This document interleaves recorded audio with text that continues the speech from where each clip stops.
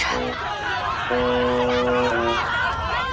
不是大哥，哎，大哥，什么情况这是？不是你们给我绑起来干嘛？拍戏呢？时辰已到，斩！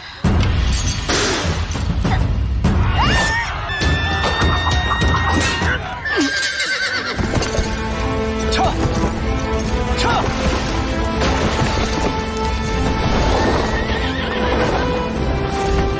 何人敢进法场？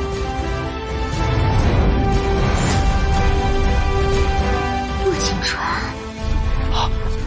下官参见太子殿下。关于司徒莲一案，人证物证皆在，且由圣上亲自审定。殿下，司徒莲可别为难下官啊！异闻录，满口胡言。此案疑点颇多，若是太子妃真的有罪，本太子定不会徇私。这，若大人还有疑惑，可将今天的事禀告给父皇。怪罪下来，本太子定一力承担。那就依太子所言。放人。走啊！房门有后会啊！太子妃饶命，曼玉错了，是曼玉走路不长眼睛，大人不计小人过。席小小，席小小，你和陆景川，你俩搞什么呢？太子妃，您说的，奴婢听不懂啊。你别闹了你！薛安宁的案子我发现了新线索，我现在必须去公安局给他们提供线索。这里不是说话的地方，线索的事情回头再说。啊，不是，你。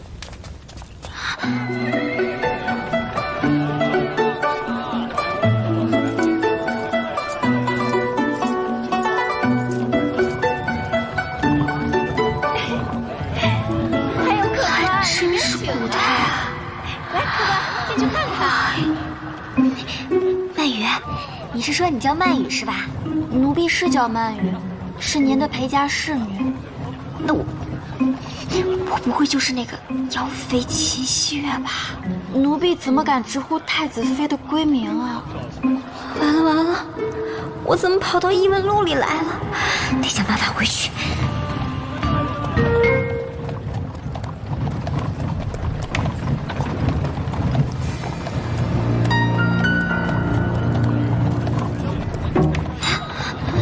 水有了，停车！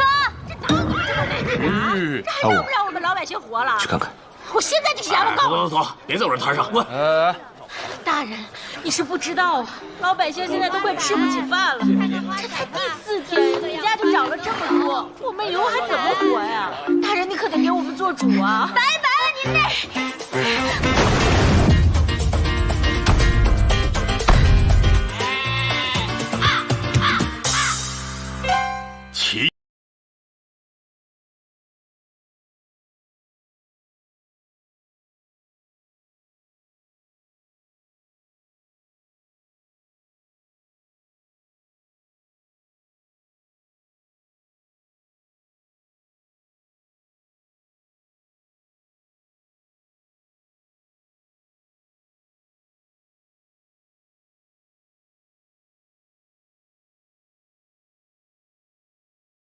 时辰，从距离上来说是足够他往返仙音房一次的，但是以我对西月的了解，他不可能想出如此周密的计划。殿下此言极是啊！太子殿下，那就拜托你为我秦家主持公道。是啊，父皇斩杀西月一事，我怎么还在这里？岳王所致，还请岳丈大人。我懂了，看来必须要查清司徒莲的案子才能离开。君要臣死，臣不对得不死。穿越小说，老臣都是这么写的。该有怨言。我要去看尸体。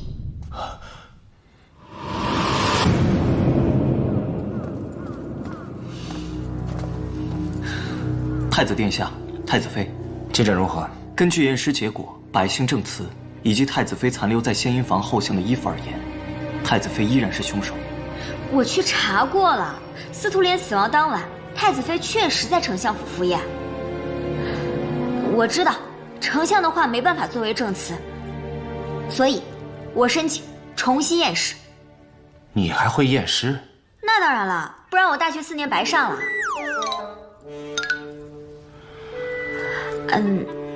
我的意思是，会那么一丢丢。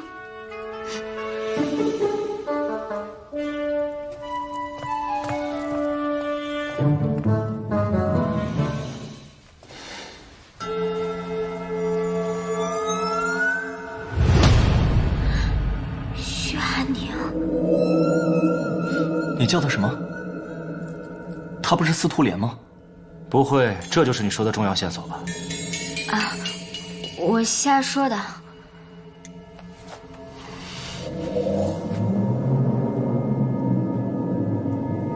口腔没有异物，颈部没有外伤，眼球突出。死者的死亡时间大概是12个小时到16个小时，跟推理的吻合。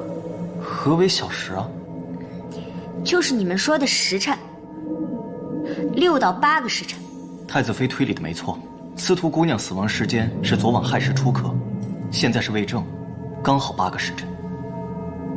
哎，你们都是怎么推理的呀？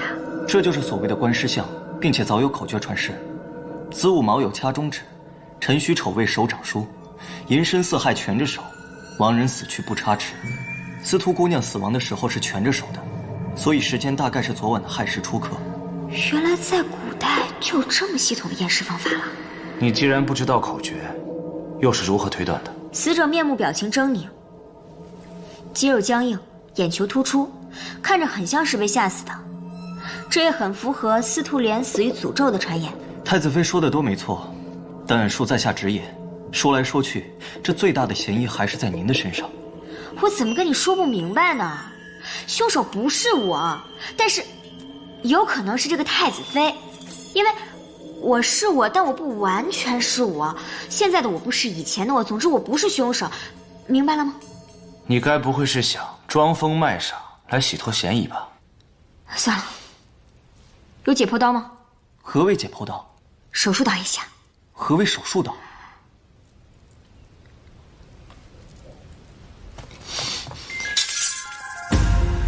你这是干嘛？解剖。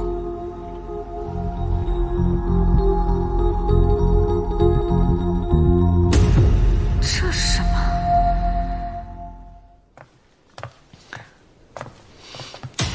死者的胃里有一小块白色的结晶，肺部也有一些红肿，但是这里没有专业的仪器，需要以后再慢慢调查。咱们先去一趟献阴房。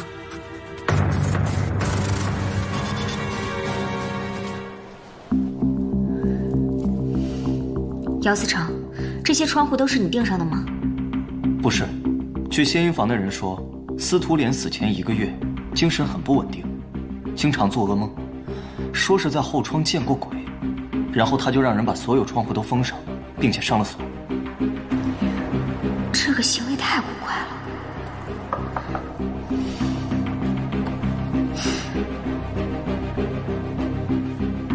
但是现场不可能什么都没留下。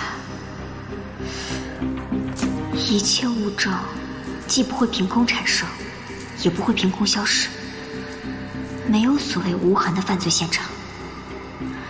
凶手一定在某个地方留下了犯罪痕迹。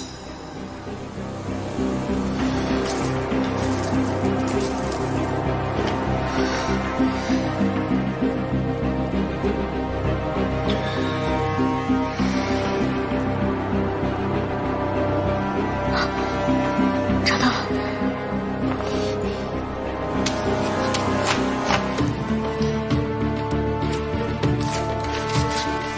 你，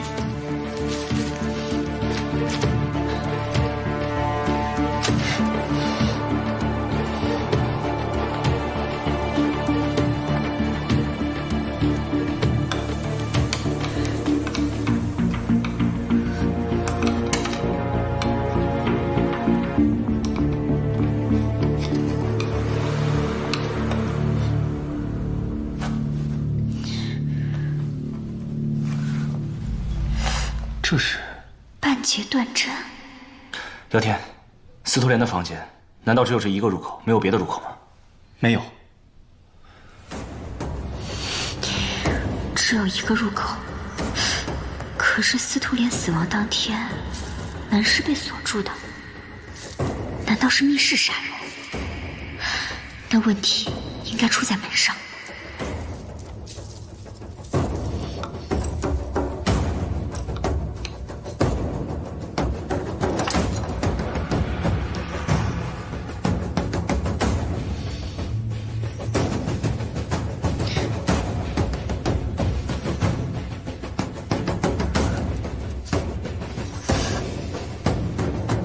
这不是寻常的灰尘，似乎是某种灰烬。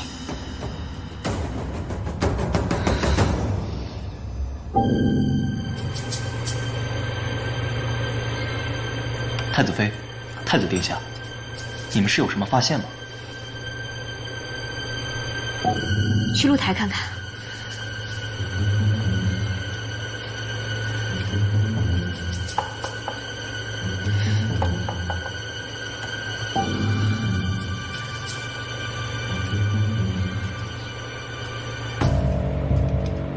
全都封死了。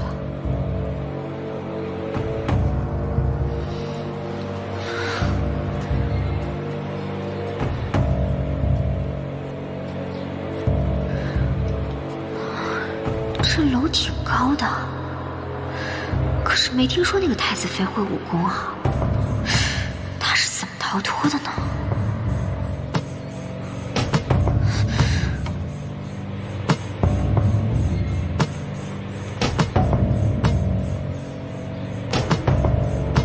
密室杀人，凶手不是齐心。姚司长，一会儿呢，你把这些证物带回派出所。不是，你那个什么司来着？监察司。啊，不重要，反正呢，之后我再进行具体的调查。总之呢，你去找几个跟司徒莲交好的证人。照他说的做吧，他有我看着呢。是。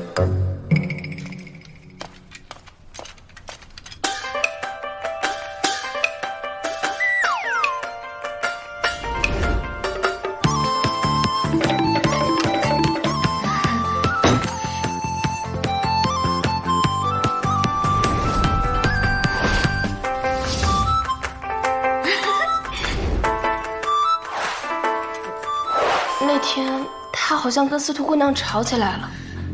你是说吴三跟司徒莲发生过争执？嗯。乖乖听话啊，要不然老子饶不了你，听见没有？还想跑啊？过来你！还敢咬老子？你那吴三人呢？有段时间没见过他了。有段时间是多久啊？差不多1个月。1个月。行，你下去吧。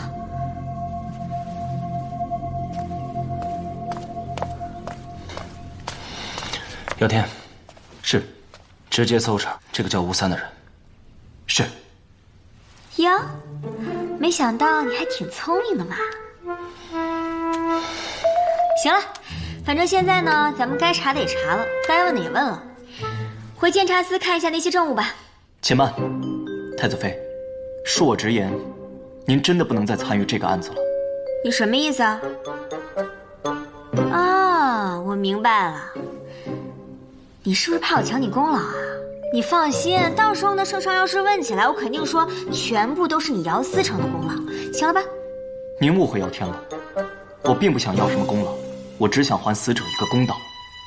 只是，您尚与此案交错不清，实在不适合再继续查下去了。那刚刚不都查过了吗？这样吧，天色也不早了，随我回府里，边吃边聊。要去皇宫里吗？不是，都什么时候了，你还有心情吃饭啊？你不记得了？自从父皇把督办案件的事情交予我以后，为了行动方便，就一直住在郊区别馆。啊，还有啊，如果你没有心情吃饭的话，你大可随姚思成回大牢里去。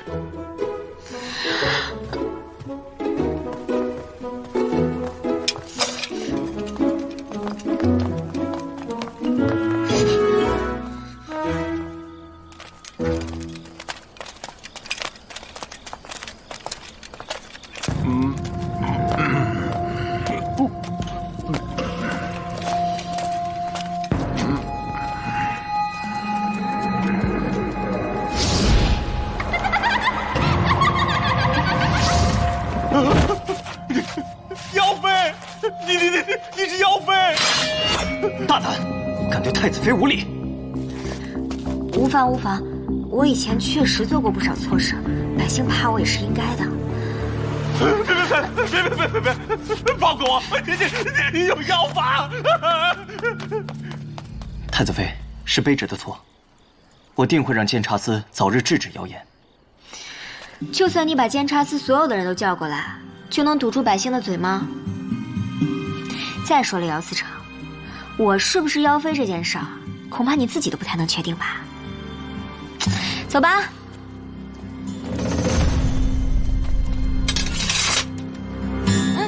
那个，这个，这太子府的饭菜是真香啊！秦希月，你不是没有心情吃饭吗？你没听说过一句话呀，叫做“工作再忙也要好好吃饭”。太子殿下，恕卑职先行一步，要返回监察司查找政务。依照律例，太子妃也必须随卑职回去。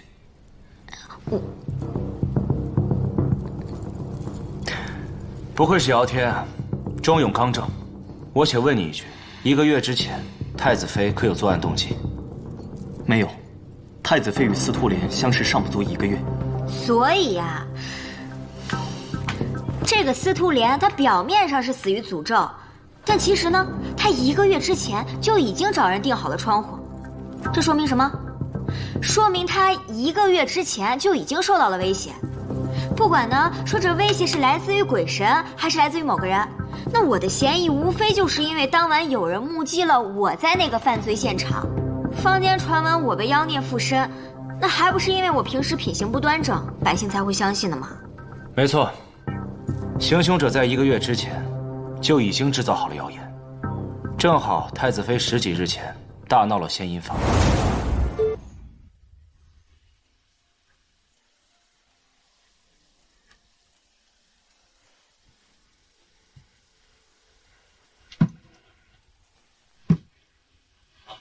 太子殿下，司徒莲姑娘说还是在房间等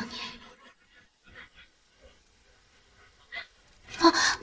太子妃，把他带下去，打死。是，住手！为什么住手啊？带走！太子妃饶命！他只是个传话的，有什么错？我愿意教训他，把他打死是给他颜面。下面那个传话的可就没这么轻松了。当日，仙阴坊人员嘈杂，肯定是有人知道太子妃与司徒莲交恶，所以就顺势而为，嫁祸给了太子妃。所以说呢，当下最紧要的还是要先找到吴三。吴三恐怕只是个小人物。当天司徒莲约我去他的房间，说是有一个极其秘密的信息要告诉我，8成是跟父皇委托我调查市场物价有关。司徒莲应该是被灭口的。卑职明白了，姚天定将全力搜捕吴三。卑职告退。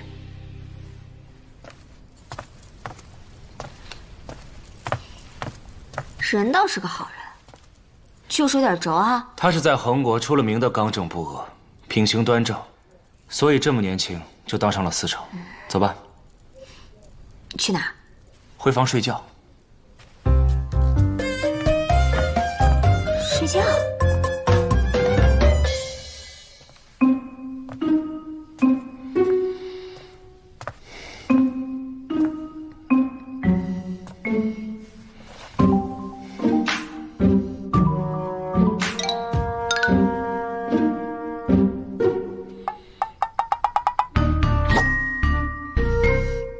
你究竟是谁？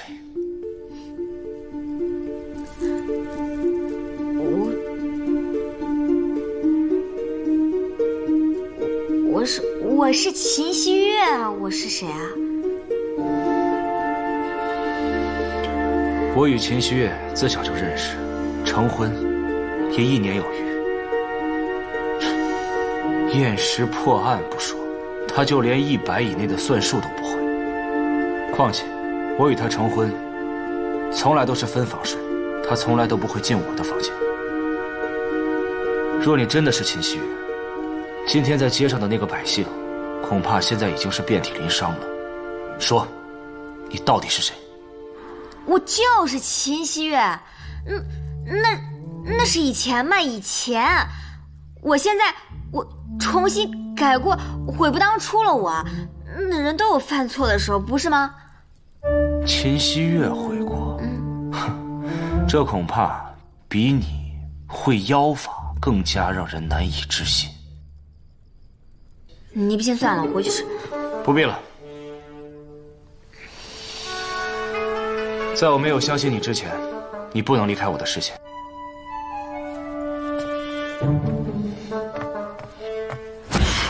你要干嘛？我关灯睡觉啊。不熄也能睡。不熄灯怎么睡啊？我睡不着。哎，总之不行。我熄个灯怎么了？倘若一熄灯，就有人知道我就寝了，万一有刺客怎么办？事儿可真多。那我睡觉去，我困了。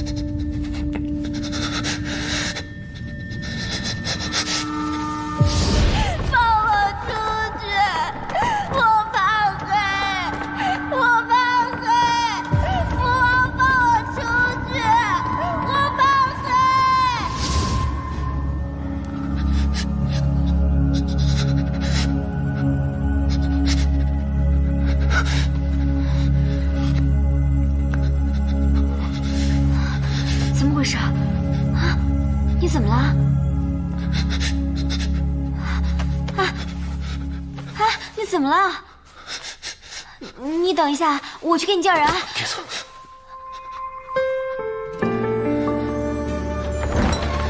太子殿下，太子妃，蜡烛怎么灭了？那你继续。啊！辗转之间，刻骨了爱你的无限。听落雪，听缘分也在哽咽。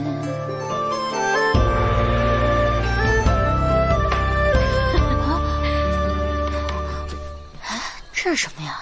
娘，你看这是什么？哎呦，我来解，我来解。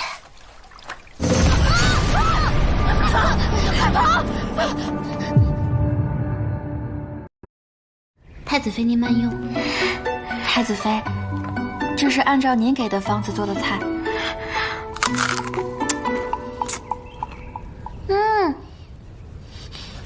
曼雨，你也太有天赋了吧！我才跟你说了1遍，你就做出来了。哪有？还不是太子妃的菜谱写得好。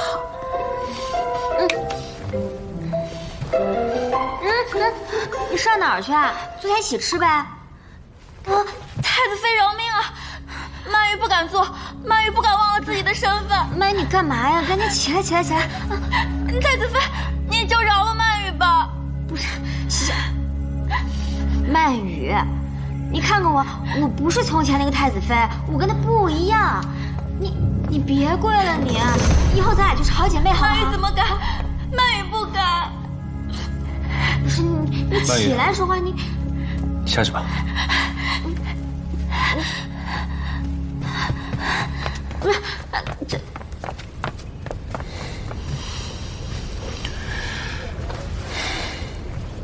这什么呀？这个呢，是我让曼雨做的煎饼果子。太子殿下，太子妃，姚思成派人来报，吴三找到了。姚思成，这就是发现尸体的人，怎么是个小孩？吴三的尸体就是这个小兄弟和他的娘发现的。我且问你，你是何时发现的尸体？卯时。好，多谢小兄弟。来，你过来，把小兄弟送回家。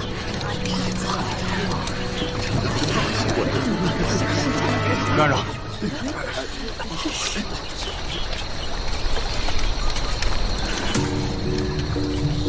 太子殿下，太子妃。孙一，把警戒线拉起来，不要让围观的人群破坏了现场。警戒线？让他们把腰带解下来，系起来围成一个圈，让群众退到圈外去。是。你们3个把腰带解下来，系起来，往后退。是。后退。你是从哪里学的警戒线？我梦里学的。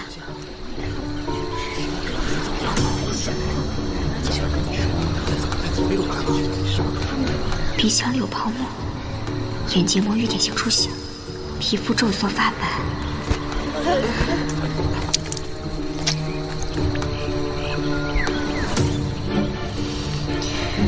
溺亡的。确定是生前溺亡，不是死了以后被人抛尸的。口鼻处有蕈状泡沫，泛痒泛白，嘴唇冒青。还有你看，他手里抓着水草，鼻孔里面还有泥，应该是生前挣扎的表现。看来是凶手在他溺亡之后装到布袋里，顺着河水飘下来的。太子殿下，太子妃，都是卑职的错，还是让人抢先了一步。你无需自责，这恰巧说明我们调查方向是对的。你能看出死亡时间吗？大约6个时辰。孙一，你叫人把尸体抬回殓房。是。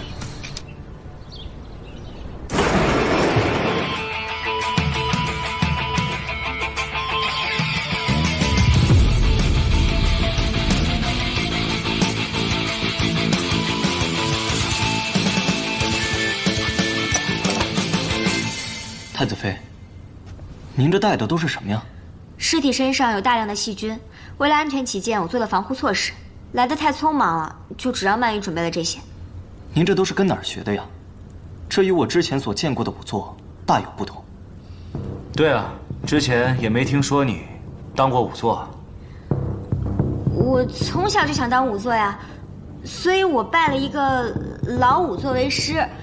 只不过后来被我爹发现了，他觉得我们没出息，所以就不让我学了。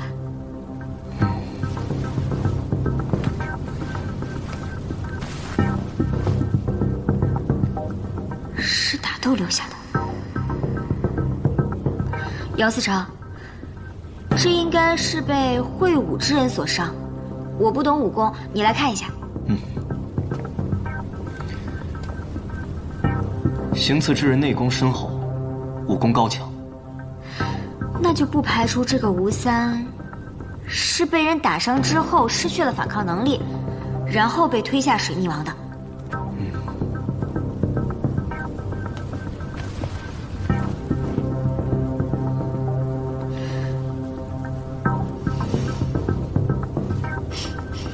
草药的味道。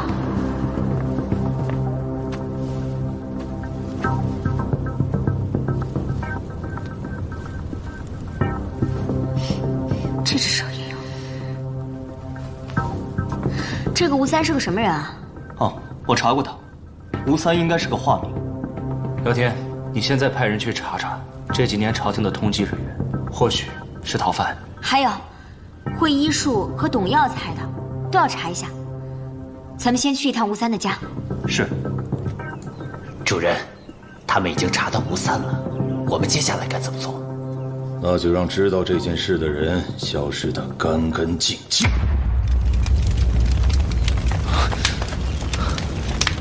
是吴三家，不好。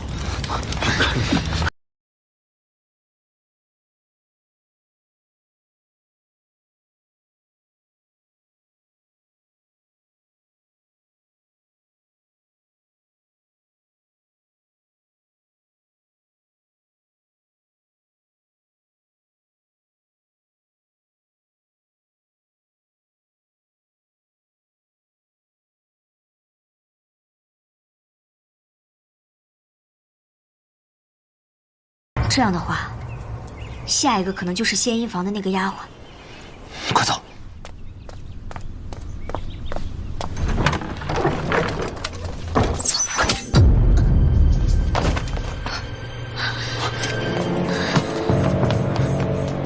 怎么样？还有救。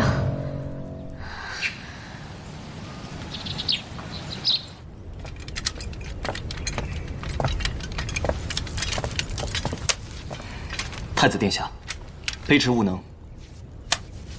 那人似乎很熟悉附近地形，三绕两绕就不见了。你不用自责，等这个丫鬟救醒了，我们自然有办法再见到她。太子殿下，老臣已然尽力，可是此人所中之毒，老臣生平未见，怕是无力回天呐。知道了，下去吧。是。中毒。对呀，我怎么把他给忘了？太子殿下，太子妃，姚思成，午膳已经准备好了。你来的正好，正要去找你呢。你快看看，你对此毒可有了解？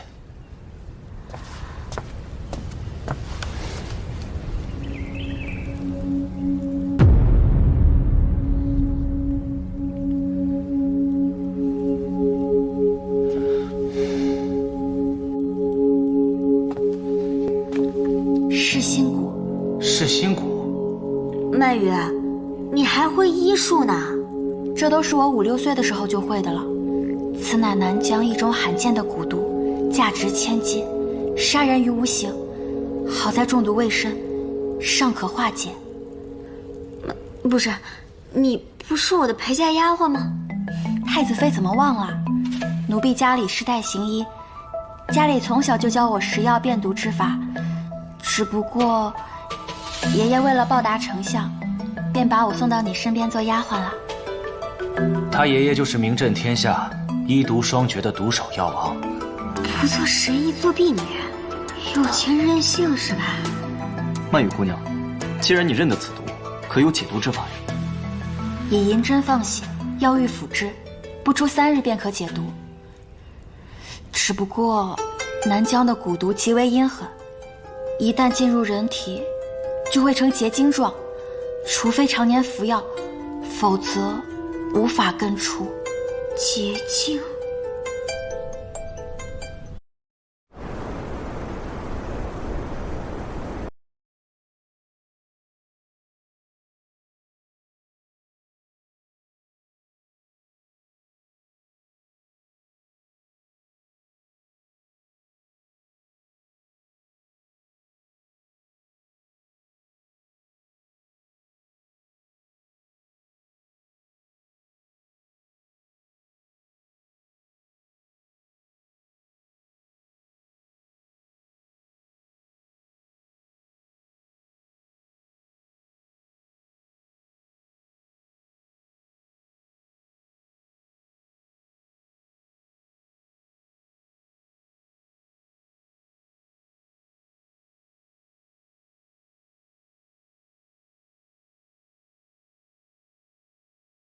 在鲜衣房等着他，这姑娘可怜了。回去之后啊，可能得好好的跟那个人斗上一番了呀。各位大人救命啊！婢女不想死。那就好好回答太子妃的问题。是。那天我给司徒姑娘收拾房间，发现了一张没有烧干净的安胎药方。在那之后不久，吴三就总去找他的麻烦，两人常常争吵，但吴三都会让我们留在楼下，他不让我们停。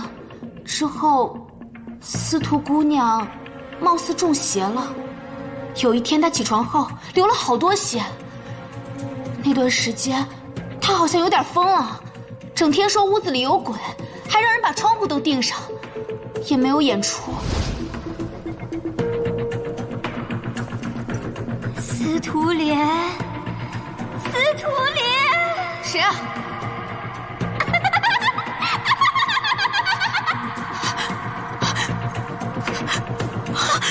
司徒莲！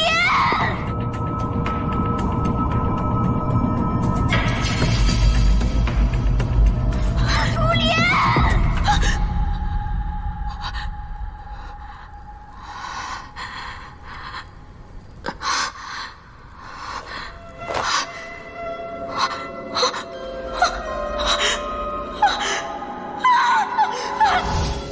他的身体越来越差，直到太子殿下去的那天，司徒姑娘上台前突然找到我，给了我一些钱，说如果太子来了，就趁着大家都注意他表演的时候，让我借送茶水的机会，给太子爷传句话。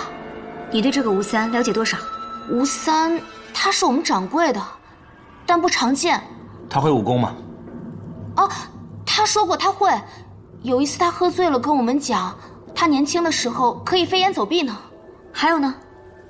哦，我想起来了，他还懂医术，会刑针。刑针？重演2具尸体。曼雨，你跟我走。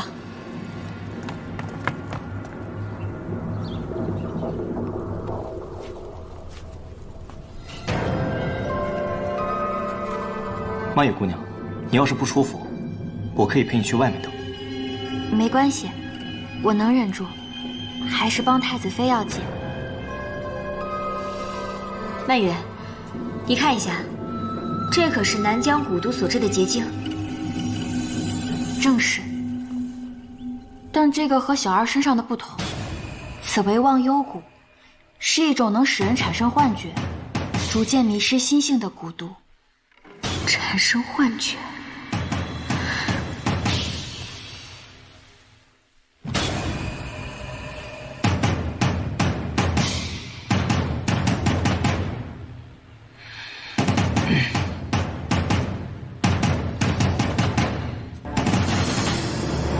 确有落胎的迹象。司徒莲应该是怀孕不久，又受到惊吓所导致的滑胎。只是这幕后之人，如果只是要打掉司徒莲的孩子，那他做的这一切似乎不合理啊。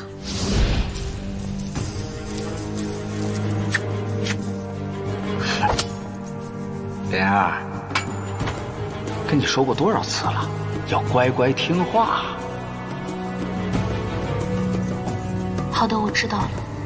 我不会亏待你的。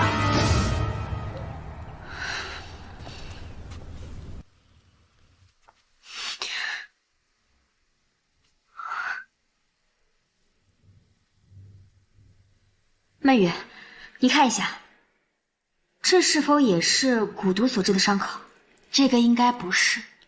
若不是蛊毒所伤，那这伤口红肿不退，可能是有异物。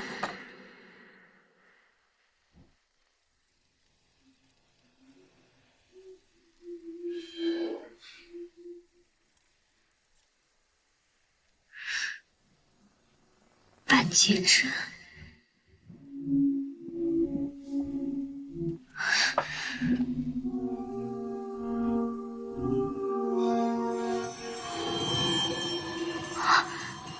我知道了，这就是普通用来针灸的银针，应该就是吴三杀死他的凶器。那这个吴三一定是擅长用针，他把这根针扎入了司徒莲的体内，但不会立刻发作。于是他等到司徒莲去世当晚，扮鬼吓唬司徒莲，趁机把这根针推入肺中，这才使他立刻丧命。因为是窒息而死，所以死状跟吓死是差不多的。所以，假扮你的那个人就是吴三，因为他要让街上的人都看到，当晚是你出现在仙音房的。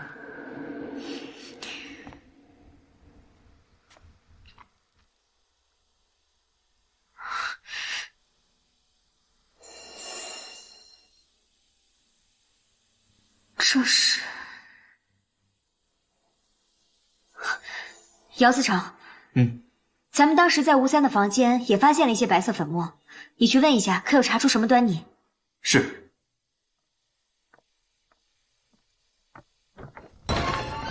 你之前说在吴三的手上闻到药味儿，加上他会用针的线索，以此推断，他迷惑司徒莲的蛊毒和试图杀害丫鬟的蛊毒，都是出自他的手，对吧？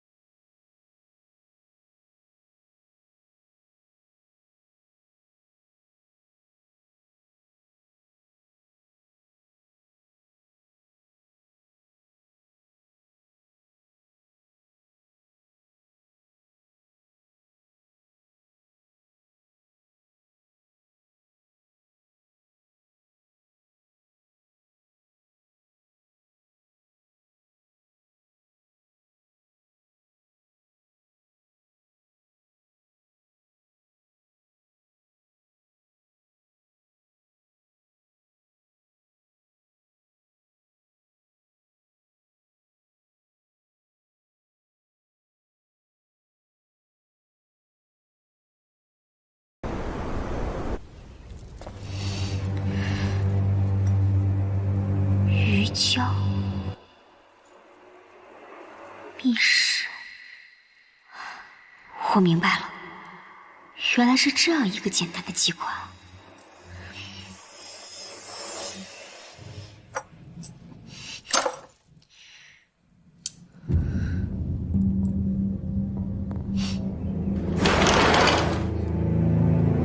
这姚思成，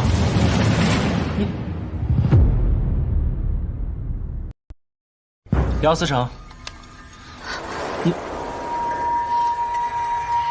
参见太子殿下。这是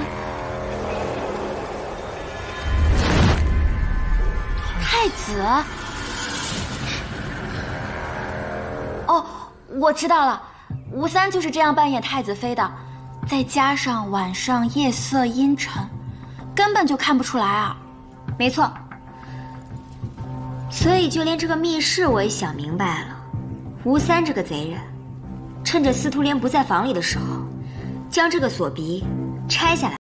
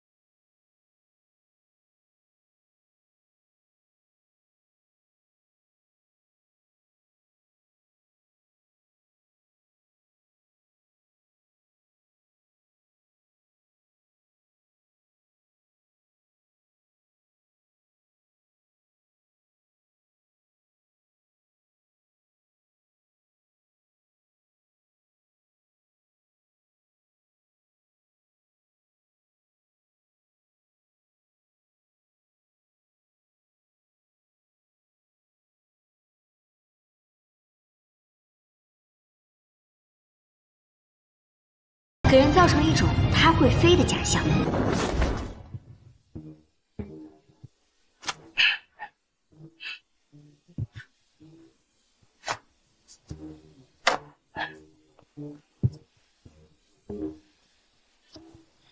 太子殿下，太子妃，二位的推断鞭辟入里，在下犹如听了一场大戏。姚天在此，谢过殿下和太子妃。不是你个大木头，你就谢我们两个吗？哦，姚天谢过曼雨姑娘。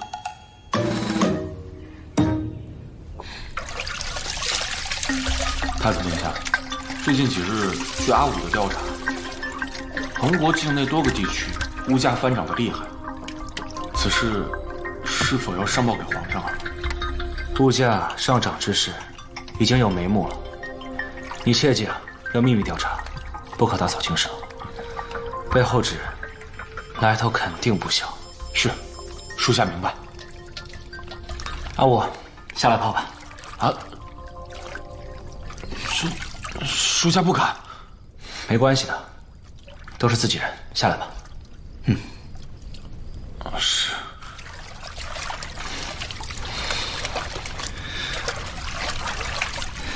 对了，姚天，你觉得太子妃最近是不是不太正常？这，你是知道的，太子妃之前性格特别暴虐，对手下的人十分不好，现在好像跟换了一个人一样。姚天不敢妄言，但太子妃最近突然学会了验尸，还会推理案情，我一直百思不得其解啊。是啊，不仅变得十分聪明，而且对老百姓也十分友善。他居然还会教曼雨做饭。太子妃能够及时改过自新，是百姓之幸，也是恒国之幸啊。只怕是没有那么简单呢。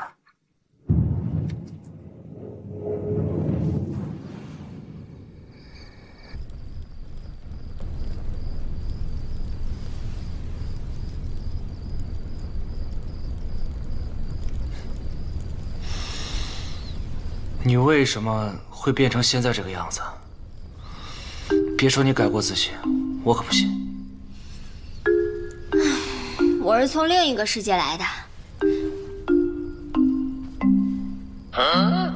你戴的这是什么东西啊？眼罩啊！你不是说你怕黑吗？开灯我也睡不着，只能自制一个眼罩啦。谁说我怕黑了？对对对，你不怕黑，你呢就是怕刺客而已。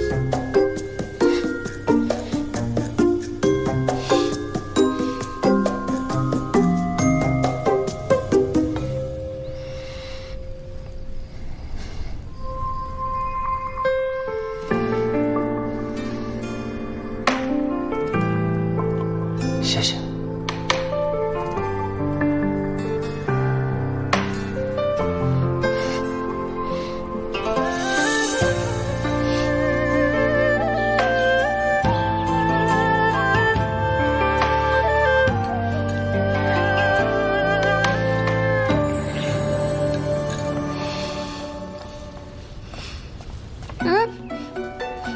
你一大早干嘛去？怎么一大早发现我不在，担心我呀？少臭美了你！我是担心你无福享受我新研制的早餐。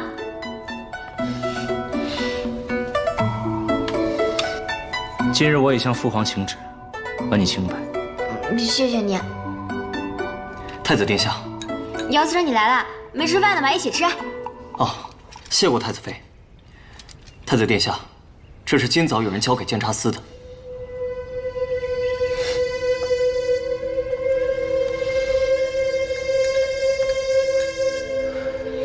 可看清楚了送这东西的人长什么样子？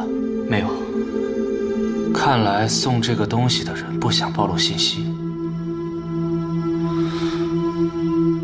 姻缘符，司徒莲的。司徒莲，该不会是他给那个男人求的吧？哎，姚思成，你可知道这姻缘符出自哪个佛寺或是道观吗？这个我还真不知道。但若是说求姻缘，还是那姻缘树最为灵验。姻缘树，这么清楚？去过？我可没去过。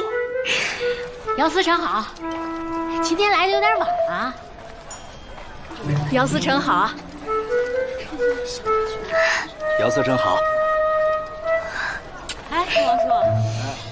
姚思成，不是说没来过姻缘树吗？怎么大家都跟你这么熟啊？哎，刚刚路过的时候，那小狗都朝你多喊两句。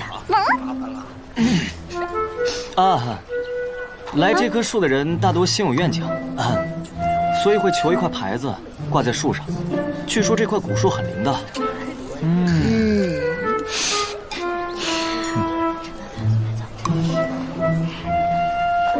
太子凌轩，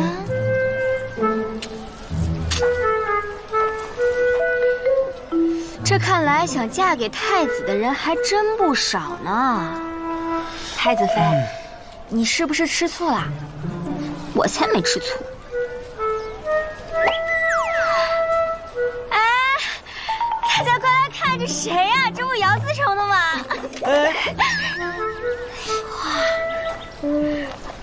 姚天，你大可放心，以后本太子一定给你找一个好姑娘。谢过太子，但姚天相信，缘分天定。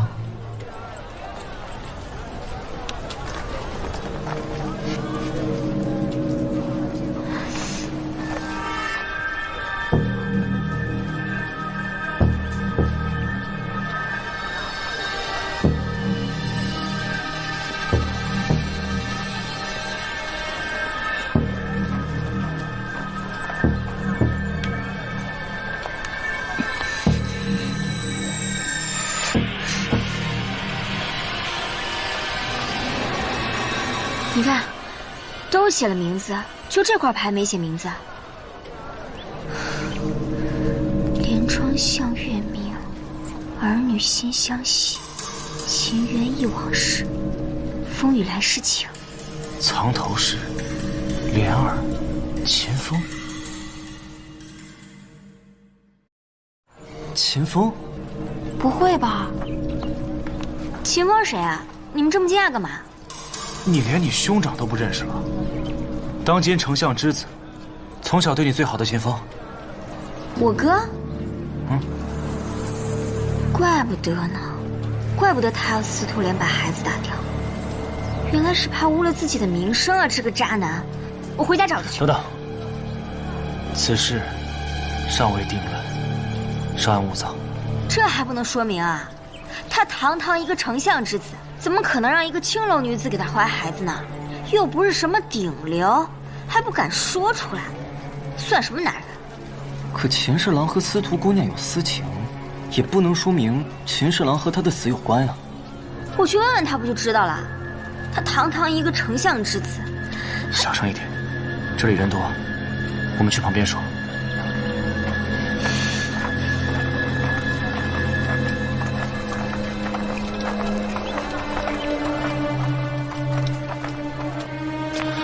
秦侍郎的确符合我们的推断，但是现在证据不足，尚不能定论。你不敢问，我去问。没有说不问，要讲究方法，怎么问？我就问他呀，你为什么要始乱终弃？你有没有想过，倘若我们推断的不对，错怪了秦侍郎，惊动了丞相，到时候该如何收场？太子殿下言之有理，秦侍郎现在是有嫌疑，但不足以下定论。那更要去问了。现在这块牌子就是唯一的线索，秦风又是唯一的嫌疑人。这样，自从你出事以后就没回过娘家，我们打着探亲的名义侧面打听。好，有道理。等等，又干嘛？记住了，不能鲁莽行事。明白了。秦希月，从小到大，你我兄妹感情最深，你现在怎么了？竟然怀疑我杀了人，还当着我的面来问我，你太让我伤心了。你就说是不是你吧。哎，希月，太子殿下，你不用拦着他，你让他接着问。反正我又没杀人，我就全当没这个妹妹。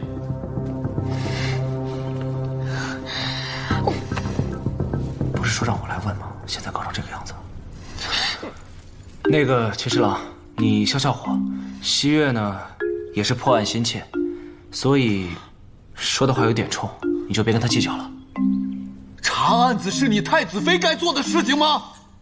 你从小就为非作歹，本以为你嫁给太子，兴许能收敛一些，没想到还变本加厉，还胡乱冤枉到兄长头上来了。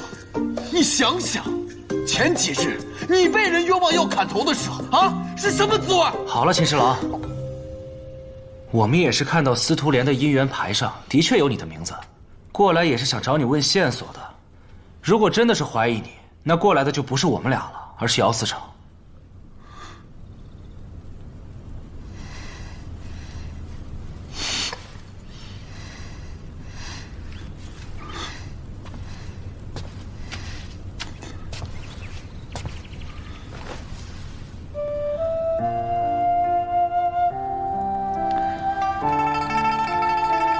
没错，牌子上的人是我。我与莲儿是真心相爱的，只不过我们门不当户不对。父亲已经帮我安排了兵部尚书徐鼎、徐大人家的亲事，我也刚当上兵部侍郎，还有着大好的前程。这个时候，莲儿她怀了身孕，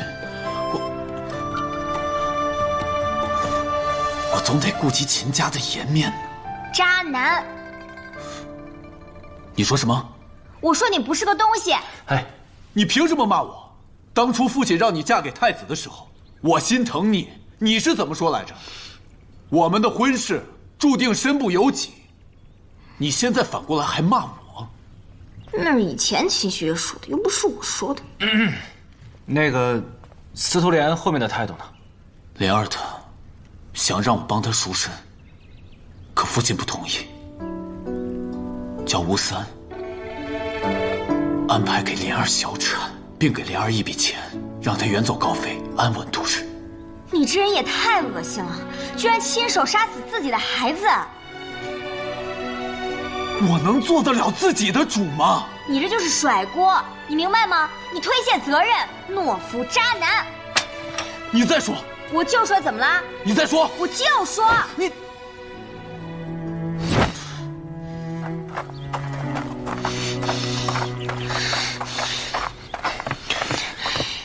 七月，你还想不想查案了？查呀，当然要查了。好，那你就别生气了。你又不是不知道你父亲什么性格，古板又爱面子，让一个青楼女子进家门，断然是不可能。不过，如果是因为这个事情杀一个弱女子，我倒是觉得他不至于。没错。所以呢，从一开始我们的方向就错了，让司徒莲堕胎和要杀死司徒莲根本就是两码事啊！想必是想杀他这个人，不想让他给我报信。他要举报的话，他不去监察司找你做什么？那如果这个人监察司管不了呢？难怪呢！我从这一开始我就觉得，如果只是怀孕的事情的话，不至于这么大动干戈吧？要把所有知情人士都灭口。还是得把给姚天送信的那个人找出来，他是唯一的线索。既然他不想露面的话，我们主动找他。你说的容易，上哪儿找去？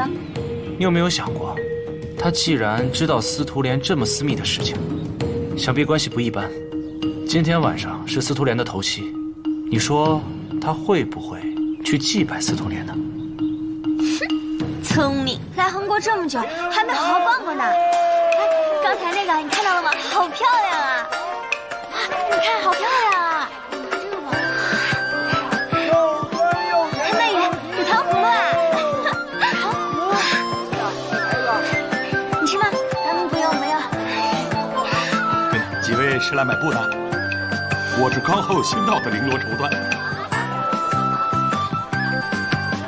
哎，老板啊，你这儿有没有黑布啊？黑布？嗯，越黑越好。越黑越好。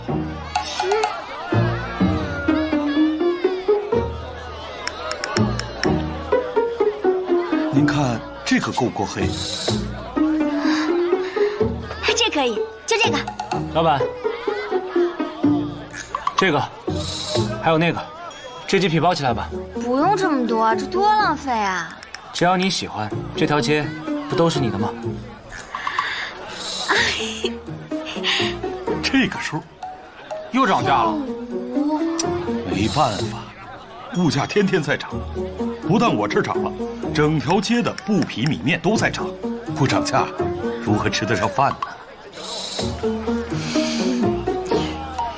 没关系，按这个价都包起来吧，老板。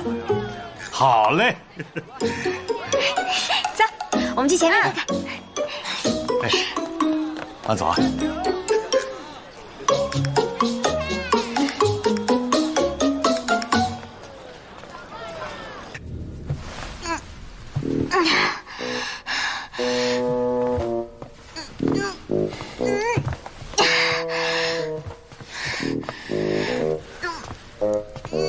你这是在做什么？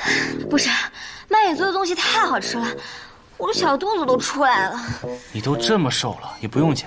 不行，我起不来，你帮我把腿按一下吧。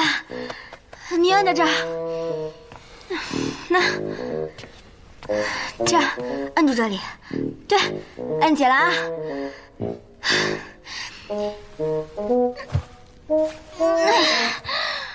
不行，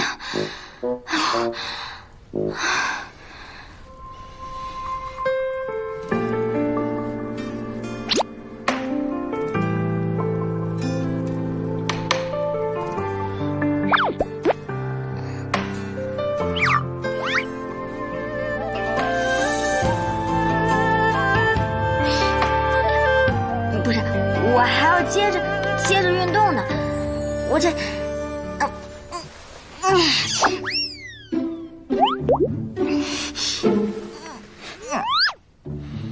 继续啊！不行，打住，咱们还有正事要做呢。这个时辰是不是太早了？咦，你想什么呢？我说的可不是那个事儿。不是要去仙人房的事情吗？仙人房？哎，是，我说的就是这个事儿。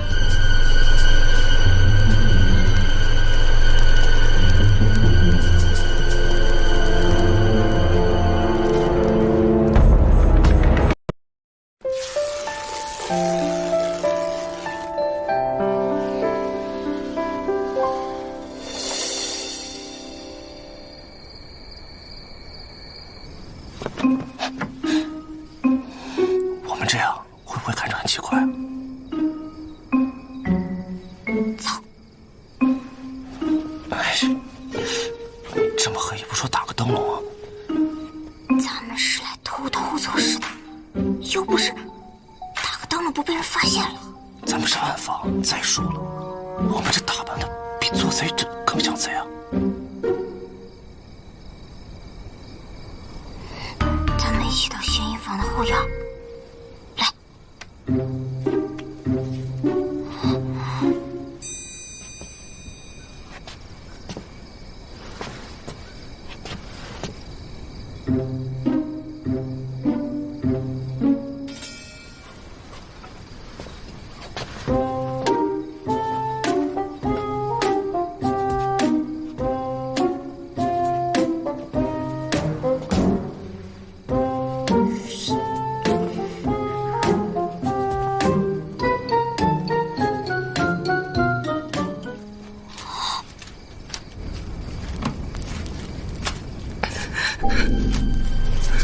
莲儿，对不起，我也帮不了你。莲儿，对不起，吴三他死了，也算是替你报仇了。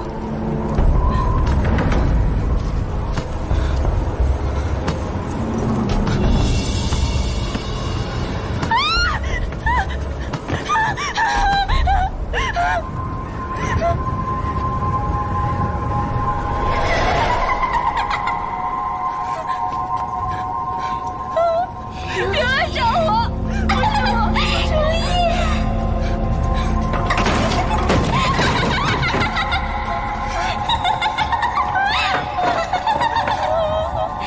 如意，不是我，不是我。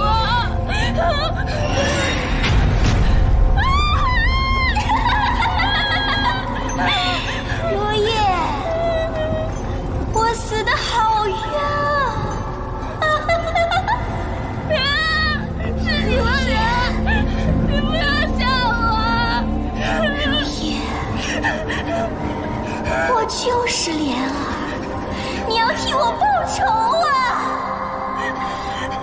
我这不是替你报仇了吗？谁是贺成啊？他就是之前喜欢你的那个。那你之前怎么不跟太子说呀？太子妃，贺成是太子妃奶妈的儿子。如果我说出了贺成，太子妃肯定会包庇他。谁说我会包庇他的？你知不知道？你知情不报会让凶手逃脱的。太子妃饶命！你跪什么呀？你起来，起来说。如意姑娘，你大可把你知道的全都说出来，我们不会徇私包庇，定会秉公执法的。莲儿怀孕后，秦大人不肯娶她，还逼她把孩子打掉，莲儿很伤心。莲儿，既然你决意要留下这个孩子，那我去跟吴三说，我给你赎身，娶你，然后养大这个孩子。不，此生我除了秦风，谁也不嫁。你有你的人生，不必为我牺牲这么多。我劝莲儿答应，因为这是脱离苦海的好机会。可是他说，贺大人是好人，不能欺负好人，所以他拒绝了。这下可把肚子里的话都说完了？都说了，我知道的都说了。如意姑娘，你拿着这块玉佩去见查司，他们会保护你的。嗯。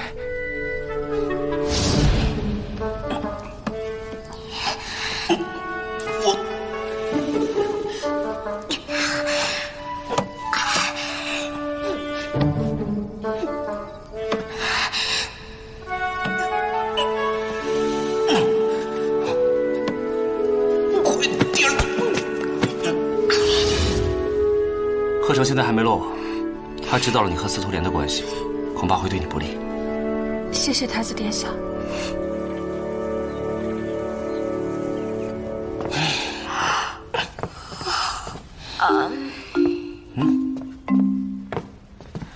关羽，这是什么？太子殿下，这是一早惠妃娘娘给您送的生辰贺礼。那为何不叫醒我？惠妃娘娘特别交代，太子毛玉国师就不必谢恩了，说是3日后，陛下为太子准备了生辰宴，到时候再谢恩也不迟。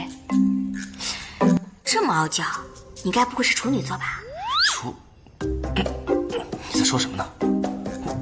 我怎么可能是？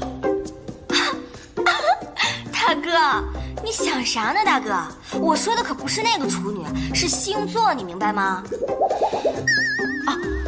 对了，太子殿下，曼玉也给您准备了一份生辰贺礼，虽然并不贵重，但也相当难得。这是药神谷独家培育的凝烟虫，曼玉想大家以后查案难免会遇到危险，到时候只需要捏破这虫子的外壳，就会释放大量的烟雾，足够逃命了。哇，真的会冒烟！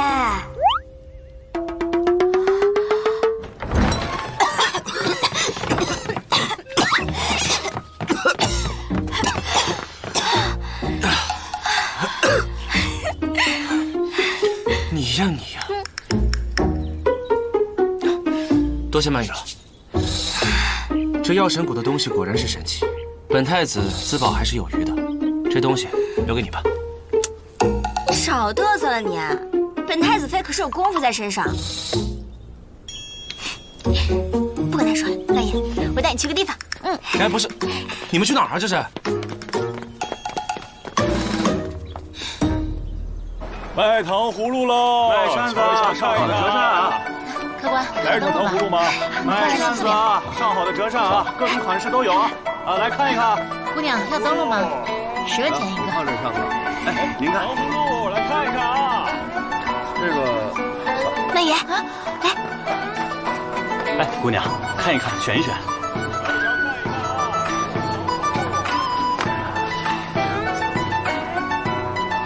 原来是要给他买扇子啊！我看他平时老拿一把扇子在手里，再加上呢，这个用来做生日礼物挺好的。我上次把他扇子给撕坏了，怪不好意思的。哎，我看这个就不错，夫以《诗经》，尊比汝坟，讲述的是妻子对丈夫的思念之情。不行，这也太恶心了，这一看就不是我说的话。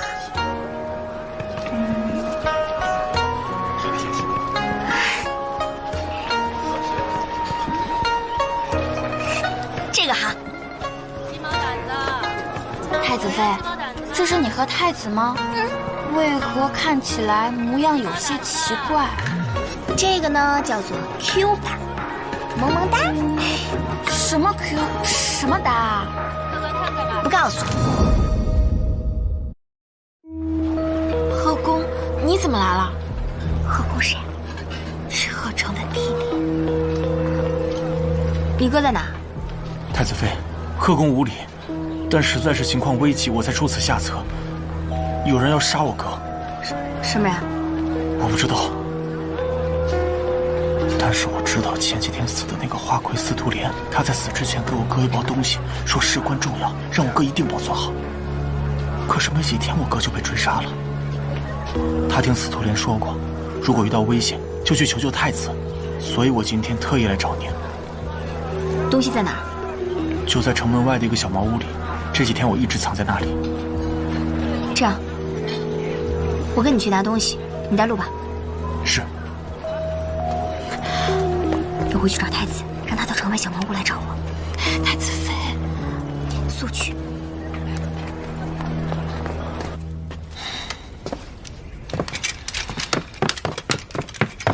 有贺成的下落吗？城里城外都搜过了，贺成家很久没有住过人，有消息传他已经出城了。出城了。再多派人。贺成现在是唯一的线索，不能让坏人抢先一步。遵命。太子殿下，姚思成，你怎么一个人回来了？太子妃呢？我们在路上遇到了贺成的弟弟贺公，他说贺成现在很危险，要请太子妃见面详谈，有重要线索呈上，就在城外的茅屋。太子妃随他先过去了，让我回来叫你一起去。城外茅屋一带，我们早就搜过，根本没有贺成的线索。不好！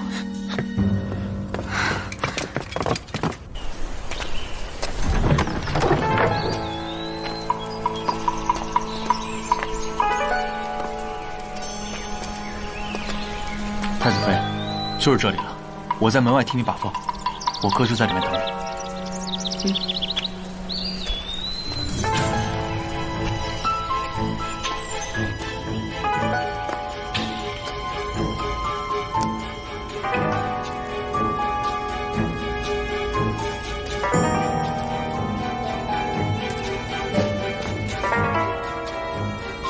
贺成，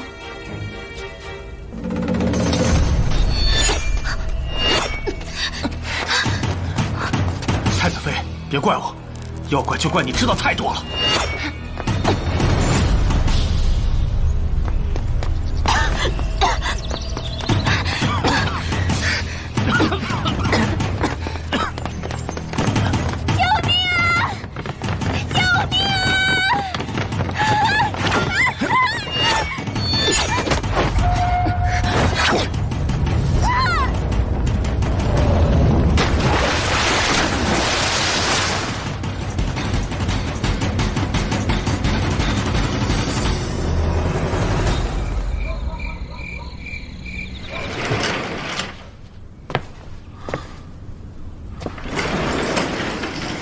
贺成，谁在哪？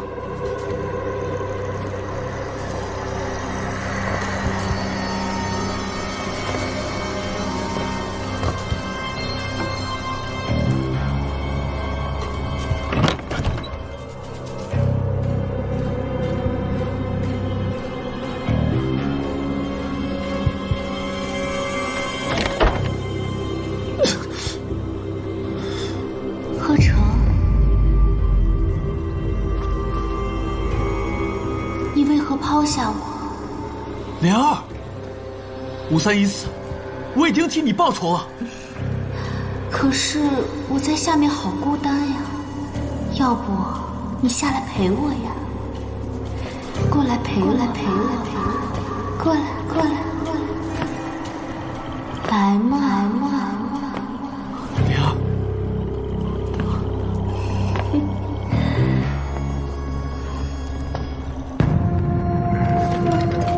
大人，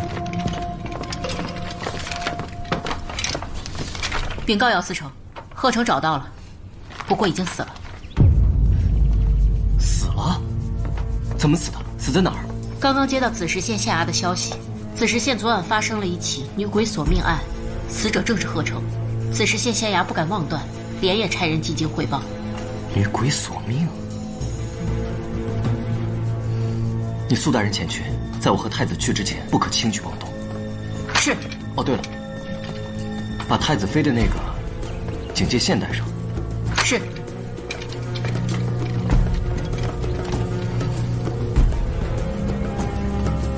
女鬼索命。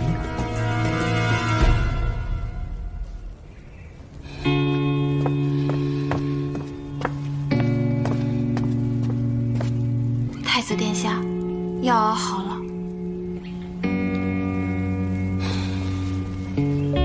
我来吧。太子妃脉息虽弱，按理说服药1天后也该苏醒了。都怪我学艺不精。曼玉啊，你也无需自责，西月会没事的，下去吧。是。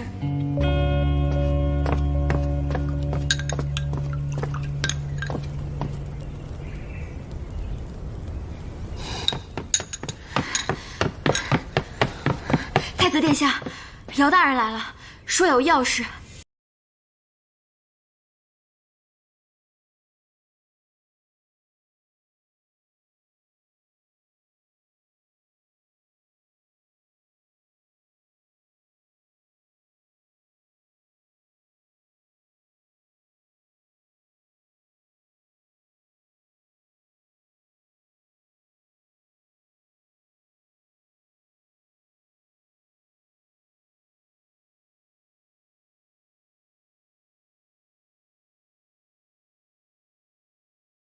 裂口，做的弄虚作假的把戏而已。小天，你先去，这边西月还需要我照顾。是。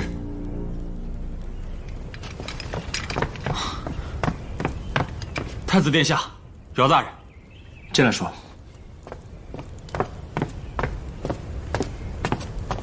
太子，最近几日米价涨了3倍，盐价跌了1半，布匹和柴炭也都翻了1倍。太子殿下，您觉得是何人在搞鬼啊？物价波动，就连我父亲都受到了不少冲击，连姚大官人都受到影响了。是，父亲设立的行业广泛，方方面面都会受到冲击。连姚大官人这种级别的商贾都受到影响的话，那用不了多久，便会动摇国之根本呢。看来，自从西岳御赐何成死了之后，他们又开始肆无忌惮了。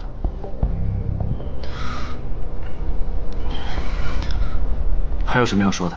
属下找人打听了一番，好像牵扯到朝廷里的人。那是自然，要扰乱民心，必然会里应外合。你继续查，不管牵扯到谁，给我一查到底。是。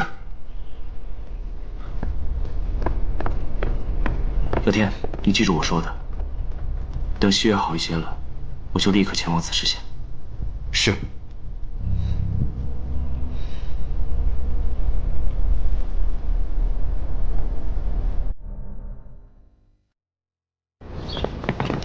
姚思成，姚大人，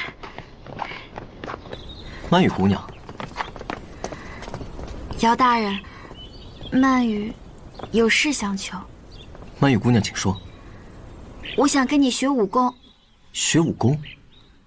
嗯。这是为何呀？我要是会武功，这次就能保护太子妃了。曼玉姑娘，习武乃是男子该做之事，况且曼玉姑娘精通药理、毒物，姚天望尘莫及。此次之事乃是意外，今后姚天必定派遣3、5好手保护太子妃的安全。姚大人此言差矣，女子怎就不能习武？这分明是瞧不起女子。再者，太子妃千金贵体，若是身边有3、5好汉，这成何体统啊？曼玉姑娘教训的是姚天思虑太少了，只是一来习武辛苦，二来在下尚有要事在身。没事，我不怕辛苦。我等你回来。哦，那便依曼玉姑娘所言。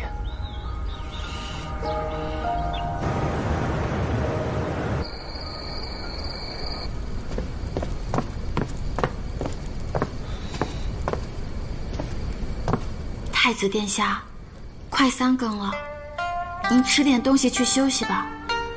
太子妃由我来照顾。我没事，你下去吧。是。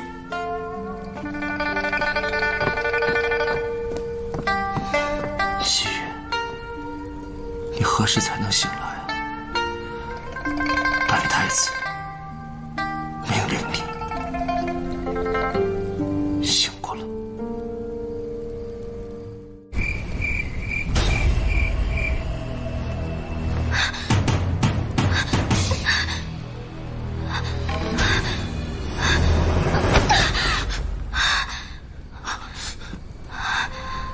西月，西月，你醒了。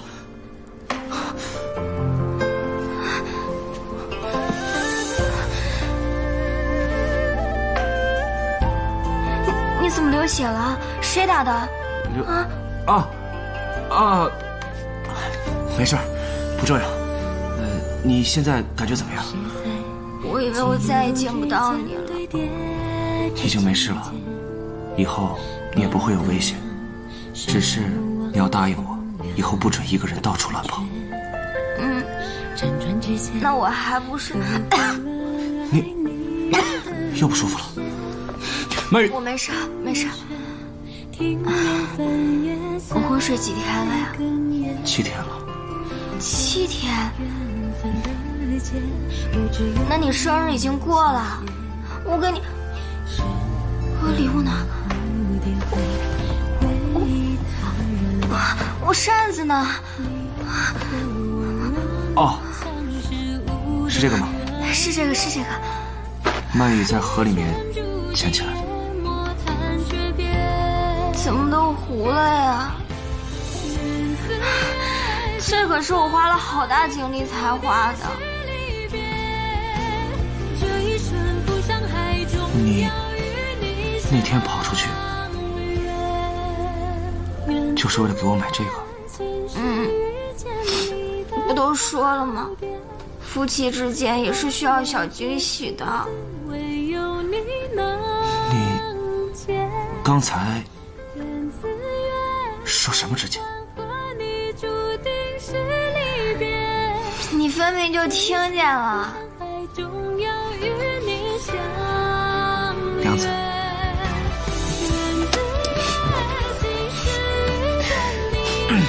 来，叫一句官人听听。不，那你就别怪我，我可要掀被子了。那我就来了。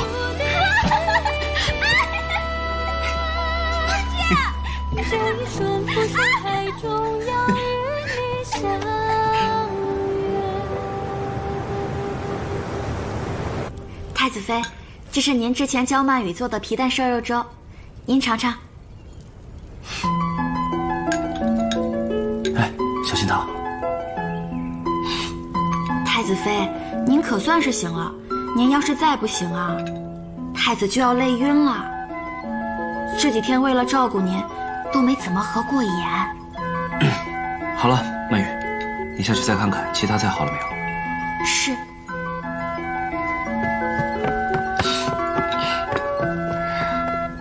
对了，你有看清楚那几个人长什么样子吗？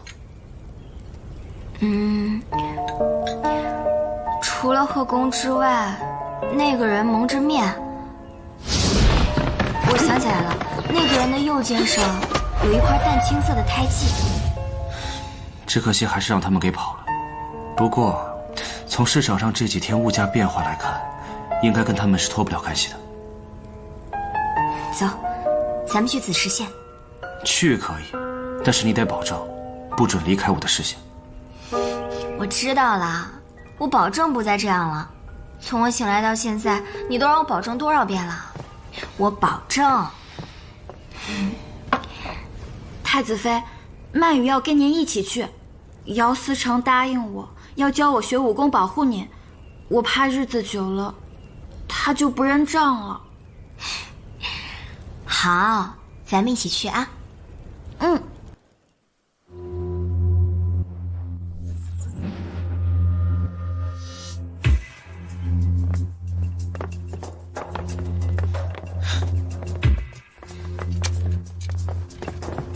太子殿下，太子妃，情况怎么样了？尚未发现什么异样，只是这贺成的死状有些蹊跷。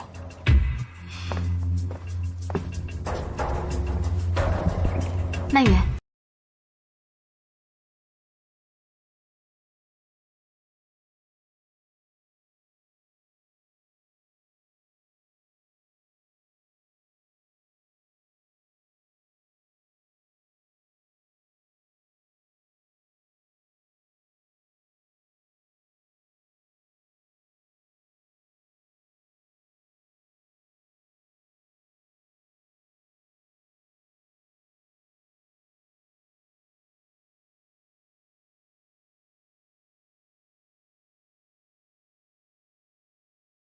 去传证人。是。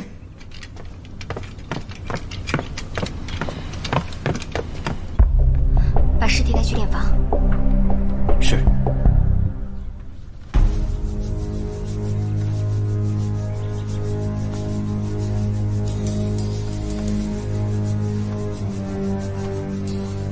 没有明显的外伤，死亡时间大概是昨夜，距现在4到6个时辰。曼羽，打更人是什么时候发现的？子时。那应该差不多。细小的地方我已检查过了，没有类似于针孔这样的小伤，具体的结果，恐怕要等到解剖之后才能知道。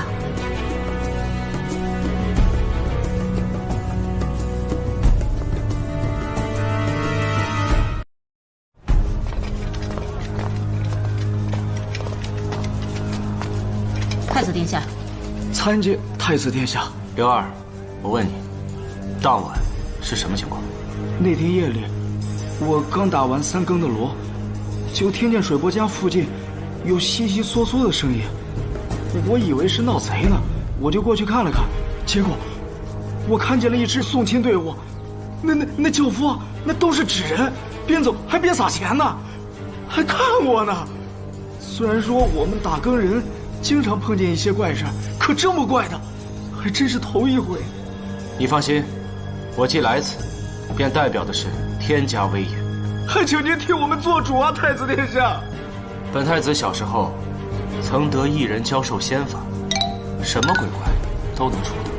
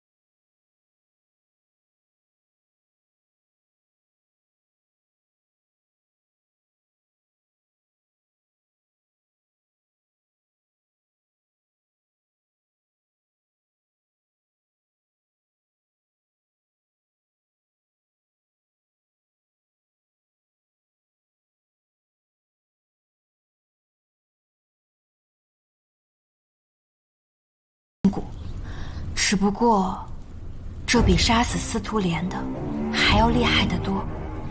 这是经过多次炼制而成的，也就是说，司徒莲的那种还需要混在饮食之中，而这种已经化成毒液的，便可变成烟雾散发出来。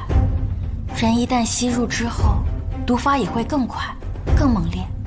可是我记得你上次说，这种蛊毒一旦炼制，便要花销千金。如果炼到如此纯度的话，岂不是要更贵？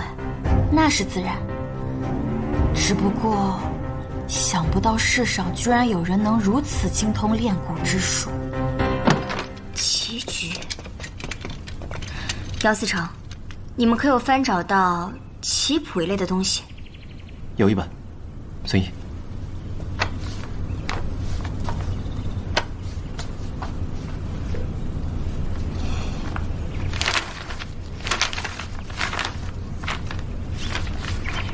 没错，这就是破解棋局的密码本。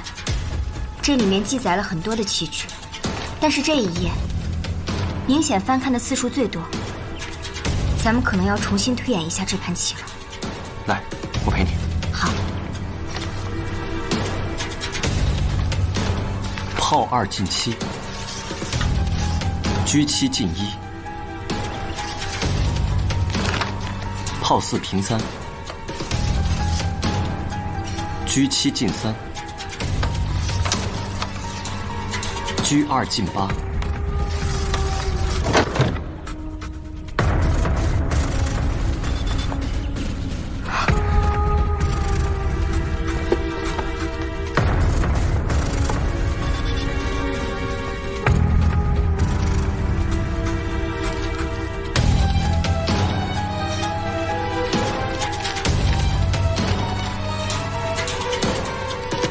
这是什么？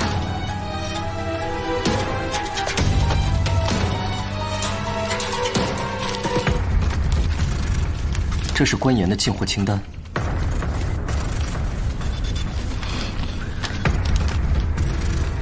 盖戳人是户部盐政官吴世正。吴世正有这清单和盐引，也不足为奇啊。只是这司徒莲为何会向我举报呢？除非涉及私隐。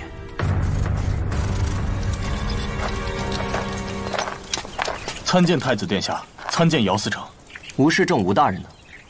回太子，姚司成，吴大人前天下午便离京巡盐矿去了，大约2、3日便回。即刻召吴大人回京，我们要。无碍。我们本是路过，想找吴大人闲聊几句。若是不在家，我们改日再来便是。走吧。太子殿下，我们刚刚要问吴世正私盐的事，您为何那样说呀？吴世正巡查盐矿本是正常之事，只是现在不是月首，也不是月末，你不觉得蹊跷吗？您的意思是？你刚刚严厉的语气，恐怕已经打草惊蛇了。那我是否要去盐矿拿他回来问罪啊？不必了，现在证据还不足，以后再说吧。是。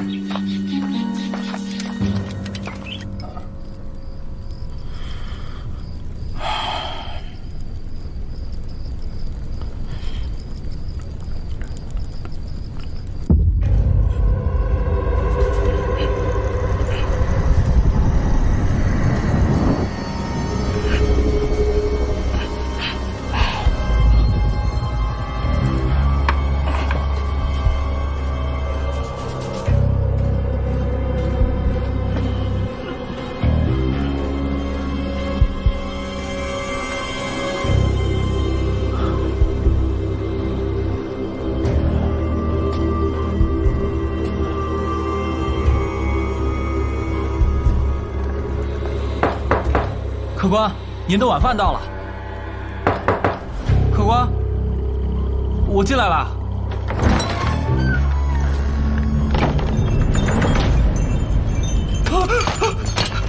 死人了！死人了！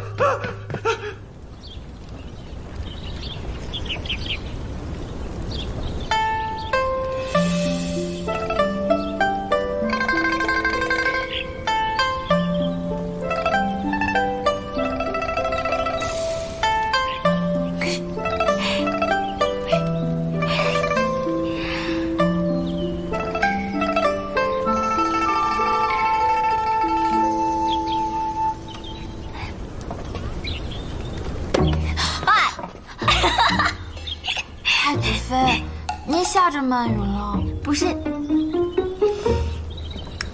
一个人在这傻乐什么呢？没什么，没什么。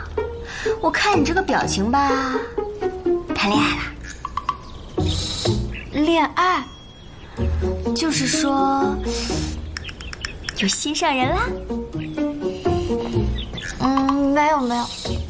啊，没有没有，没有没事啊。我来告诉你一个消息，礼部尚书的女儿好像马上要跟姚思成定亲了。啊？什么时候的事儿啊？给你炸出来了吧？喜欢聊天是不是？很明显吗？我又不瞎，那你天天的往那个监察司跑，姚天来太子府吃饭的时候，你招待的比谁都热情。我去监察司是为了跟姚天学武功，以后好保护你啊。学武功是吧？阿武也会武功，怎么不找阿武学啊？你因为什么呀？哎呀，你喜欢就喜欢，害羞什么呀？你既然喜欢他，你就要光明正大的去跟他表达。可是他可是姚思成，曼雨与他身份地位悬殊。你说什么呢？姚思成怎么了？你可是药神谷谷主的孙女，你这上得了厅堂下得了厨房的，配他个木头还不绰绰有余啊？真的？你放心，本太子妃给你做担保，别怕，你大胆的去。那我应该怎么做啊？怎么做呀？大家不都说要抓住一个男人的心？首先，就要抓住他的胃。事情就是这样。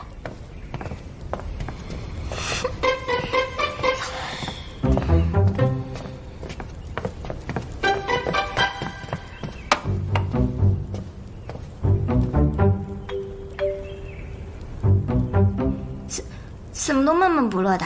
发生什么事了？市场的情况比想象中的更糟糕。不错，百姓在围攻衙门，商户们也已经很久没有开市了。啊！而且还有人私自把官银的盐引售卖给商户。吴世正干的吧？应该跟他脱不了干系。若光靠他一个人，他做不到。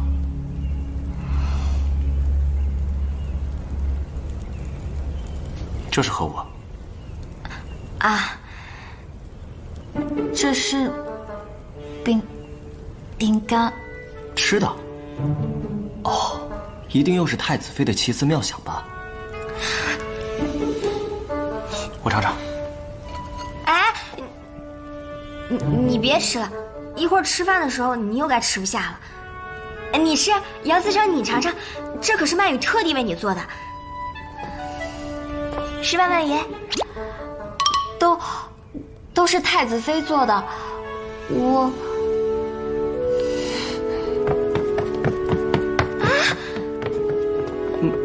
曼雨姑娘怎么了？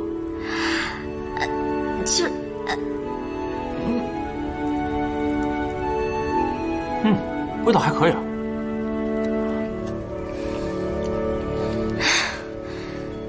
两个大木头。父亲，您这次远行归来，可有什么收获吗？收获不敢说，只是在下这次游历了各国的集市，倒是想出了一个救市的方法。哦，姚大官人，但说无妨。眼下市场物价混乱，倒不如把粮食、油盐、炭火、绸缎等各种民生物资集中在一个集市里面，由朝廷统一管理，合理定价，这样就能起到稳定市场物价的作用，短时间内就能平抑物价。从长远看，还能给朝廷增加税收。只是这计划听起来过于庞大，不是一蹴而就的事。不破不立嘛。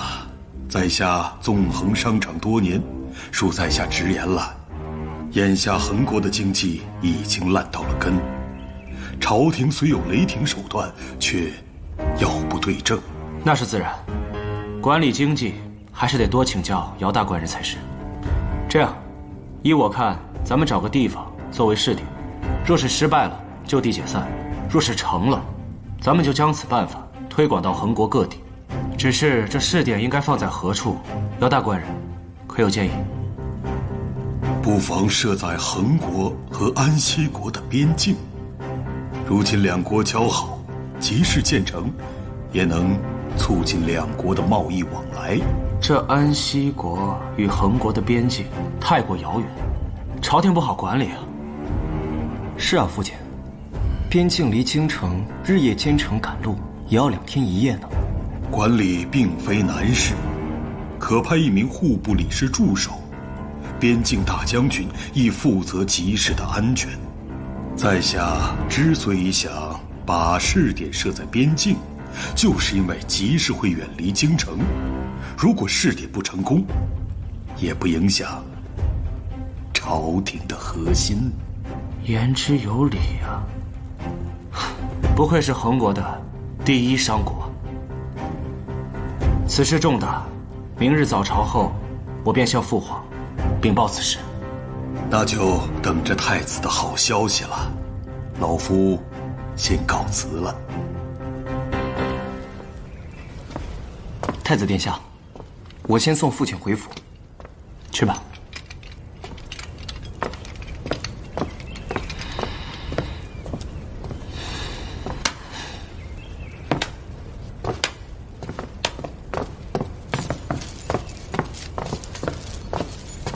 谁啊？那是？哦，姚天的父亲，恒国第一商国，富可敌国。嚯，真的假的？想不到这姚天还是个超级富二代呢。不过我这么一想的话，他倒也还算是配得上我们曼玉吧。配得上？他俩不都是那种如果不好好工作就得回去继承家产的废物吗？比如说，为什么说继承家产的都是废物？因为我怎么跟你说呢？我说的是一些网络用语，我说了你听不懂，别问了啊。太子殿下，出什么事了吗？吴世正死了。啊！我不是让你看好他吗？太子殿下恕罪。起来说。我先是去了盐矿，可吴世正并不在矿上。后来我一路打听，才知道他投诉了一家客栈。可我到那儿之后，吴世正就已经死了。去报案的小二说，那家客栈不干净。他说吴世正死亡当晚，他看见了鬼。但当地的仵作说，吴世正确实是自杀的。又是鬼魅杀人，可为什么是自杀呀？哦，我知道了，定是他被鬼魅迷惑了心智，自杀而亡。我看根本就不是自杀，就是单纯的杀人。吴世正的客栈离京城那么远，我们前脚刚拿到线索，消息不可能传得这么快。再说了，他就算要自杀，干嘛跑到荒郊野岭去啊？他一走了之，岂不是来得更容易？事不宜迟，我们立即出发。阿武，你通知当地的府衙，我们没到之前保护好现场。我现在就进宫，向父皇禀报急事之事。你们都各自准备好吧。保护现场，学的倒是挺快。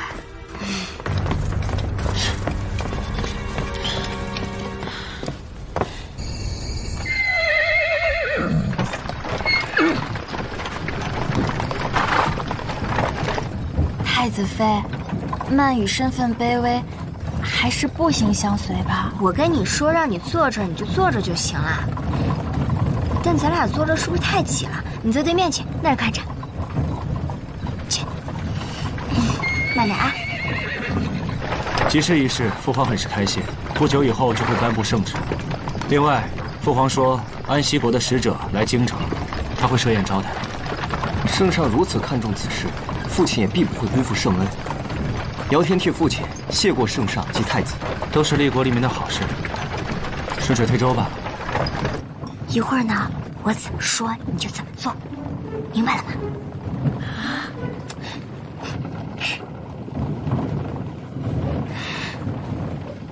车夫，等一下咱们行车的时候慢一点啊。太子，姚天，你们俩骑马也怪累的，正好呢，我跟曼羽在里边特别无聊，你们要不一起进来坐呗？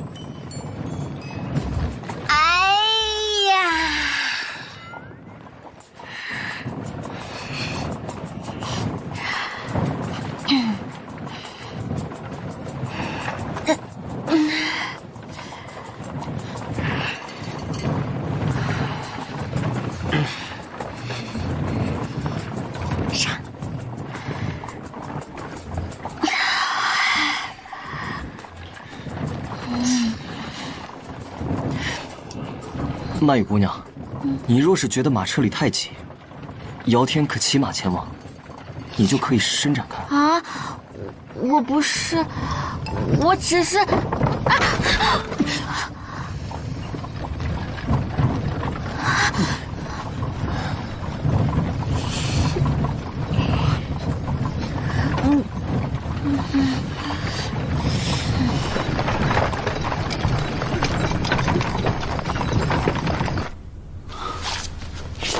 下官参见太子殿下、太子妃。免礼。谢太子殿下。刘县尉，吴世正的尸体在哪儿？劳烦带个路。太子殿下一路辛苦，下官已备好酒菜。安康县虽是穷乡僻壤，但当地的特色安康鱼还是别有一番风味。不必了，查案要紧。遵命。筋骨断裂，死于机械性窒息，除了脖子上的勒痕之外，没有明显的外伤，甚至没有过多挣扎的痕迹。从外表来看，确实是死于自杀。美玉。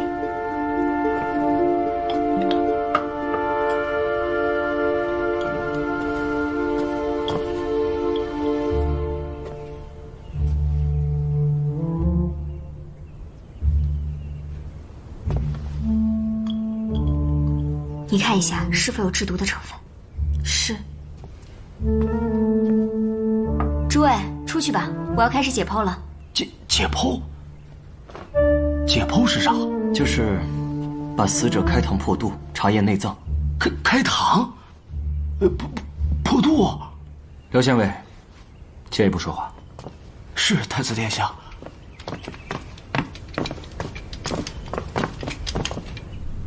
刘县尉，这吴世正自杀的客栈是何人开的？太子殿下，安康县地处边境，百姓贫苦，唯有玉顶山风光秀丽，常有游山玩水之人游行至此，他们便私开客栈，补贴家用。县里虽有新馆，但是奈何人手不够，倒不如让他们自给自足，也解决了他们的生计问题。狡辩！你身为一方父母官，岂可如此懈怠？姚司成，事情也没有你想的那么简单。倘若刘县尉用雷霆手段的话，必然会断了山民的生路，到时候激起民愤，恐怕只会问题更加严重。况且，安康县人手本来就不足，这样已然是最好的办法了。谢太子殿下体恤。刘县尉，可有新的线索？卑职无能，并未查到任何线索。况且此案涉及鬼怪，衙役们也心生畏惧。看管客栈的衙役多有怨言，自然就……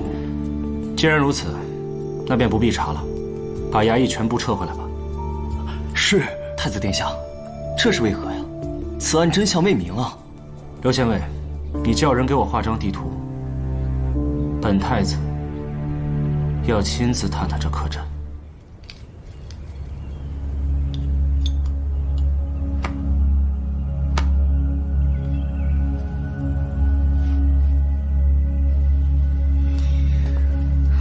太子妃，吴世正的口鼻中没有任何药物的成分，你解剖的结果怎么样？与司徒莲和贺成不一样，他的胃里面没有任何噬心骨的残留。但是不可能，吴世正不可能死于自杀。看你的表情，应该没有找到想要的答案吧？那你也一定猜到我接下来要干什么了。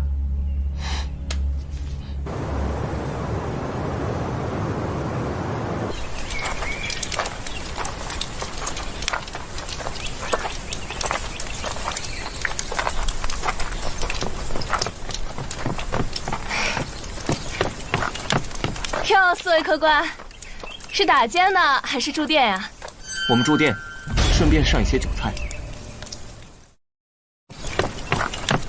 哟，四位客官，是打尖呢，还是住店呀？我们住店，顺便上一些酒菜。哦，那快里面请，跟我来。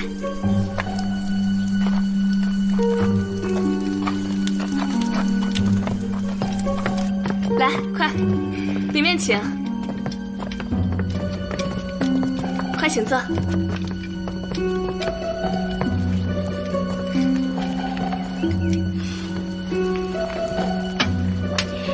我们赶了一天的路，都累死了。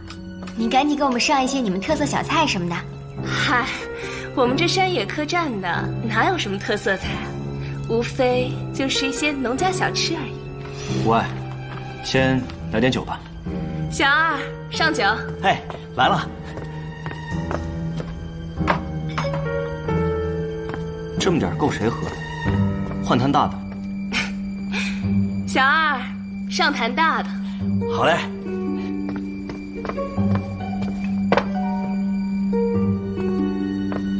好了，没什么事了，你去给我们准备些菜吧。那4位客官，请慢用。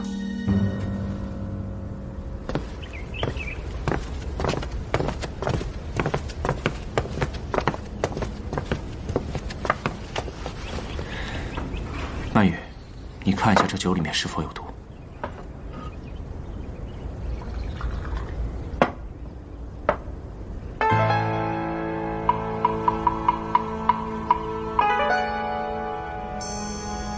酒无毒。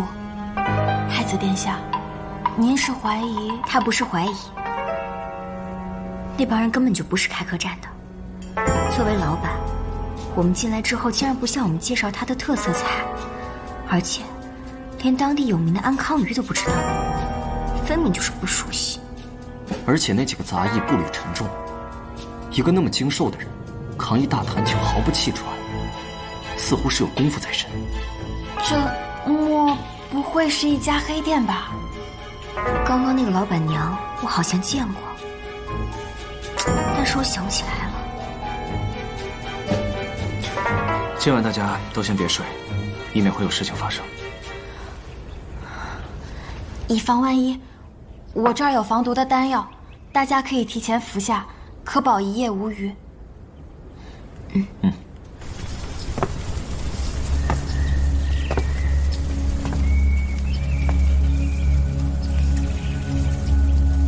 老东西，后面的人可都料理干净了。这个山野村夫有什么难的？他们到了吗？到了，都在里面呢。既然他们想死，那就成全他们。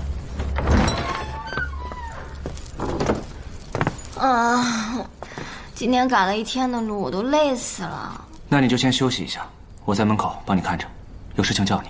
好，哎，你一定要注意安全啊！放心吧。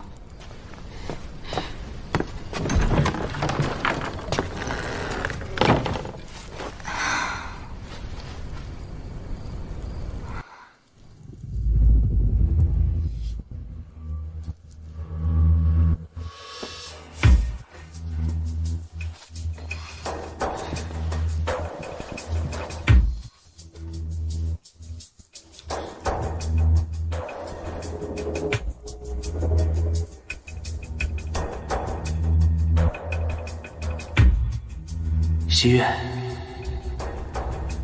西月，西月，你过来。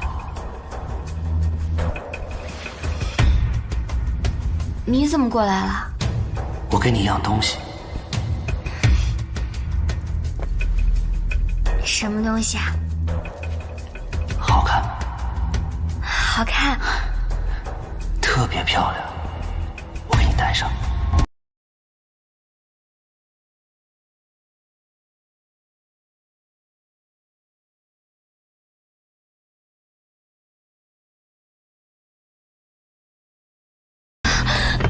徐月，你没事吧？徐月，你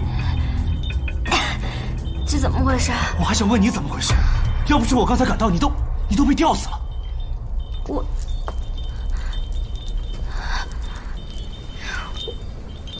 咱们的晚饭没有毒啊，而且你也一直在门口巡逻，怎么会？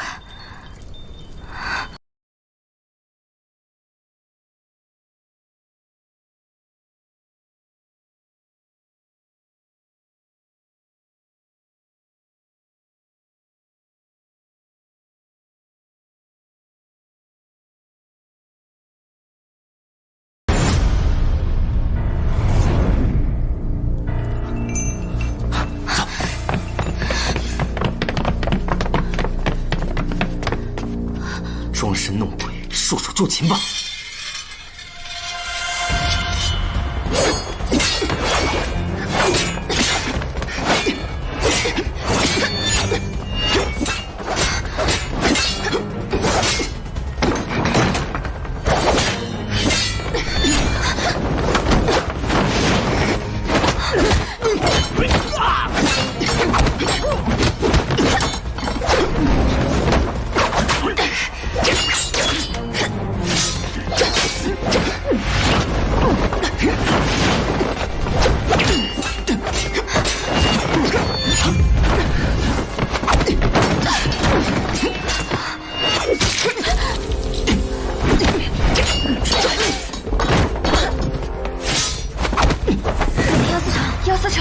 你没事吧？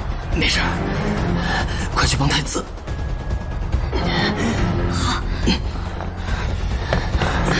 说吧，你们究竟是谁？你就是那天刺杀我的那个刺客。我刚在客栈门口看到你就觉得眼熟，说，到底在为谁做事情？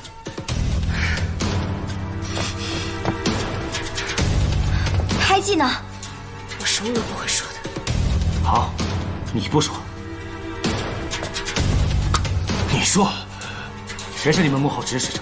说了，我饶你不死。好，我说。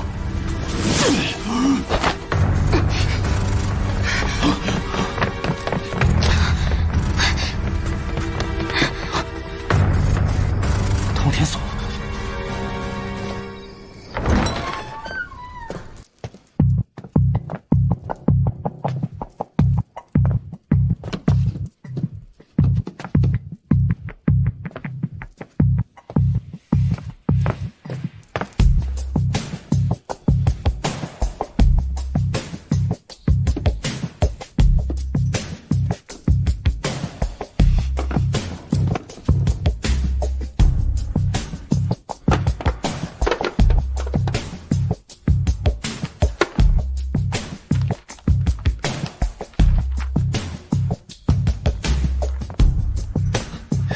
薛，在后堂发现了几具尸体，应该就是之前的掌柜的和伙计，他们应该就是冲着我们来的。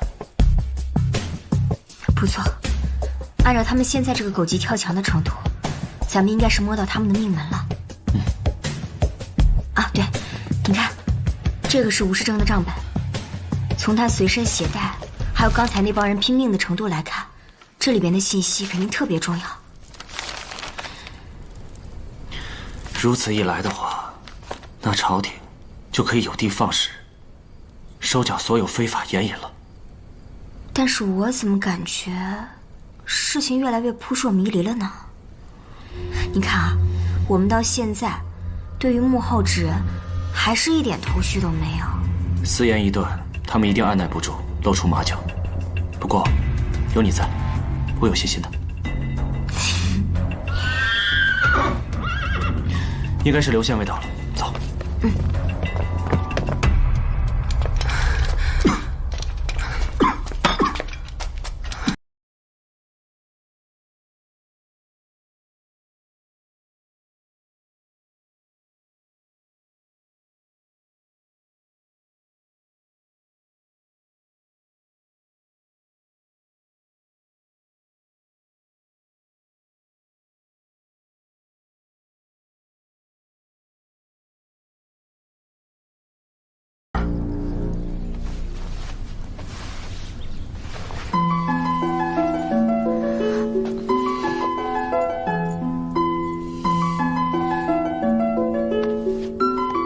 曼雨姑娘的丹药果然神奇啊！才一晚上，我这伤臂便恢复如初了。你别乱动呀！痛楚虽解，但经络血脉的恢复还尚需时日，不可大意的。此处药草稀缺，等回到京城，还需要重新用药才行。曼雨姑娘多虑了，姚天乃一介武夫，受伤是寻常之事，抹点金疮药也就好了。那怎么行？怎么说你这次受伤，也是为了保护我。曼雨无以为报，只能尽力帮你医治好伤了。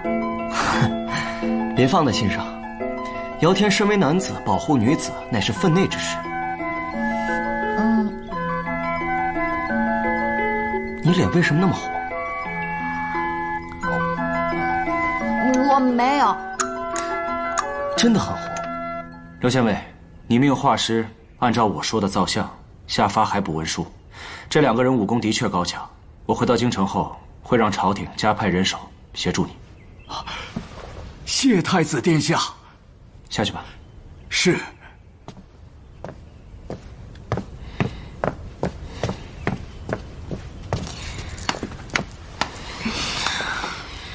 阿武那边怎么样了？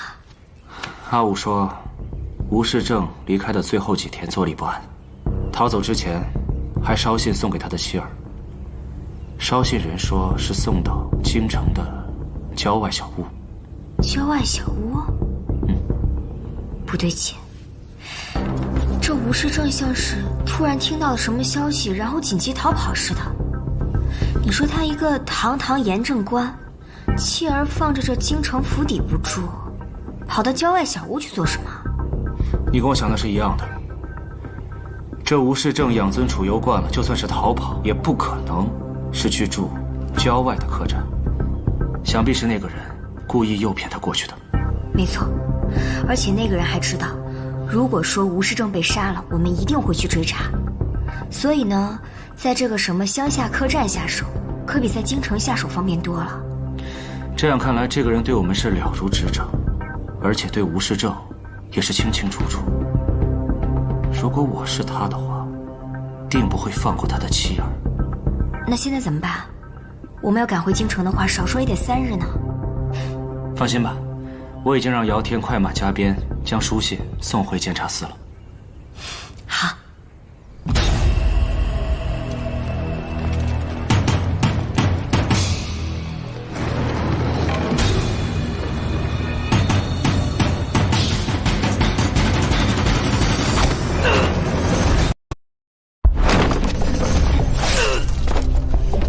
太子果然神机妙算，中计了，快撤！兵分2路。是。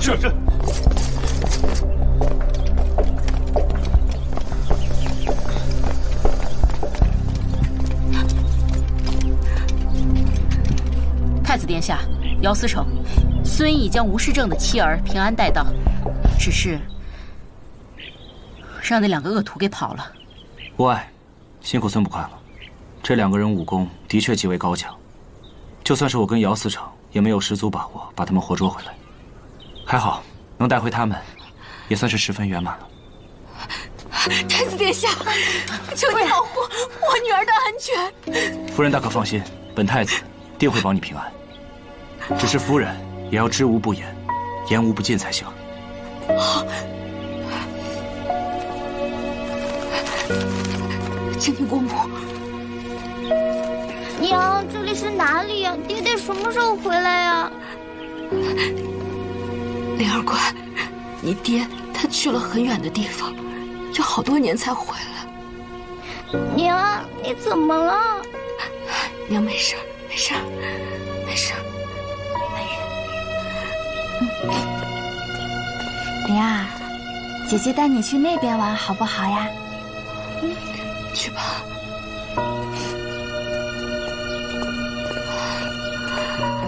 夫人，屋里请。好。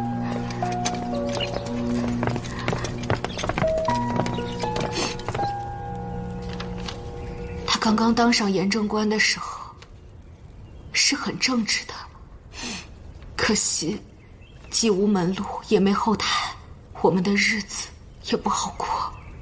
渐渐的，他就迷了心智，但我知道，他是想让我们手头宽裕一些。夫人，你可知道是谁在与他做私言交易？不知道，他从来都不会跟我说这些，但都是些看上去凶神恶煞的人，还有一些说话叽里咕噜的异族人。异族人？夫人可知道具体是哪里人？不清楚，他们说的话我一句也听不懂。然后突然有一天，他就让我搬出府去，说是怕哪天东窗事发，连累我们。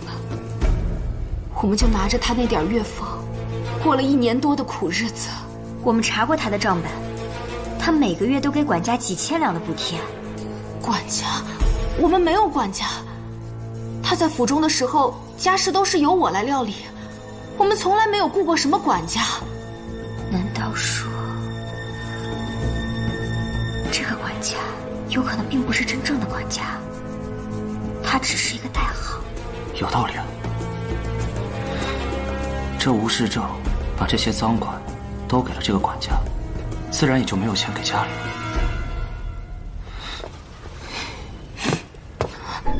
夫人，人死不能复生，但也不能让吴大人白死。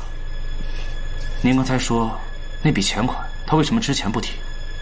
因为这次他说，他生意上的一个熟人从京城得知他的事情败露，要拿他问罪，他要暂时躲起来很长一段时间，所以他让我去把那笔钱拿走，还让我开价。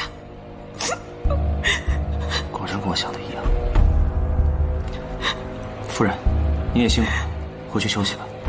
我想了解什么，自然还会找您。多谢太子殿下。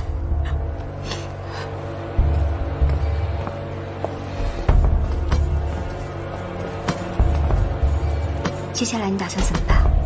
收复民心。户部盐政官吴世正竟然让人杀了！大家都看清楚了，吴世正贩卖私盐，已经东窗事发。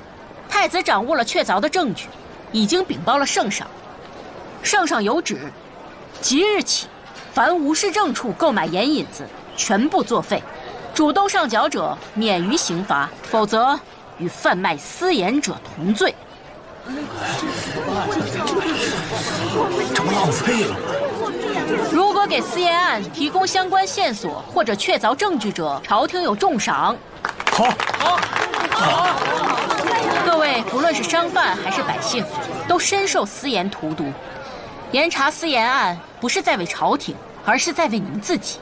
太子说了，涉事者不论身居何位，官为何职，将一视同仁。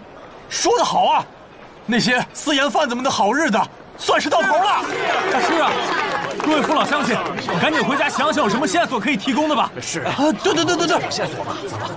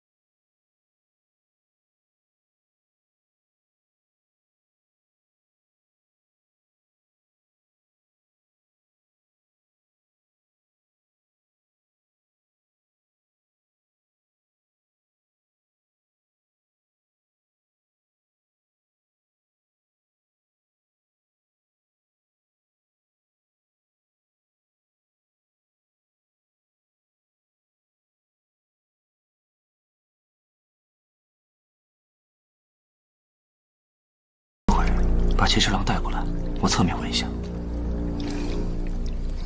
哎，你轻点儿。嗯。你弄疼我了，没事儿。哎，这边。哎，你轻点嘛。你再往上一点。谁？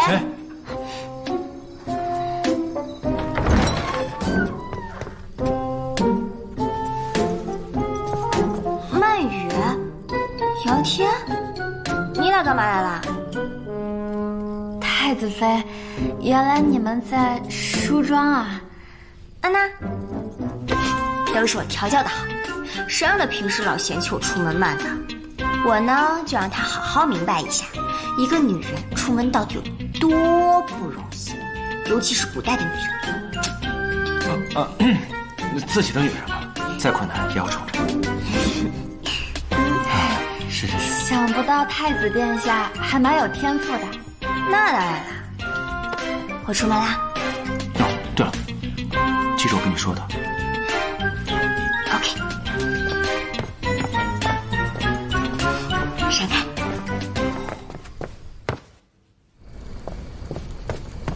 哥。喜悦，这么晚还没回去啊？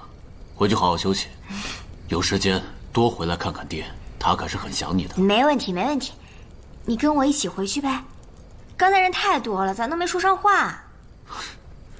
就像你平时多喜欢跟我说话一样。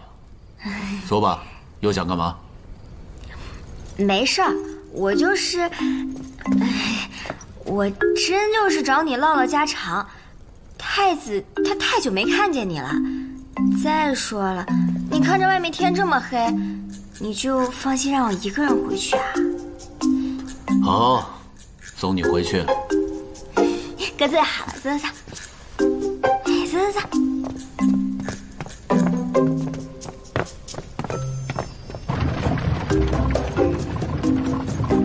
哥，我有点事儿想问问你。就知道你有事找我，说吧，什么事儿？那个，你认识吴世正吗？吴世正？啊，你是说前几日死的那个户部盐政官吗？啊，没错。我知道他，之前朝堂上见过，但不熟。真不熟啊？你想问什么？没事儿。有话你就直说。不是，我就是担心你嘛，担心你。我有什么好担心的？我说了没事儿。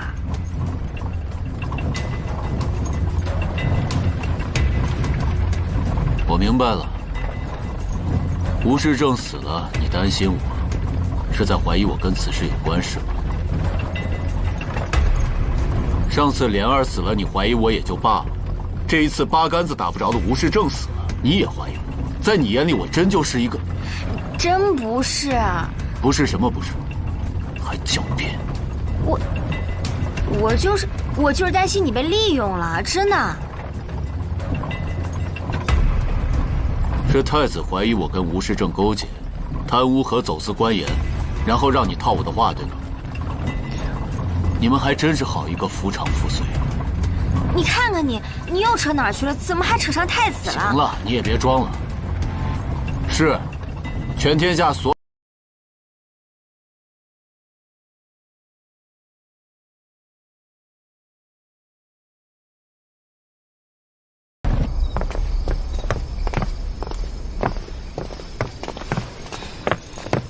回来了。我们进屋坐。太子殿下不必了，有什么事的话，就在这儿说吧。去，过来。秦风这是怎么了？我不知道。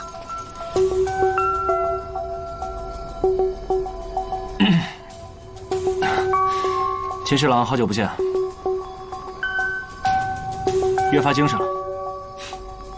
太子殿下召臣来，臣不敢不来。但臣与私盐之事毫无瓜葛。太子殿下既然怀疑臣，那就一查便知。秦侍郎这话是何意啊？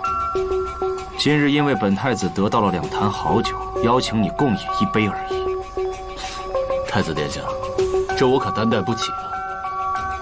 你要有什么事情想问的话，臣定当知无不言。想必是西月说错了什么话，惹恼了秦侍郎。也罢，若是秦侍郎今晚没有雅兴，本太子也不强人所难。来人，送客。不必了，臣告退。哥，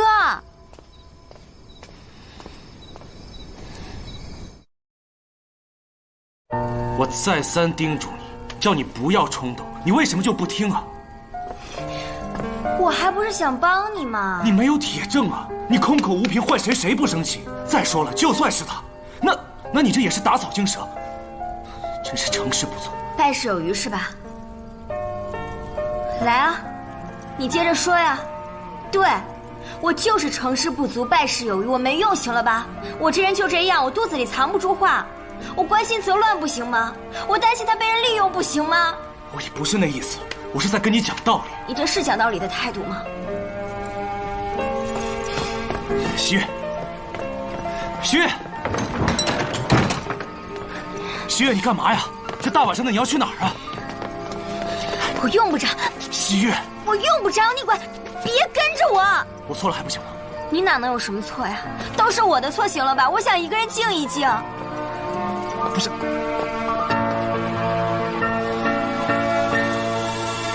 徐月。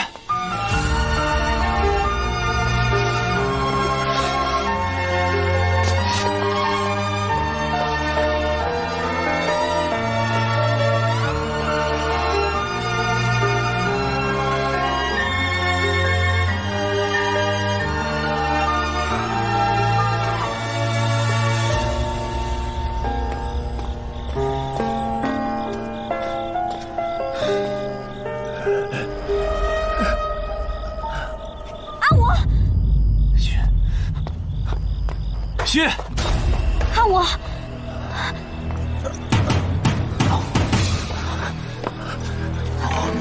武，你是怎么了？阿武，阿武，阿武！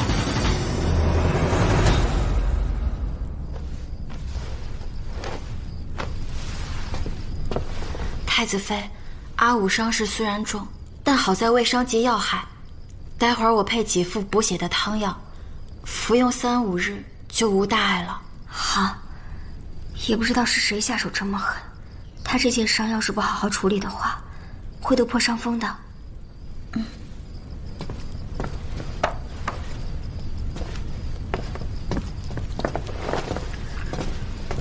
太子殿下，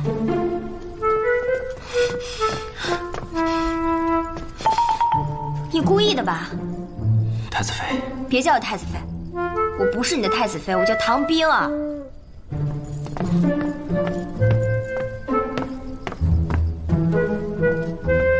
唐冰儿，唐冰儿是谁？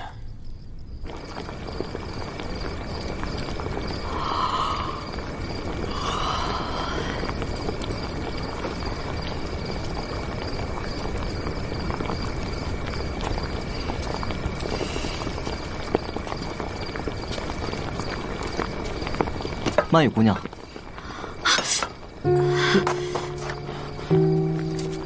是姚天不好，吓着你了吗？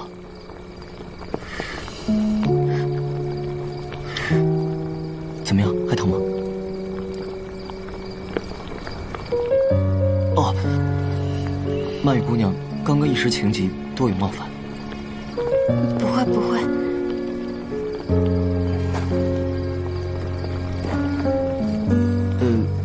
阿武的事你费心了，其实你大可不必这么辛苦的。煎药这种事交给下人去做就好。我身体还有哪里不舒服吗？没事没事。最近发生这么多事，我想为你，为太子殿下、太子妃分忧。比起你们，我也只能做这些了。那怎么会啊？要不是你的灵丹妙药，上次在那荒郊野岭，我这条胳膊怕是早就废了。你是不可或缺的。你真这么想？嗯。谢谢你，姚思成。哦，我去看一下阿武。哦。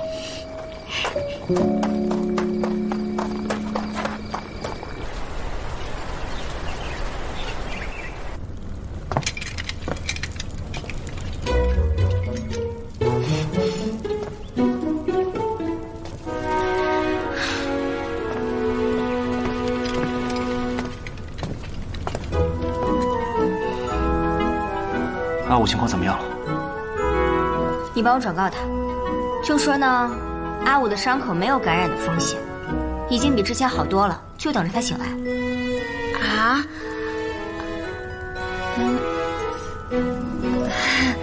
回太子殿下，太子妃说伤口没有感染的风险。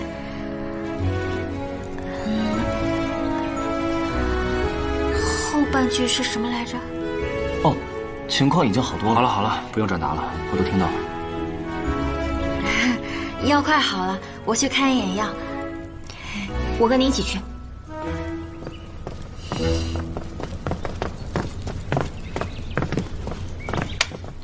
太子殿下，您跟太子妃这事，之前说了些严重的话，惹他不开心了。哦，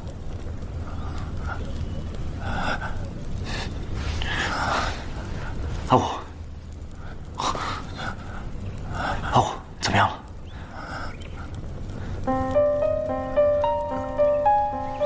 阿武，太子殿下，眼眶有夹子。不着急，你慢慢说，慢慢说。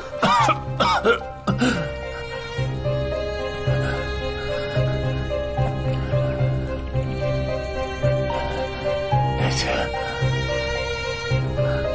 我在关卡的眼眶外。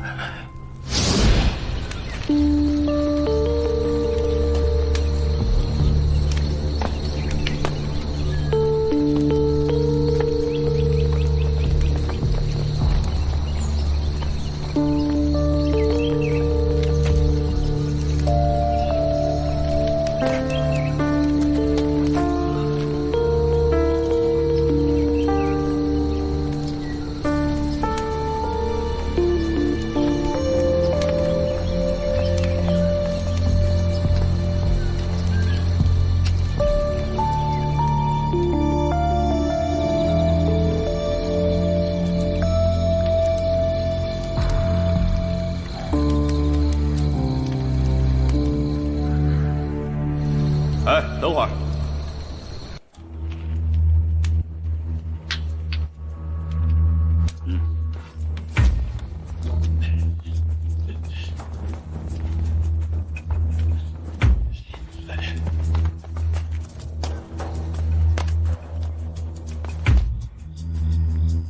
跟得赛的。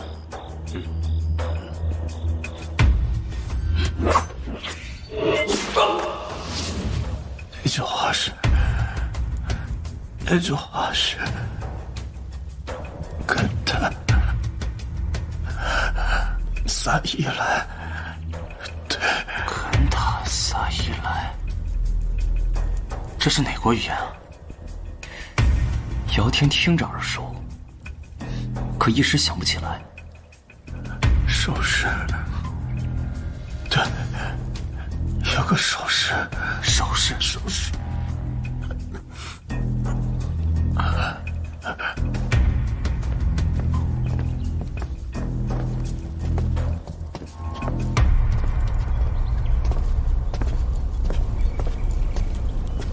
他这是在找我比心？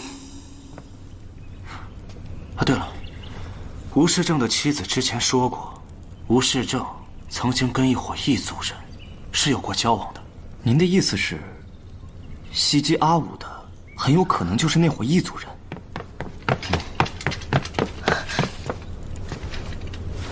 禀告太子，出大事了！安西国的使臣被杀了，皇上震怒，让太子您亲自督查此案，3日之内必须找到凶手。什么？什么？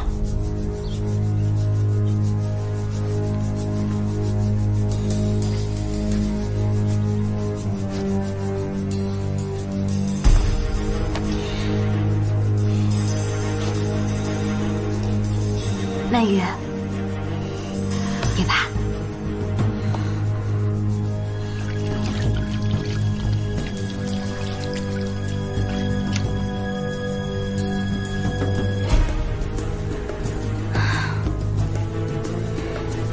死者死于斩首，但是死前却并没有过多的挣扎痕迹。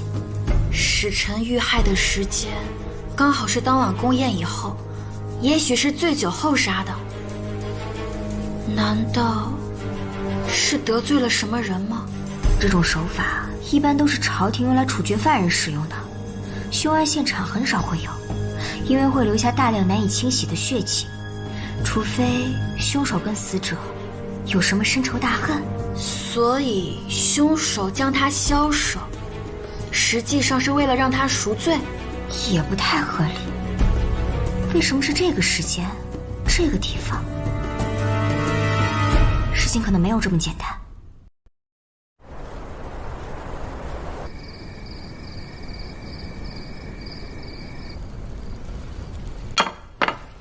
今日的晚膳，酱烧黄鱼、香辣猪蹄，红烧狮子头。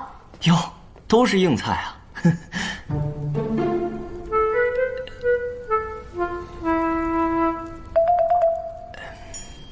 曼雨，坐。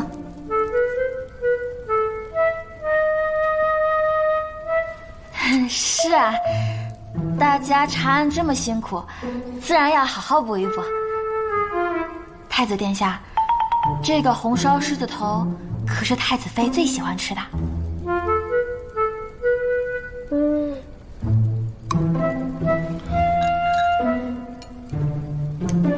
我刚验完尸，吃不下。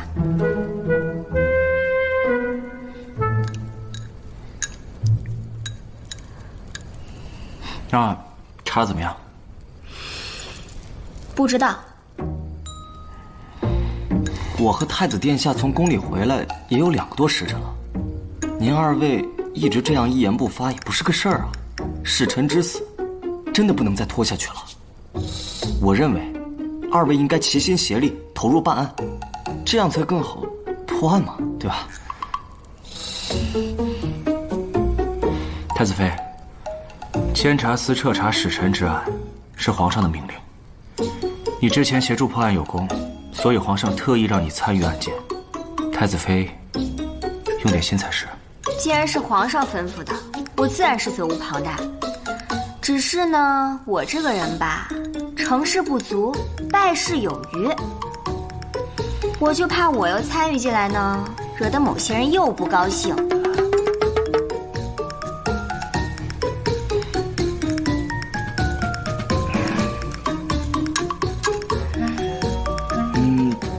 大家不如早点歇息吧，养精蓄锐。明天姚天再来府上接2位去现场勘查。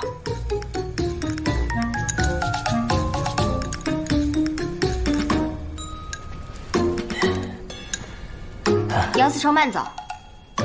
姚天告辞。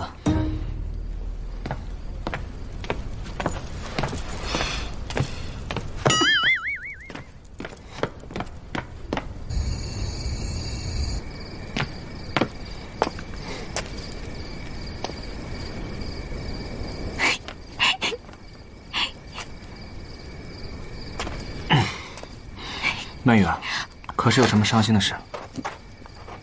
太子，你拿着什么呀？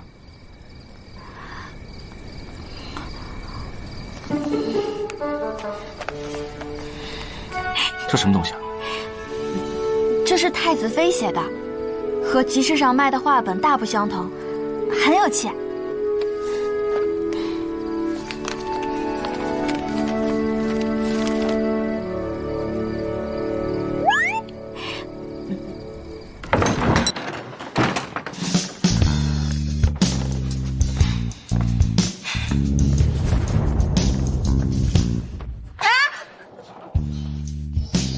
你逃，我追，你插翅难飞。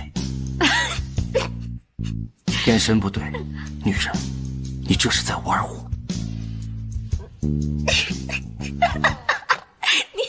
你这什么霸总语录呀？啊！这不是你要的爱情吗？你从哪儿学的呀？不对，你不会也是从现代穿越过来的吧？是，你书里面不是这么写的吗？书？你看了我给曼玉写的那本书？对啊。啊！这太丢人了。我倒是觉得挺有趣的。那，你原谅我了吗？原谅你啊，想得美。今天晚上，你继续睡地上。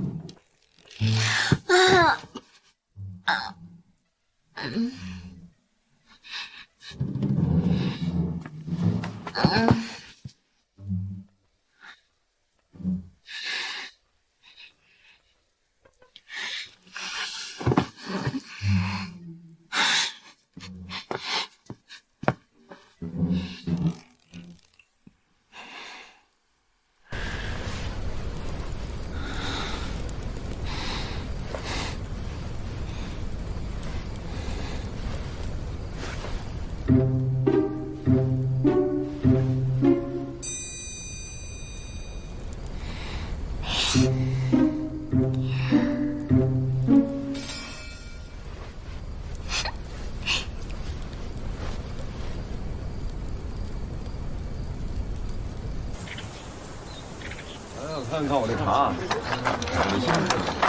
这怎么了呀？不知道，让人看了，走吧。太子殿下，太子妃，这里就是使臣府了。那我们进去吧。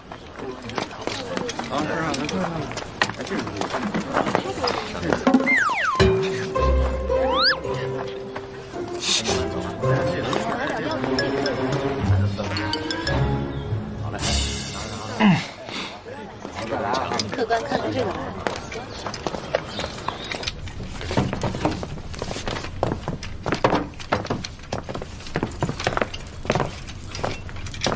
太子殿下，姚思成。你们继续查。是。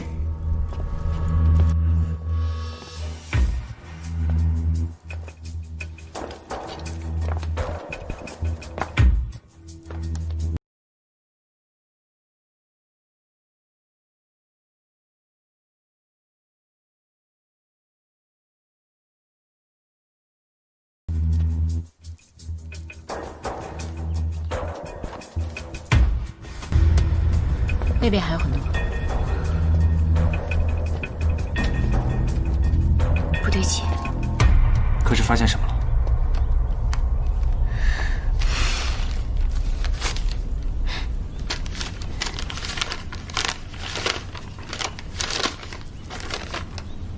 尸检报告。死者死于斩首。按道理来说，会有大量的血液喷溅。但你看这些墙上，一点血迹也没有。如果说凶手想清理掉这些血迹，那肯定要用大量的水。这使臣府虽然说不上戒备森严，那也是人来人往的，他没有可能会这么做。可是这死者的头颅的确被砍掉了。还有你说？我四处看看。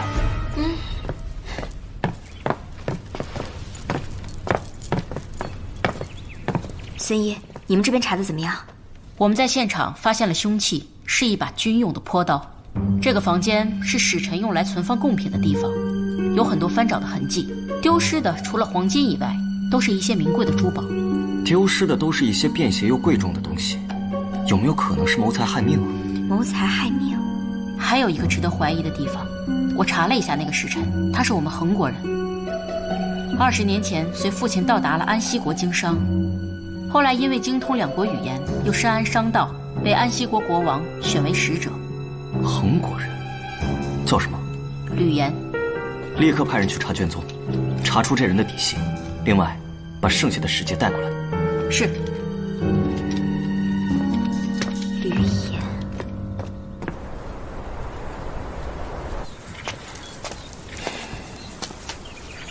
我刚才看了一下。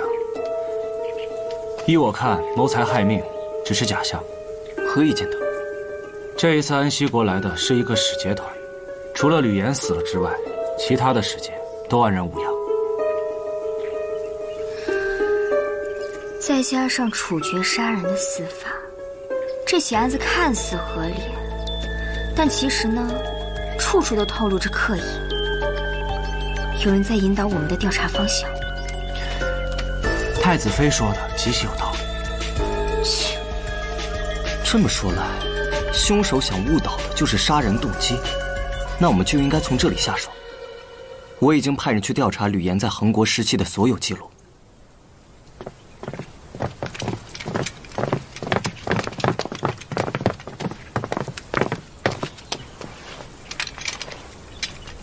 太子殿下，姚思成，这些剩下的使节已经排除嫌疑。他们说这里已经不安全，希望给他们重新安排住处。那是自然，这次务必重兵把守。是。谢太子殿下。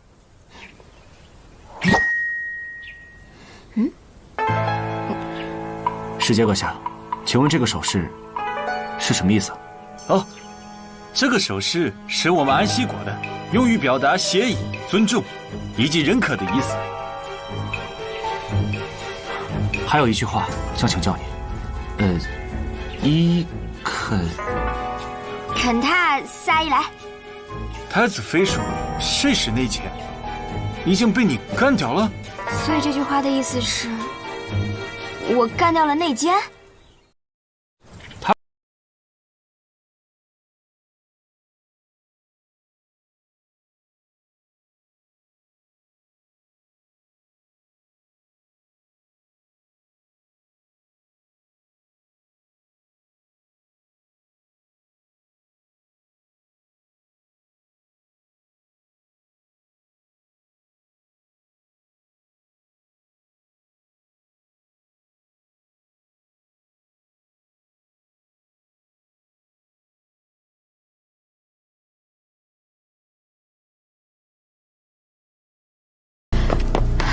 可算找到您了。刚刚丞相大人去了府里，说有十分紧急的事情找你商议。知道了。姚司长，务必尽快把吕岩的底细查清楚。是。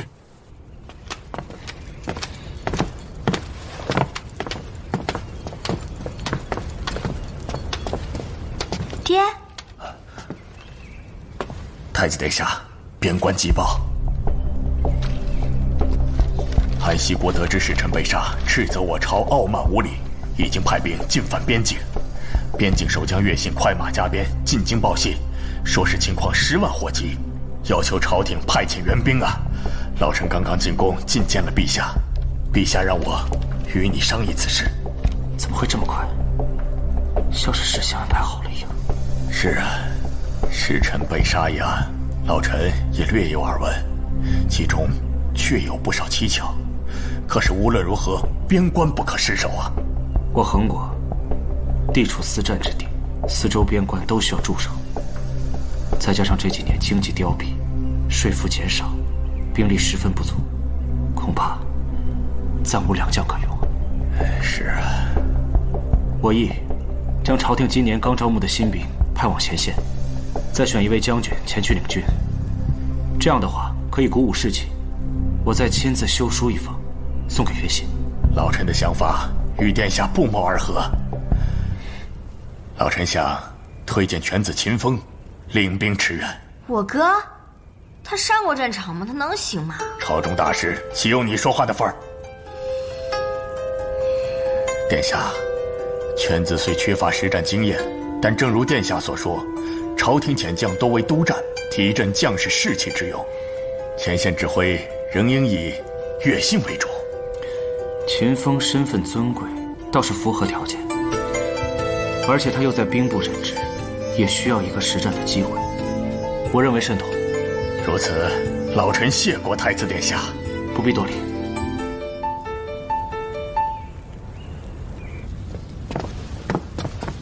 父亲，风儿来了。父亲，您从宫里回来了，什么事这么着急？好事，皇上要派一名主帅领兵驰援边境前线，我推荐了你，皇上答应了。边境前线？我们和安西国打起来了，怎么这么突然？是啊，安西国和衡国虽然在皇上的治理下维持着和平稳定的状态，可是安西国一直不满于成为我们的附属国。现如今安西国的使臣无缘无故在衡国被杀，安西国怎能轻易放过这样的机会？虽说儿子身为兵部侍郎，领兵前往前线是分内之事，只是儿子资历尚浅，恐怕难以担任主帅大任呢。哎，岳信将军有勇有谋，你去了只要当好这个3军主帅就好，其他的放心交给他。再说了，为父岂能不知打仗有危险呢？但是朝中关于你当上侍郎颇有争议啊。现如今正好利用这个机会，好好在皇上面前证明一下你自己。父亲说的是，儿子全听父亲安排，这就去准备。去吧。哎，对了，你去趟太子府，找太子拿去调运军需的手信。是。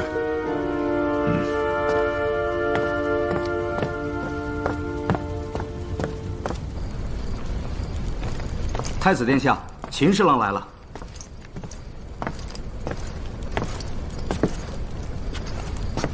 秦风见过太子殿下。免礼，我正在给岳信将军写信，你稍等一下。哥，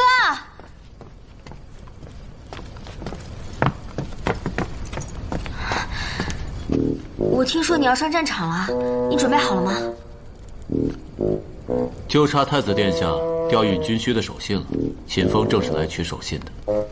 那就好，你一定要万事小心啊！自古沙场征战几人回，我不过是为国尽力罢了。倒是要劳烦你们帮忙转告姚司城，让他好好研习一下如何提升办案能力。使臣被杀，我们迟迟抓不到凶手，这才引起了边境的战火。但凡他办案尽点力，也不至于由我去边境帮他收拾残局了。行了行了，你别说了，就一个案子没破而已，你至于这么阴阳怪气的吗？太子督察办案，你在这指责太子办案不力啊？再说了，你刚刚都说了，你是兵部侍郎，为国效力的，怎么又变成给我们收拾什么烂摊子了呀？啊，你平时不务正业也就算了，是不是该做点正经事了呀？我上次就问了你2句，你至于这么小心眼吗？记到现在啊！好了，秦侍郎为国出征，责任重大。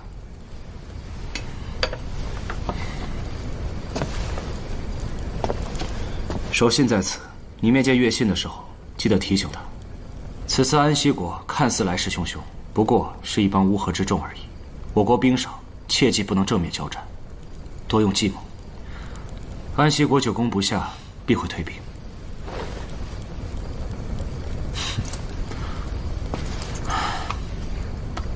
太子殿下运筹帷幄，秦风拜谢。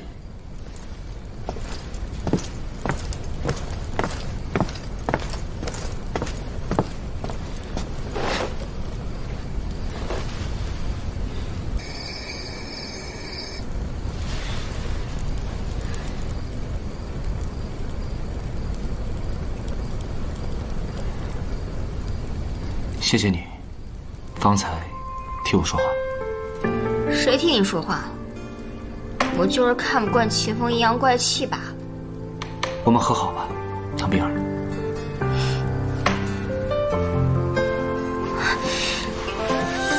你叫什么？你不是说你叫唐冰儿吗？的确，你跟之前的太子妃是截然不同的2个人。虽然不知道为什么，但是没关系，我更喜欢现在的唐冰儿。睡吧。哎，那个地上有点凉，我能……不行。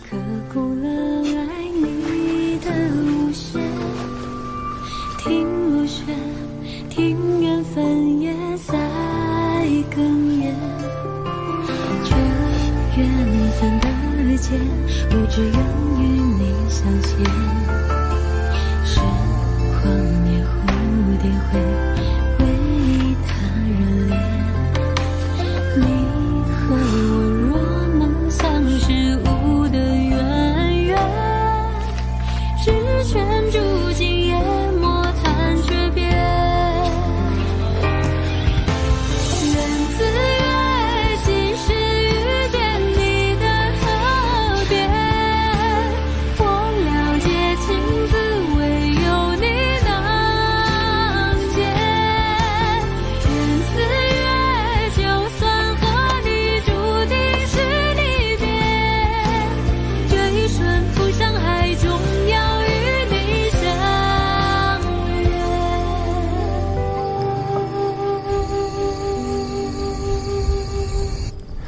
周坚，不错，我在监察司连夜翻找卷宗，发现这个周坚20年前和吕岩有死仇。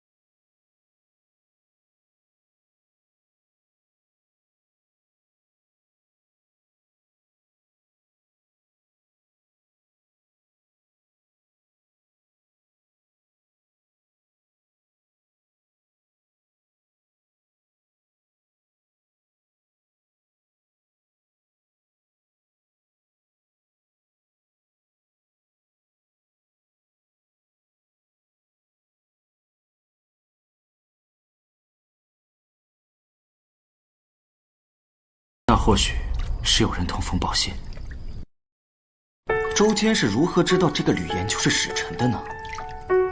我去查过当天卫兵的当值记录，周坚早就换好了班，说明他早有计划。那或许是有人通风报信。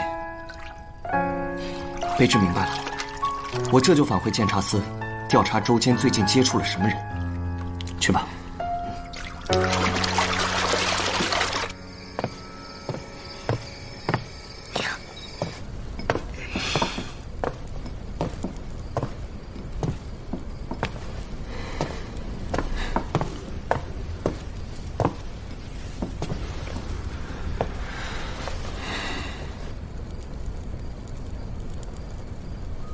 你别生气了，我真诚地向你道歉。之前是我说话说得太重了，你对我来说很重要。有多重要？就是帮我破案，还有帮我……哦，我明白了，我就是个工具人呗。不是，我不是那个意思，不是工具人。你是我的太子妃，虽然之前你刁蛮任性、心狠手辣，我特别讨厌你，但是后来你变得聪明懂事、温柔善良，还特别可爱，还特别……行了行了，别夸了。原谅你呢，也不是不可以。但是你得答应我一个条件。你说。如果有一天我不在了，或者是消失了，你必须要永远记得我。什么意思啊？我不想再瞒着你了。其实我是从1000年之后过来的，我也不知道怎么回事，我就突然穿到了这个秦希月的身上。我不知道什么时候会回去，而且我回去了，可能就再也回不来了。我知道啊，我说这些你很难相信的，但是我真的没法。不信，只要是你说的，我都信。真的？不过，你看我在这待了这么久，我也还没走呢，我也不知道还能不能回去了。我在这儿待的这段时间很开心，我以后会让你更开心的。既然不知道什么时候会离开，那以后我和你的每一天，我都会更加珍惜的。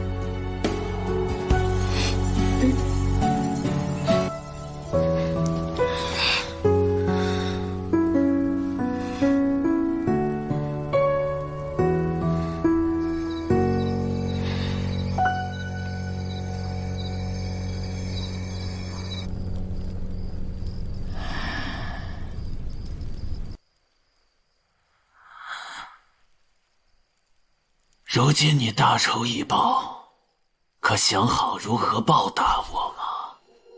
周坚从军20余载，愿以全部家资相报。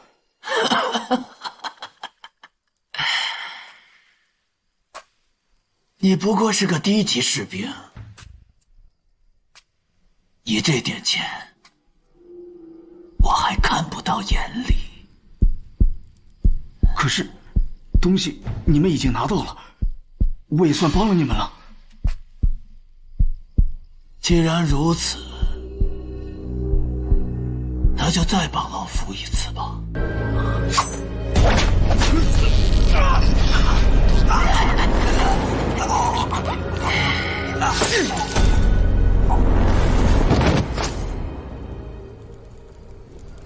不对，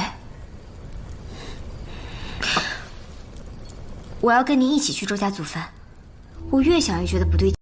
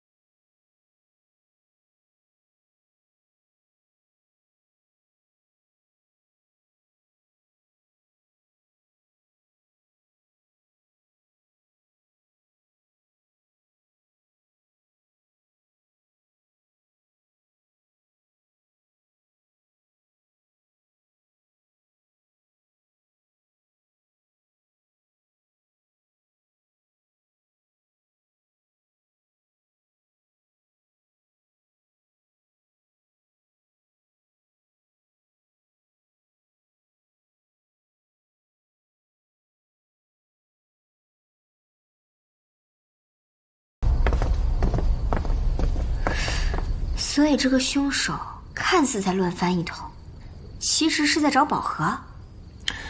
我们必须马上找到周坚。看来他不光是报仇这么简单。走吧。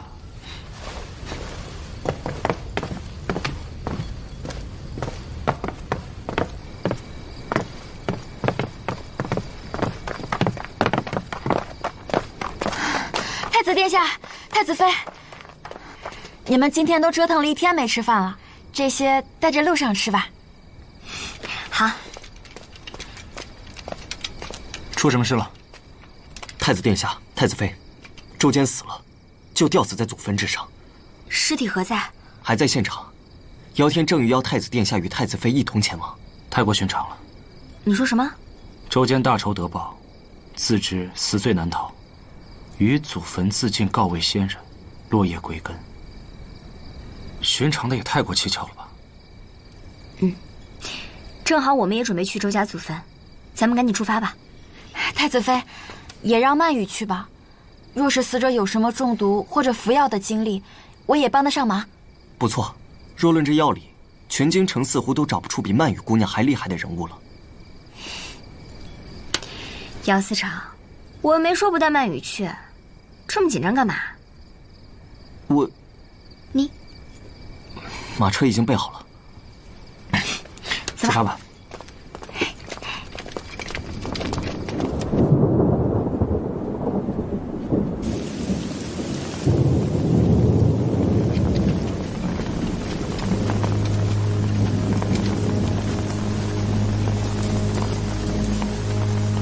怎么样？是上吊自杀，脖子上的勒痕很深，有特别严重的内出血。但是我还是觉得很奇怪，这个周坚他拿了宝盒，但是什么都没做他就走了，难不成他就觉得宝盒好看？即便如此，那宝盒去哪儿了呢？况且，这宝盒里面藏的是吕岩的机密。这周坚哪里也没有任何作用啊！太子殿下，太子妃，这个是在下游的河滩上发现的。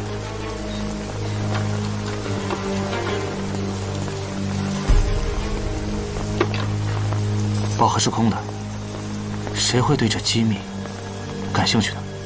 我怀疑跟上次袭击阿武的那帮人有关。你还记不记得史晨说的话？吕岩这次过来是要做几笔生意的，那嫌疑人很可能就在跟他交易的对象里面。先把尸体运回殓房吧，这里没有解剖的工具。姚天，把所有证据都拿回监察司。是。你轻一点，扯坏了证物，不要你好看。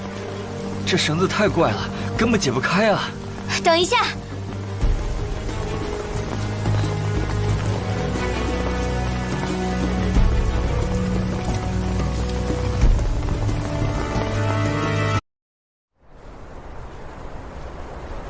这种绳结很特殊，姚思成，这可是你们监察司或者军队常用的绳结。不是，监察司和军队用的都是最简单的手扣结，这样怪异的结，我还是第一次见。你的意思是，周坚从军多年，就算是自杀，也是用自己最熟悉的手法。你以此推断，他是先被勒死的，然后被人伪装成上吊自杀的。可是，你之前不是说尸体的？有没有可能，他也是被勒死的？只不过凶手当时为了掩盖他真正的死因，情急之下打出了他最熟悉的绳结，只不过因此露出了破绽。姚天，你去找个画师，把此绳结给画下来，贴张告示，若是有人了解此绳结，重赏。是。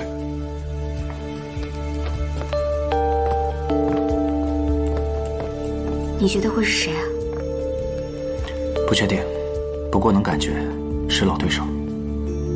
我们不能这么干等下去了，去找老骆驼，问出跟吕岩交易的真正对象。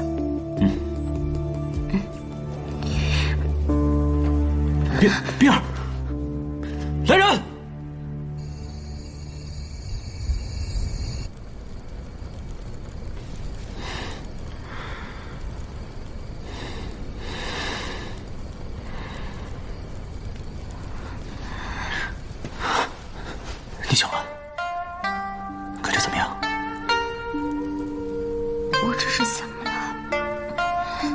曼玉说你一夜没睡，加上没有吃东西，操劳过度，你都昏睡了4个时辰了。4个。你不要勉强，破案的事情有我在呢，你不用担心。你一直都在这儿陪着我呢。我担心你回那个世界就不回来了。你放心吧，我或许就再也不会回去那个世界了呢。你若想回去，本太子定会帮你想办法。若是不回去，我便一直在你身边。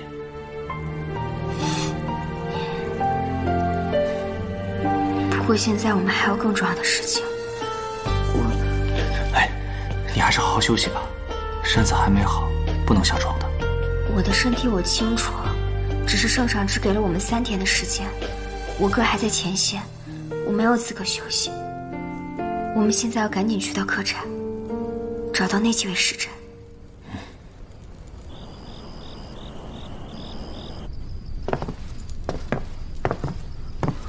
怎么这么安静？不对啊，现在才刚过酉时，一点声音都没有。门口的侍卫都不在。不好，老楼头有危险，走。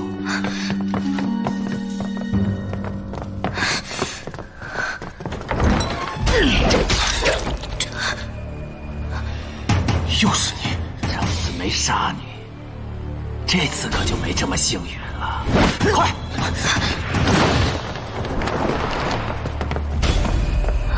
走。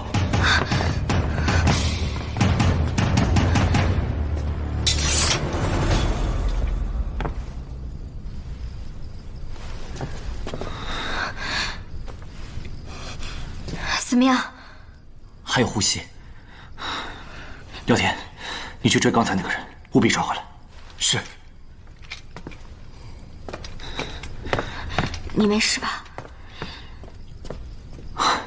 没事，你安全就好。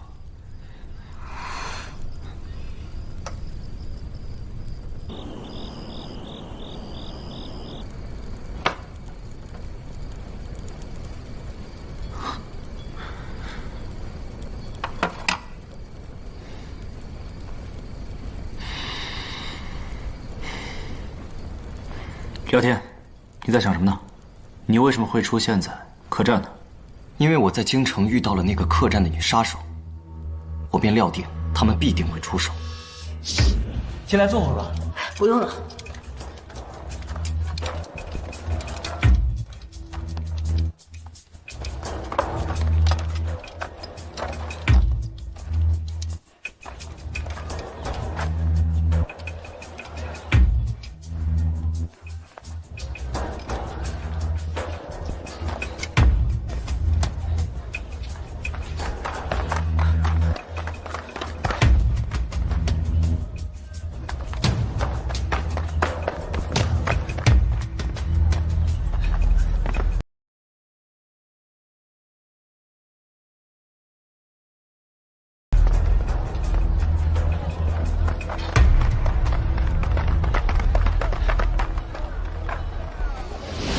汇通钱庄，你确定？千真万确。你这什么表情？那还不赶紧去查？那是你哥哥的产业。秦风？怎么又是他呀？我不是没有怀疑过他，只是秦风这个人，他性格我太过了解，他敢做这种灭族的事情吗？仅凭杀手出现在汇通钱庄，确实不足以指认秦侍郎。况且他正在前线为国征战，万一错怪了他，岂不是动摇军心吗？这样吧，你派人盯紧汇通钱庄，另外也留意一下他的其他产业。只是这时间也太过巧合了吧？使臣被杀，安西国来犯，就在这个时候，杀手出现在京城，秦风也被派到前线，还是你爹极力保举的。你们是怀疑我爹？我只是觉得时间太过巧合了。老骆驼那边怎么样了？曼雨正在医治，有府兵把守着。圣杰那边有线索了吗？还没有，我找人打听过了，但都没有什么头绪。上次跟这个凶手交手的时候，发现他对这个绳子运用得很好。那看来这个人就是杀死周坚的凶手。你们还记不记得，上次在客栈，他逃脱用的那个通天锁？咱们只要找到这个杂耍班的班主，肯定会有线索的。有道理。哎，你就别逞强了，我跟杨思成去就行了。有他在，你放心吧。我的身体我知道，更何况父皇只给了3天时间破案，你哥还在前线，我没有资格休息的。怎么说句话还学别人呢？主人，属下无能，没能杀死老骆驼。你无能，并不是因为你没杀了老骆驼，而是因为你被人撞破了踪迹。主人，老东西差点就要成功了，可没想到太子却突然降临了，老东西还差点杀了太子呢。您就饶恕他吧。你还有脸说？被人跟踪了都不知道。要不是会通钱庄密道隐蔽，你们此刻人怕都已经在监察司了。属下该死。既然暴露了行踪，京城是万万待不下去了。你们把这几箱金银秘密送到前线，到时候会说动朝廷增兵，之后就会有人来联络你们。是。这件事如果办砸了，你们都不用活着回来了。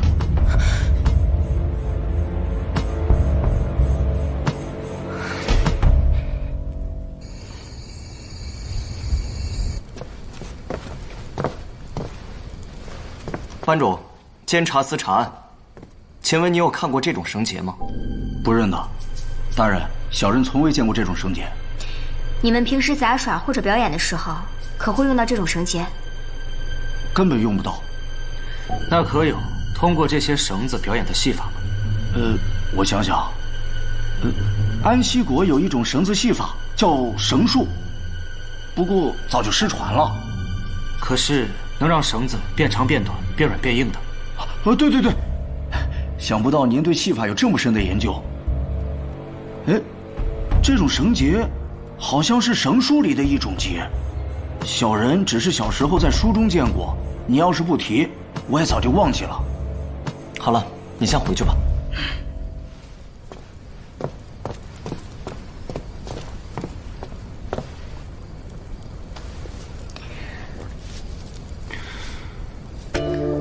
看来那个鬼魅杀手用的就是这种。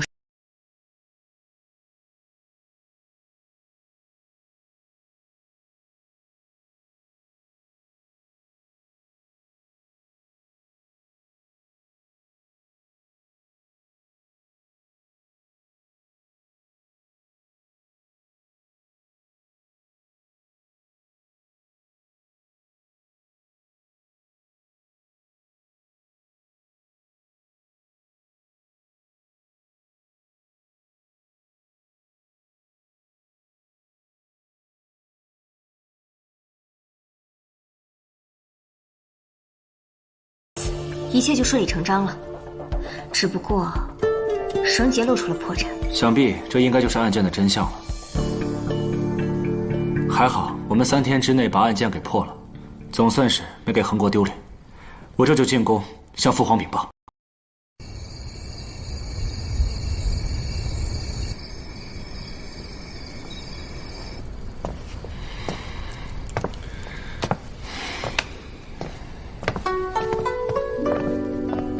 你怎么了？怎么闷闷不乐的？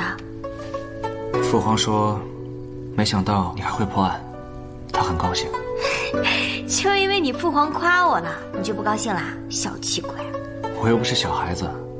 从今天起，父皇封你为密使，秘密督办扰乱恒国之人。那你是不是也听我的？怎么可能？我可是太子。啊？以后你会很忙的。我担心，我们就没有时间好好相处了。自从和你相见以后，案子一个一个的发生，我怕案子一破完你就……哎，你放心吧，我都说了，我这说不定就永远都回不去了。放心。怎么了？我是不是碰到你伤口了？我看看。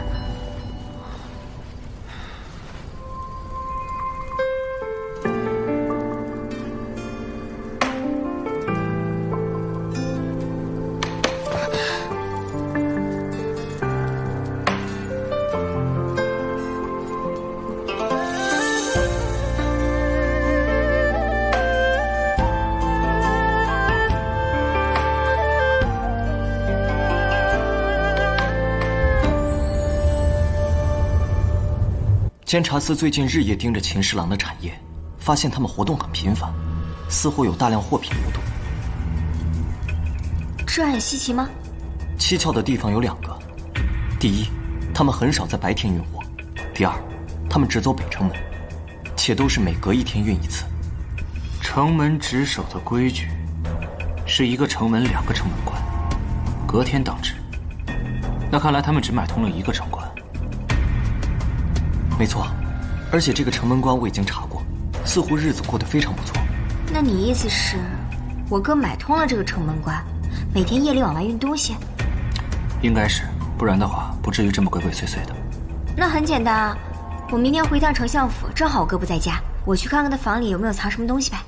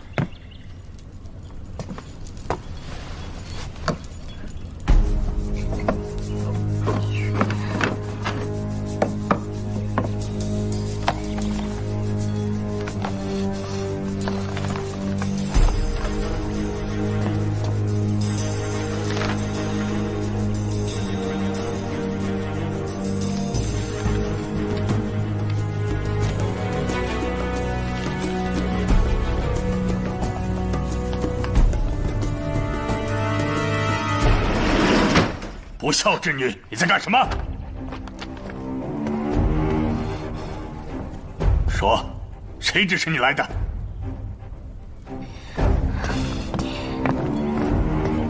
没有人派我来。爹，你怎么是非不分呢？我哥他现在很有可能跟一帮叛国的人混在一起，您不管管他呀？就算他是被冤枉的，那他是不是应该站出来说清楚？说清楚？你哥他在前线打败仗了，你知道吗？啊！我军将士一溃千里，连失3座城池，圣上大怒，要抓你哥回来问罪。战败失地，那是死罪呀！我本想让他出去锻炼锻炼，没想到是我害了他呀！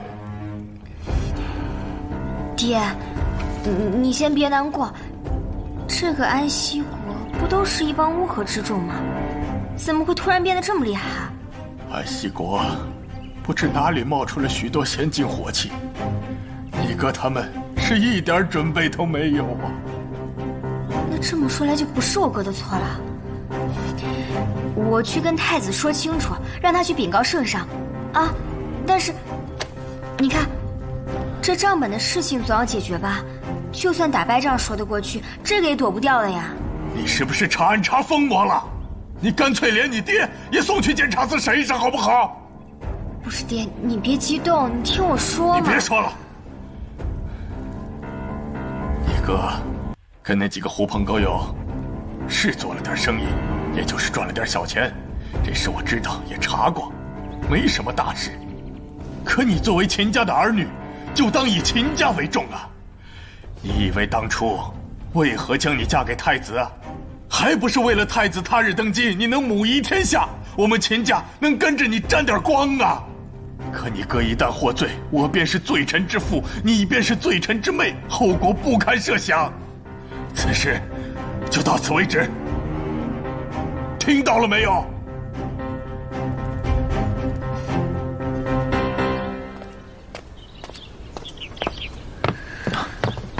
太子妃，您来了。怎么样了？我找到了秦风的账本，上面有他和管家的交易记录，跟吴世正那本差不多。不过那些都是晚上才进行运货的商家。这些都是重要的线索，你为何看起来不开心的样子？是吧？我爹他不让我查呀，我就不明白了。这有什么不明白？第一，你又没有直接证据可以证明秦侍郎与范思言的那帮人有勾结。第二，你哥现在遇到了大问题，这一点你应该知道的。我知道，但是我觉得很蹊跷，这个安息国怎么会突然多了这么多的火器呢？我调查过，这火药极其贵重，我衡过也没有多少。从一开始的物价上涨到思言，再加上你哥的产业，形成了一张巨大的网，其目的就是收敛巨大的财富。你的意思是说，有人赚钱给安息国打仗？没错，钱赚够了，就差一个开战的理由，于是便有了吕岩被杀案。那就更不可能是秦风了，他怎么会明知道安息国多了这么多火器，非要赶上去送死啊？所以我们得知道，这背后操纵店铺的人是谁。那只有老骆驼知道。走。走。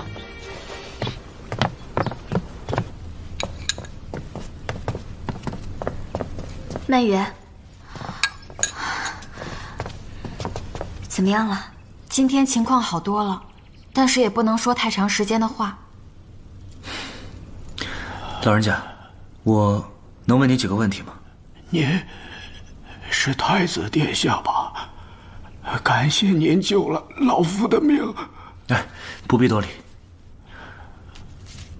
我听使臣说，您之前给吕岩送过2次信，是送到哪儿的？吕岩，就是穆斯。哦，穆斯大人，那2封信，我一封送到了京城的会同钱庄，另一封送到了边境的盐矿里。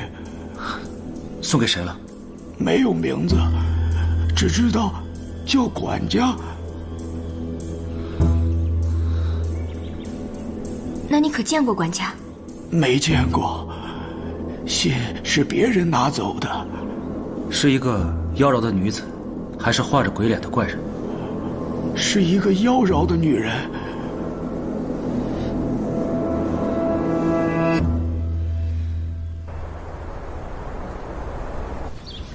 看来这一切果然是管家操控的。我现在就命人去把你哥召回来。他若是清白的，就应该把事情说清楚。如果供出了重要的人，也可以将功补过吧。谢谢你啊，为了我那个不争气的哥哥。我这也是怕你难做。圣旨到。诏太子凌轩携监察司丞姚天、太子妃秦希月共赴安息国前线，调查主将秦风叛逃一事，务必将罪臣秦风押送回京。太子妃若有偏私，按叛国罪一并论处。凌轩接旨。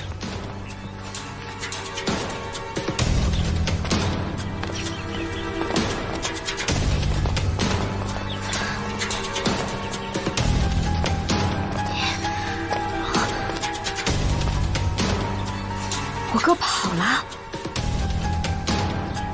这个没出息的东西，这时候就算是死在战场上也不能跑呀。秦风现在逃跑，那就是畏罪潜逃。你说我要是管家，那会怎么做？管家会杀了他，然后把他扔在荒郊野岭。或许是秦风没有逃走，而是被抓了。不能再等了，叫上146城还有曼玉，现在就出发。好。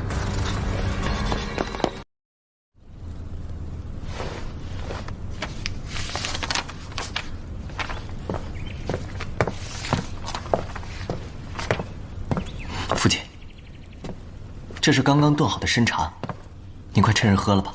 好，哎，我说天儿，你可是难得回来一趟啊！啊，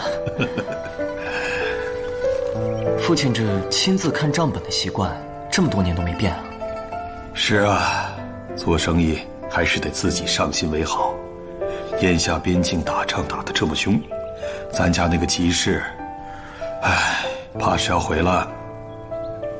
罢了，不说这些了。哎，你这次回来，应该不只是给为父来敬茶的吧？果然瞒不过父亲。父亲在商场多年，可曾听过一个叫管家的名号啊？管家，从未听说过呀。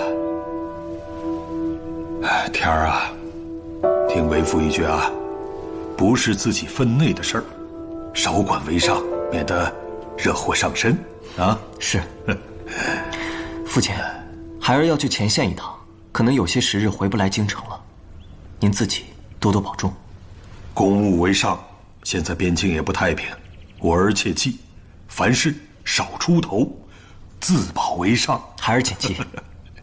快趁热喝吧，父亲。啊，好。好喝。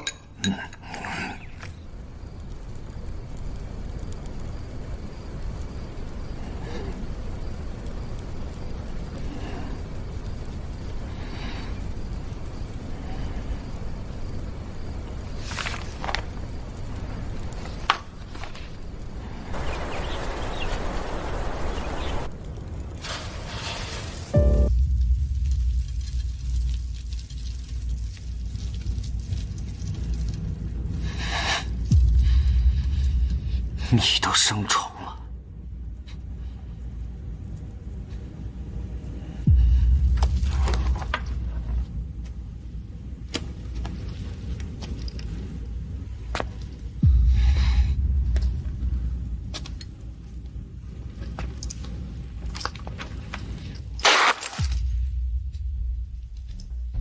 将士们就穿这个上战场，你给我好好看看！将士们在前线替国排忧解难，你就给他们吃这些东西，穿这些东西，你就是让他们上战场上送死！启禀太子，臣自从来到前线之后，只负责教场练兵和带兵打仗，军需补给一事皆是由秦侍郎和乐信将军负责的。那乐信呢？乐信将军独自带队去搜索秦侍郎，至今已经3日未归了。昨日为何不报？臣本想等太子到了营地之后，再向太子相禀的。姚天，在，你立刻派人去给我找乐信。是，太子殿下，此地地势险峻，恐姚思成不熟悉地形，倒不如让末将亲自带兵去找。不必了，军营不可一日无主，你还是做好你自己的本职吧。是。第二，随我出来一趟。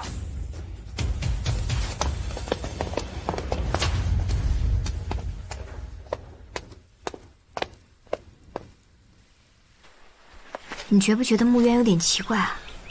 是啊，他口口声声说这些劣质装备是乐信和秦风提供的，可这2个人现在都不在，全凭他一面之词。秦风叛逃是众所周知的事情，现在什么脏水往他身上泼不都可以吗？可是乐信这个人我是了解的，他不可能做出伤害士兵的事情，而且他也不可能跟任何人同流合污。乐信肯定是被冤枉的，你看他失踪3天了，他们一点都不着急。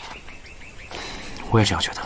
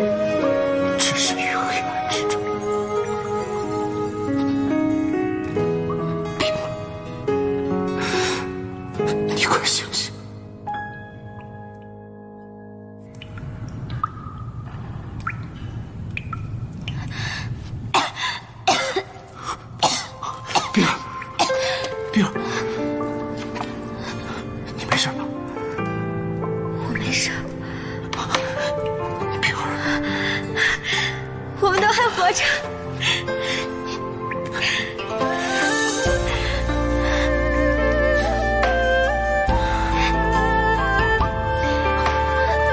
丁儿，你怎么样？我没事。没事就好，没事就好。你有没有受伤啊？我没事的。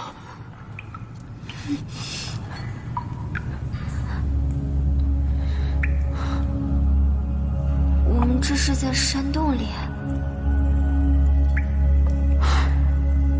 是啊，不过还好的是，这儿的空气是流通的，应该是有出口。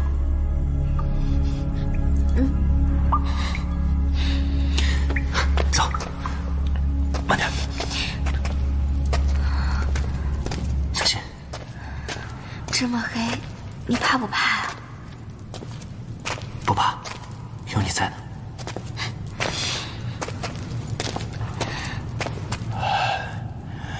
谁？谁？于心。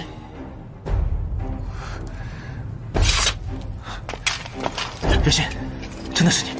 太子殿下，太子妃，你们怎么会在这里？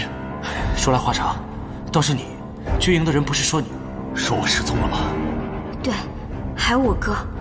穆渊当然希望我活不见人，死不见尸。至于秦大人，我怀疑他是被抓走的。看来是我们的突然到来，打乱了穆渊的计划，所以他才迫不得已要将我们灭口的。看来还有别的势力。穆渊得到军营之后，获利最大的是谁？安息国。没错，但是我想说的是，真正获利的，应该是给安息国提供军费的人。太子，你看。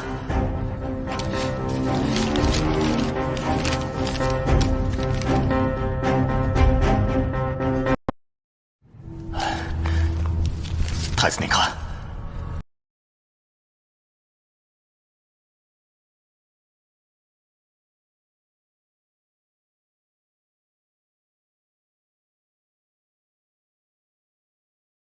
想不到管家的手已经伸到了军队里。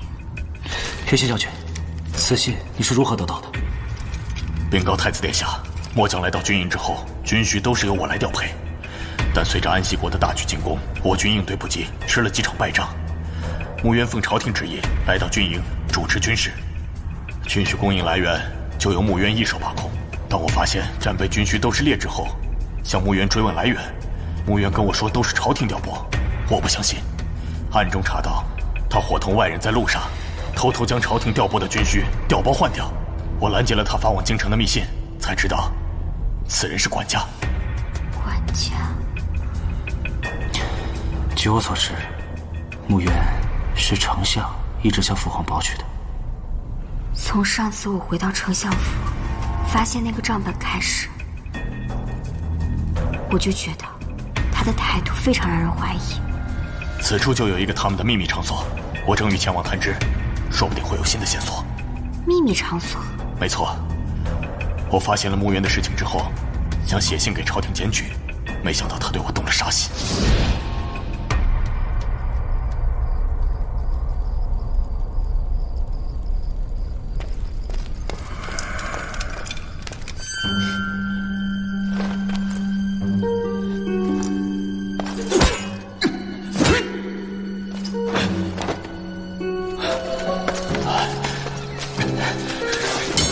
快，这边！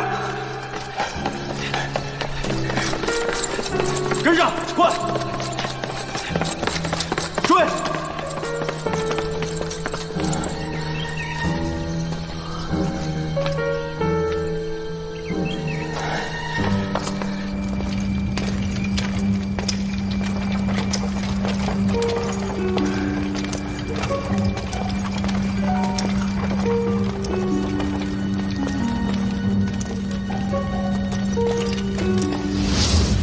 我受伤后就一直躲在这个山洞，这些天一直想找机会潜入，却不得而入。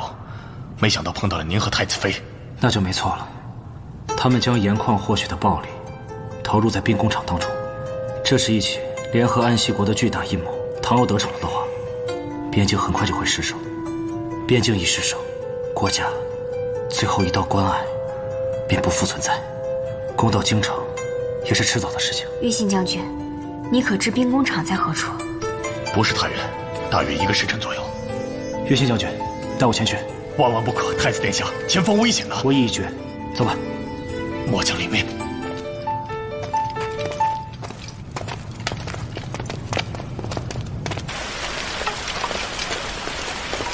那边看看。好。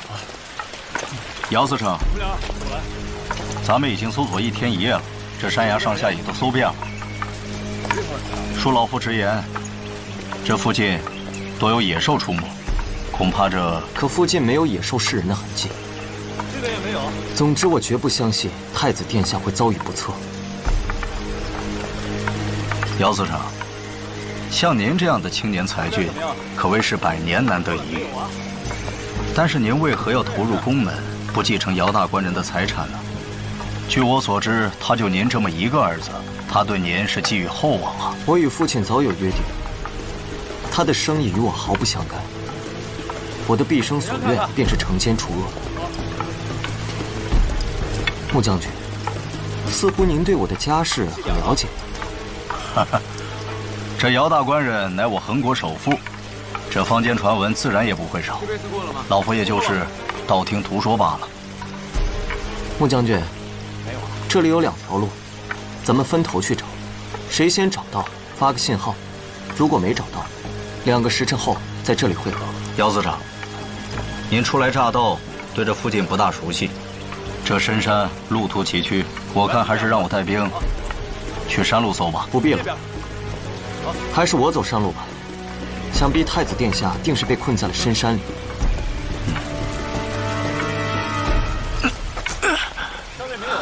穆将军，您这是受伤了？前2天巡逻摔了一下，不碍事。走。是。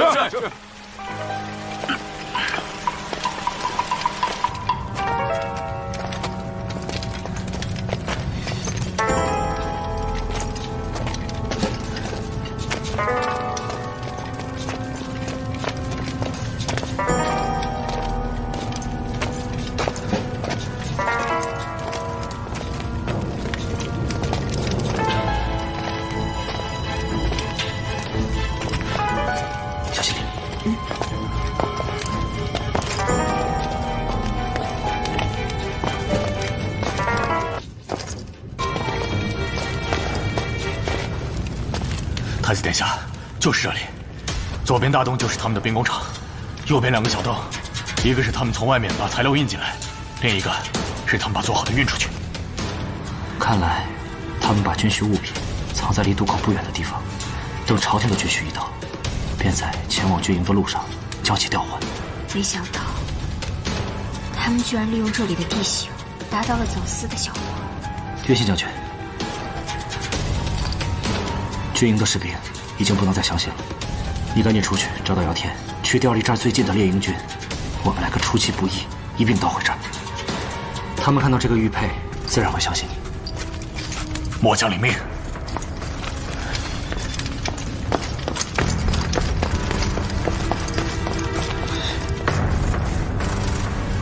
这里面的戒备一定很森严，咱们不能硬闯。不知道，跟我来。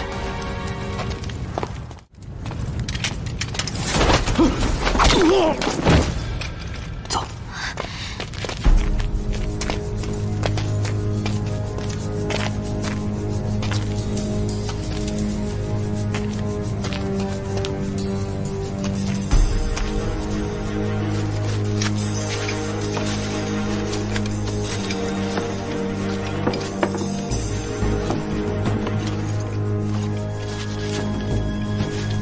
你们2个去那边看看。是。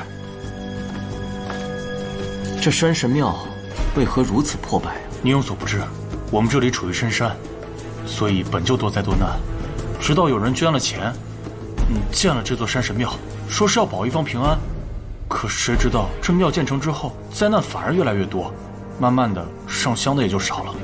捐献的人是谁？大概什么时候？不知道，像是在朝廷当官的，约摸着有个2年了。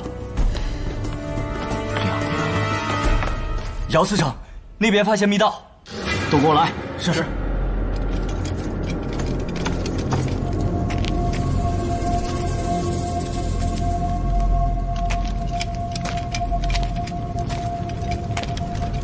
太子殿下，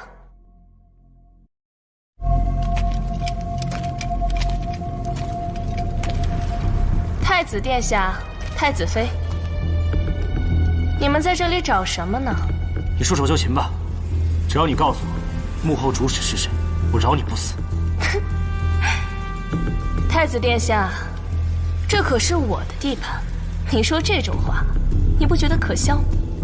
上次悬崖没把你摔死，这次倒主动送上门来，休怪我对你不客气。外面现在围了很多的官兵，你不要做无谓的挣扎。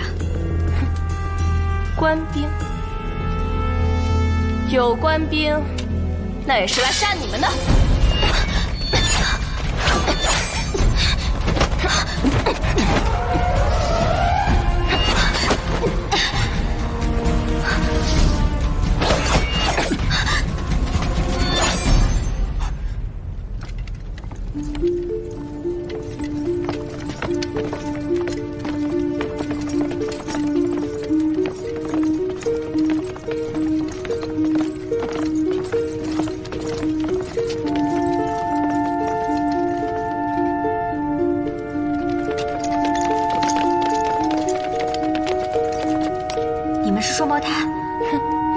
太子妃果然聪明，可你明白的太晚了点吧？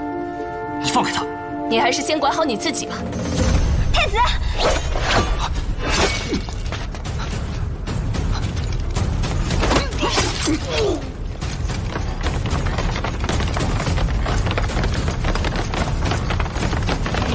妹妹，快杀了他，主人必定重重有赏。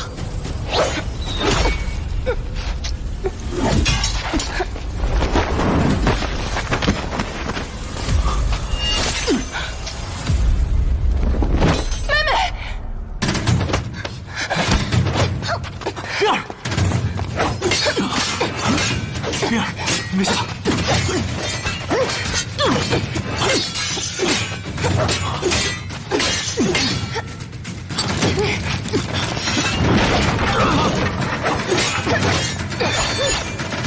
太子殿下，按照约定，援军是不是已经到了？对呀，岳仙已经调好部队在外面，一会儿就会让他们一网打尽的。对呀，保护太子可是头功，岳信就算跑断了腿，也会来抢这个大功的。到时候，管家也一样逃不了。你们休想得逞！别抵抗了，说，管家到底是谁？我就是死了，也不会告诉你们的。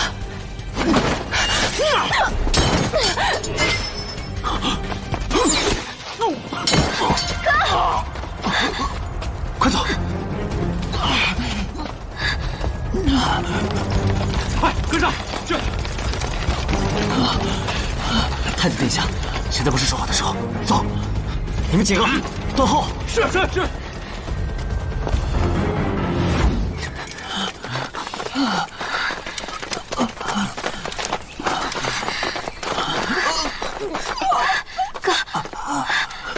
金凤。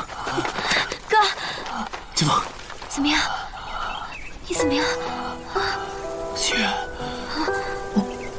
我知道你一定有很多问题想问我，但我没有机会跟你一一作答了。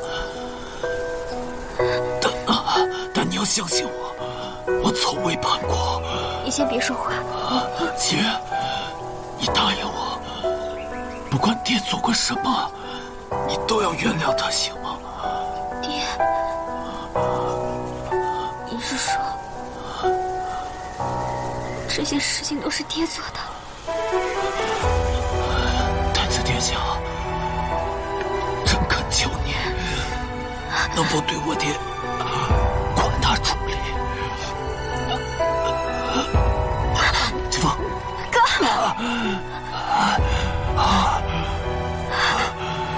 神，命。金凤，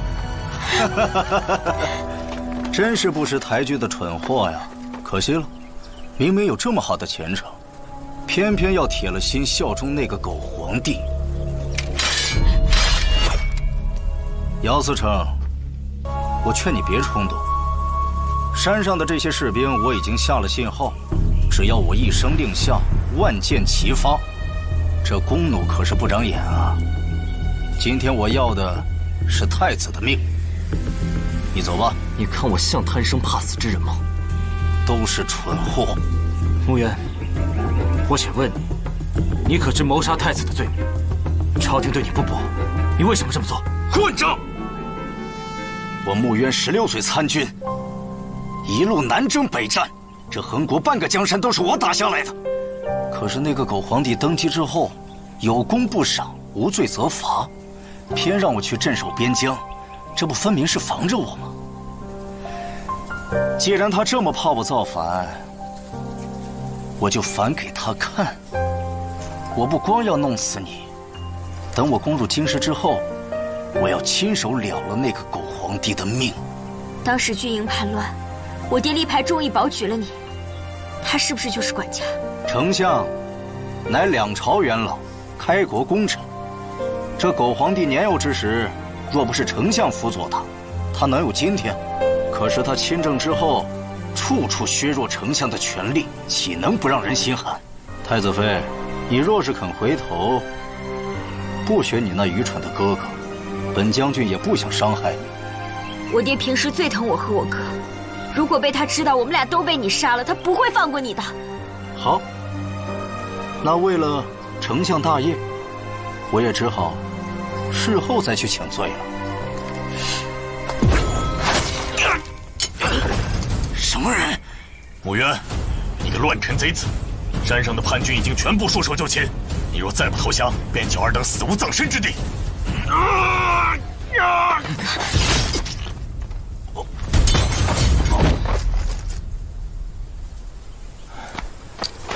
末将来迟，请太子殿下恕罪。玉佩在此，现灵应军全由太子殿下节制。有劳岳信将军了。请太子殿下随末将回军营暂歇，再做打算。不必了，叛军刚刚平定，况且我们还要好好安顿一下我哥。末将领命。你没事吧？太子殿下，太子妃，你们没事吧？这一路上我听姚思成说起你们的经历，真是担心死我了。哎，我们没事儿，你吓得干嘛呀？都过去了啊。太子殿下，您受伤了，让我来给您敷药吧。皮外伤而已。倒是你啊，你一直在军营里，穆渊没有为难你吧？还好，也可能是我无足轻重，还不足以让穆渊对我起杀心。曼玉姑娘，不要妄自菲薄，那是她不知道你的价值。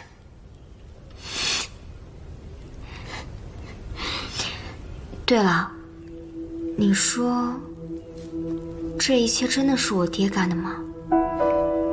我也一直有在想，但是现在证据的确还不足，不能下定论。对了，你哥在死之前说了什么山神庙？或许那个地方有答案。你哥在死之前说了什么山神庙？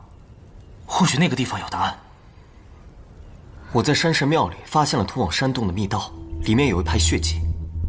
刚刚查看秦侍郎尸体时，他身上有一块包扎好的刀伤，想必是在那里遇袭时留下的。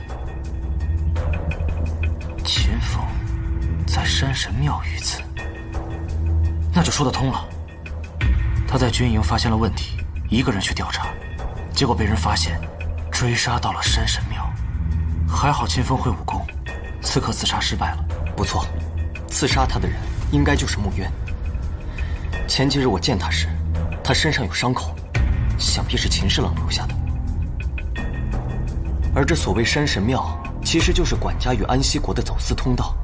山神庙建成后，山体滑坡日益严重，也是因为他们在山里大肆开凿的结果。禀告太子殿下，安西国开始进攻了。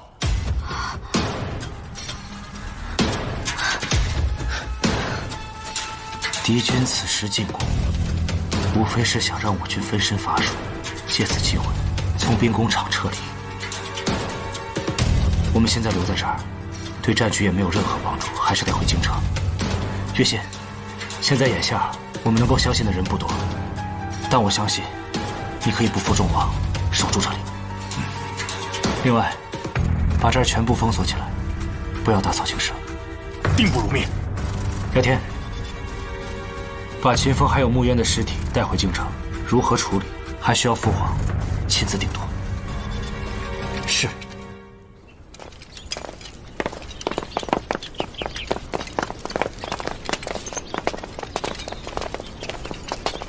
参见太子、太子妃。孙一，你为何在此？禀告姚思成，我们接到了陈州的飞鸽传书，出大案子了，当地府衙不敢审。是何案子？陈州守将穆渊1个月前被杀了。什么？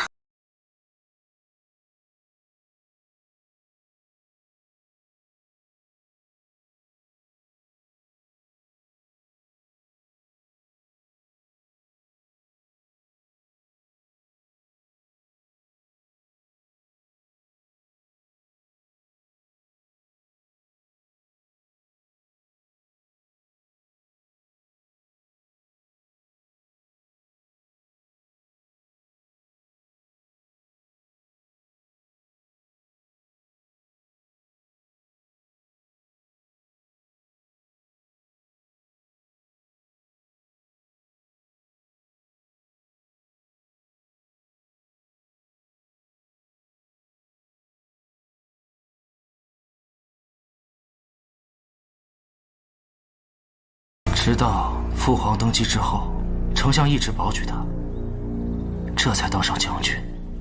又是我爹的人，想不到他已经掌握了两边边境的军队。不是，他想造反？不想。若是造反的话，没有必要与安西国开战，定是秦风知道什么不可告人的秘密，又不想跟丞相同流合污，所以穆渊才会放出消息，说秦风叛逃，置他于死地。可是这不像他说的话啊！秦侍郎为国捐躯，冰儿，你随我去趟丞相府，安抚一下丞相。行啊，但你这是想……姚天，你带些……姚天呢？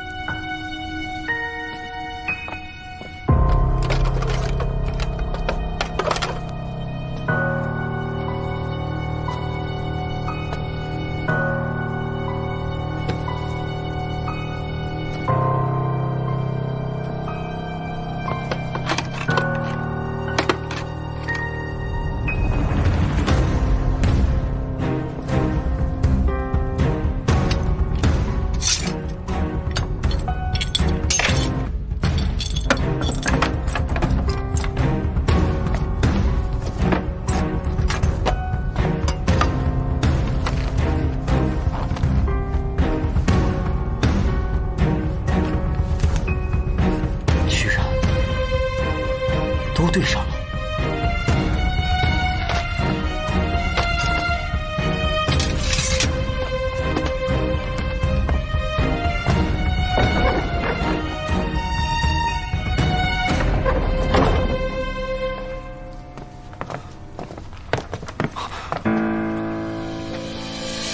父亲，您就是管家。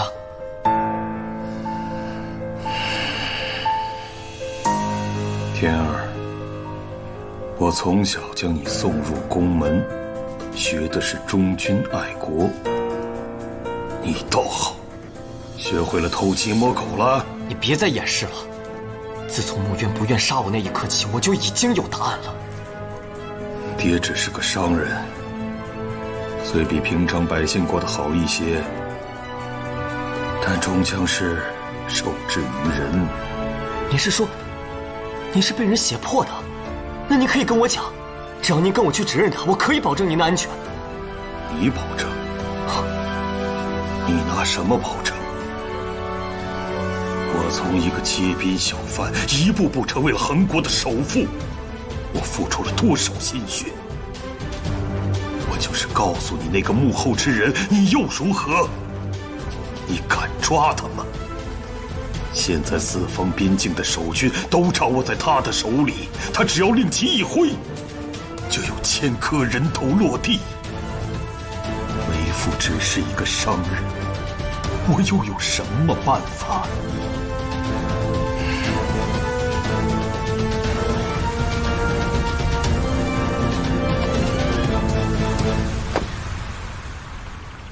要想活得久一些，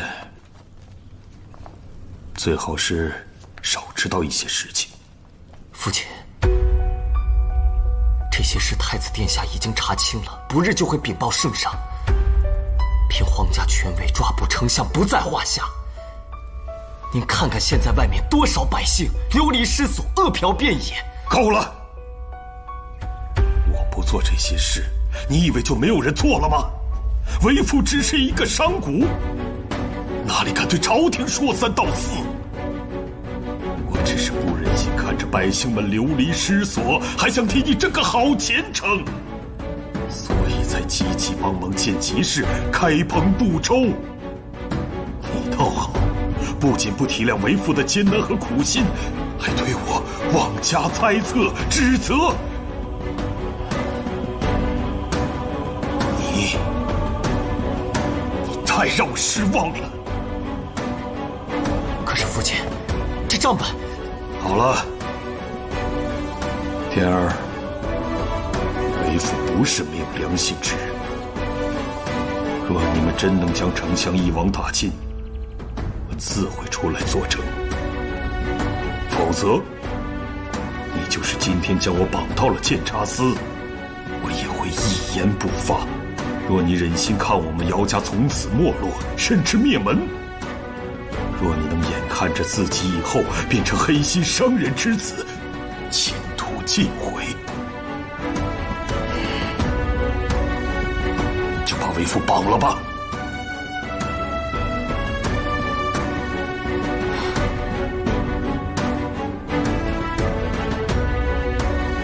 父亲，孩儿劝你好自为之。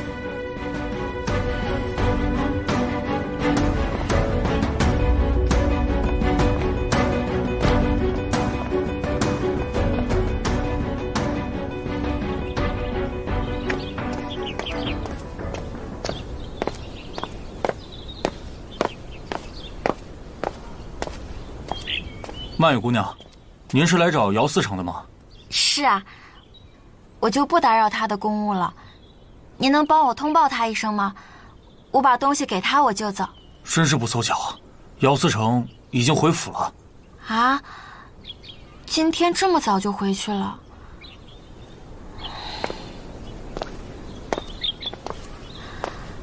姚司城，曼玉姑娘，你怎么来了？我是来给你送点心的。曼玉姑娘有心了。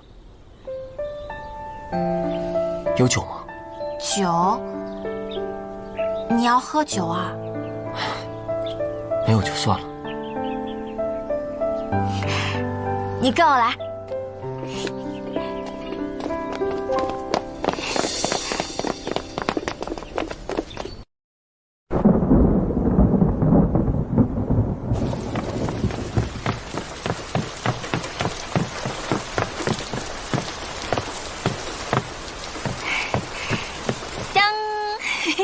给你，这是太子妃教我做的烧麦、虾饺、萝卜糕。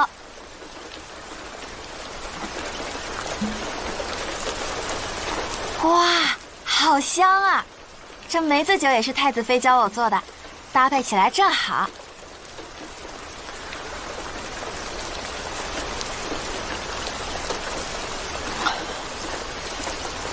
确实是味道独特。看来你在太子妃那儿学到不少奇奇怪怪的东西。是啊，不知道你有没有发现，现在的太子妃变了好多。太子妃现在确实和我刚认识她时大不一样了。可能人都是会变的吧。是，人都是会变的。你今天看起来心情好像不太好，是因为公务上的事吗？姚天只是一路走得太远，有些迷茫，不知道面对意料之外的结果该怎么办。我是太子妃的陪嫁侍女，从药神谷出来之后，便一直都待在丞相府。丞相大人对我们这些下人都很好，可是想不到还有小师叔，从小教我很多本领，爷爷责罚我的时候，也是他出来保护我。想不到我这些最信任的人，竟然都是罪魁祸首。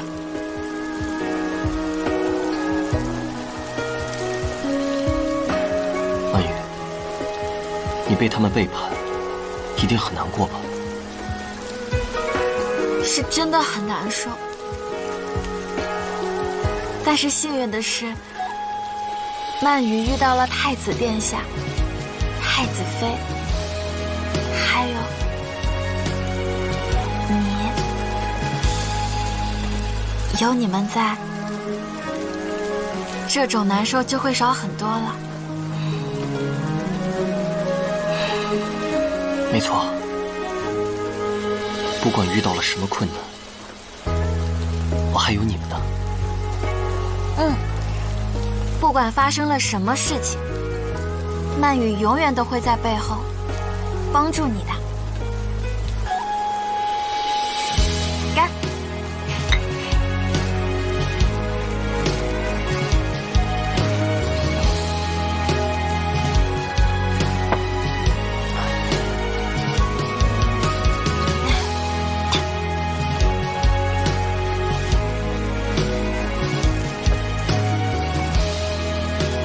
姚思成，你知道吗？在曼羽心里，你是天底下最好的男人。江国虽然不大，但是却很富庶，反倒是你的父皇，那个才刚刚登基，他急于建功立业，便听信了秦毅那个老狐狸的话，假借通商的名义，突然对我们江国发起了攻击。我们没有任何准备，皇宫很快被攻破了，皇上被杀，你们几乎兵不血刃就灭了我们江国。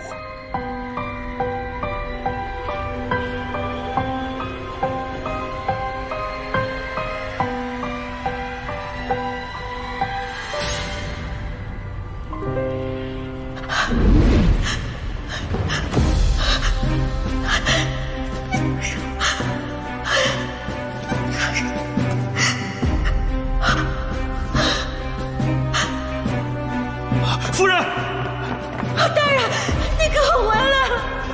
天儿，夫人，你听我说，皇上跟皇子们都被杏林的杀了，韩国人很快就到这里了。我已经安排了接我们的人，我们赶快走。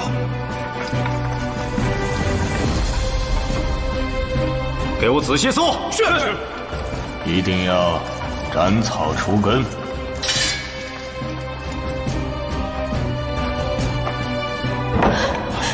夫人，赶紧走！夫人，快！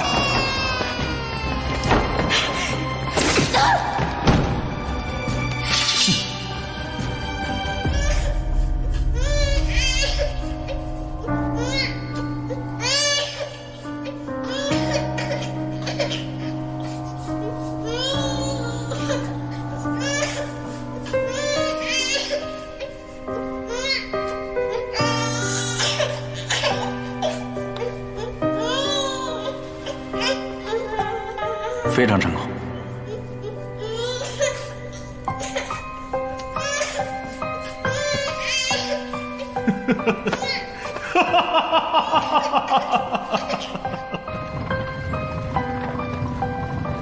你口口声声说是为了江国复仇，为了妻子复仇，可你究竟做了些什么？你自己清楚吗？拿着钱财贿赂高官，替你贩卖私盐，还囤积了大量的粮食布匹，还有民生物资，扰乱市场。你知道你害死了多少人，又有多少人想找你报仇吗？只要能毁了恒国，死再多的人，我也在所不惜。安西国的兵马不日就将抵达城外。太子殿下，我会让你亲眼看到恒国的毁灭。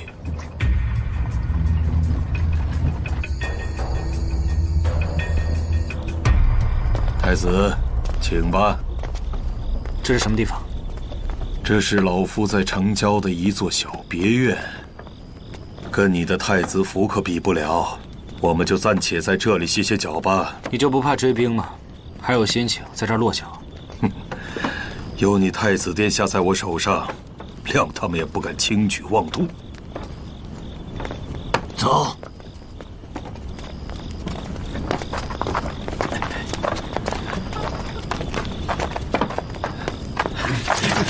别动，站住！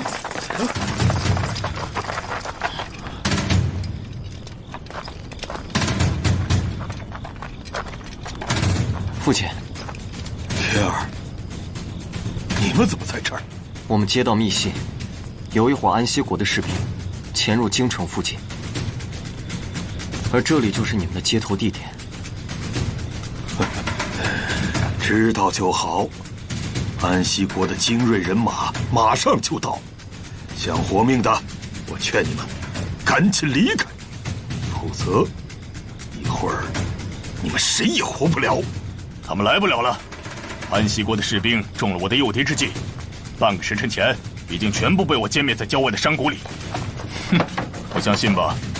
给你带来了，蓝色的头巾，就是你们今天晚上行动的信号吧？这不可能，绝对不可能！姚高，你最后的希望已经破灭了，赶紧束手就擒。就算你今天杀了我，你也走不出恒国。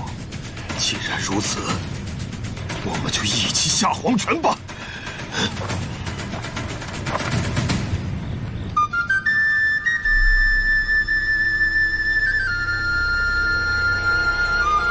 曼远，怎么回事？不是在太子的包袱里放了药吗？这没道理啊！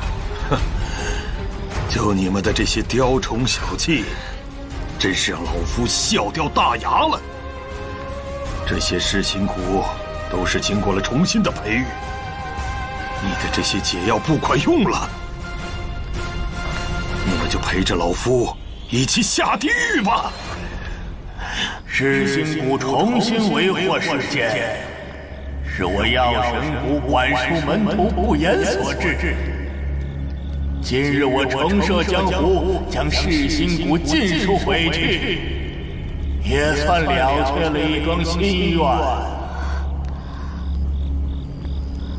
爷爷，是爷爷。主人，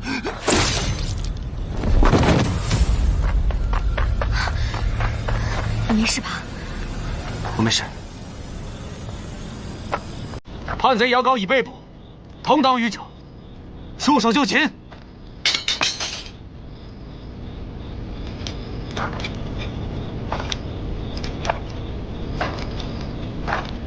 太子殿下，我能再和父亲说几句话吗？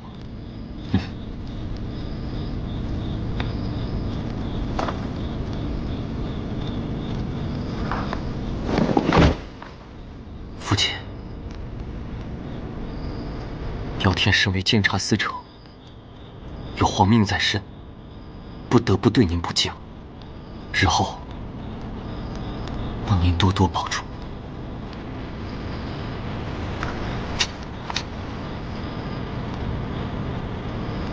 天儿，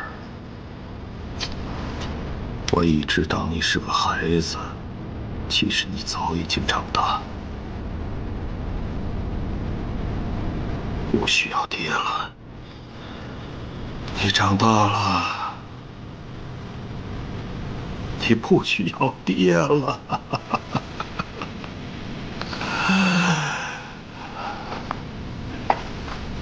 走，部长，走，是。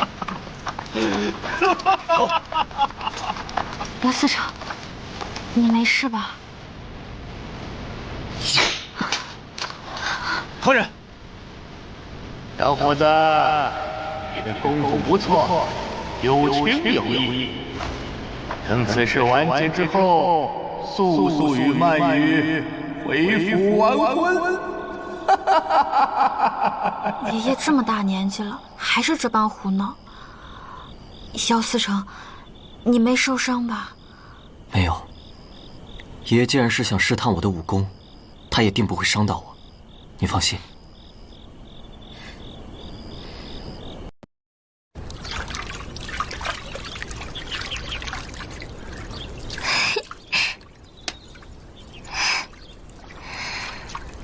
他们这一走呀，就不知道什么时候才能回来了。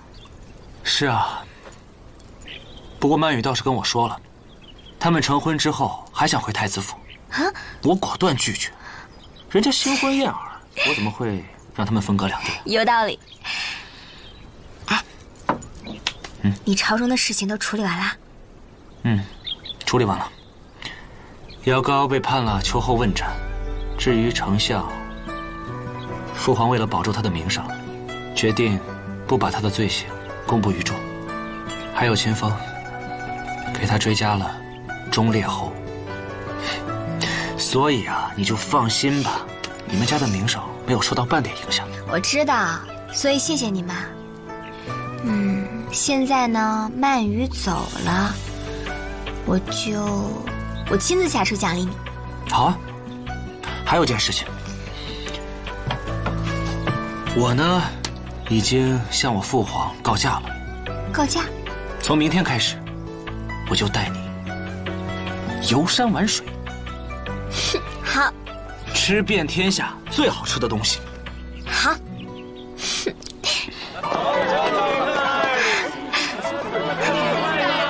就在这儿吧。茄子。茄子。茄子。1、2、3。茄子。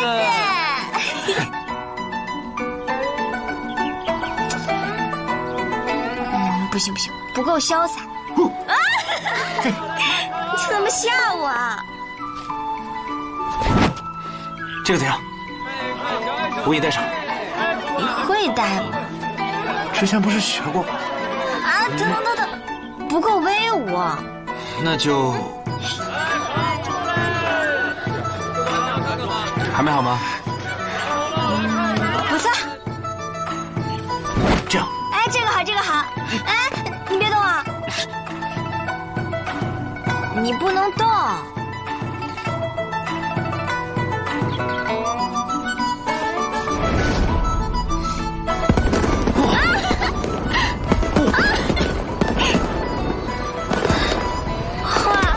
这些都好漂亮啊！是好看。哇，看这个。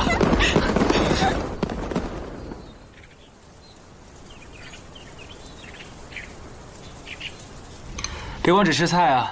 来，拿起手中的酒。祝你们一路顺风。一路顺风。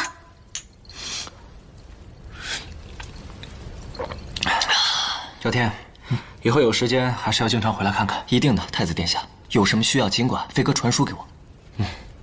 坐吧。来。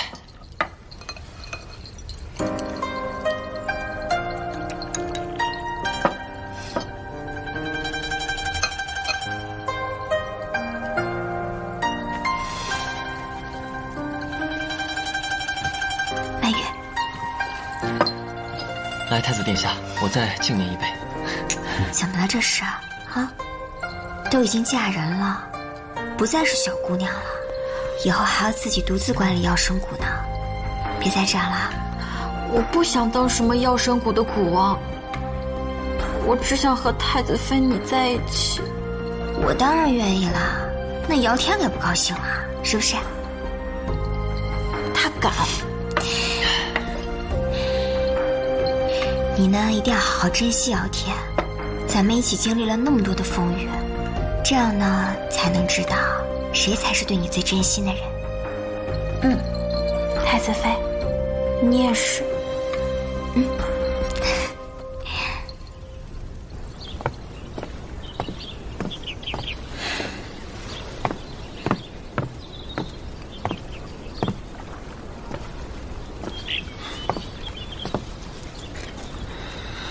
他们走了。是啊。不过姚天给我们留了一样东西，看看。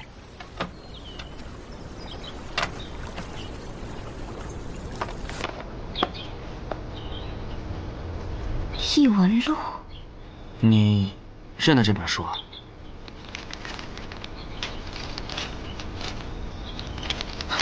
原来这本书是姚天写的，他把我们相遇的事情，还有那些案件，全部都写在里面了。我看不出来啊，姚天还会写书。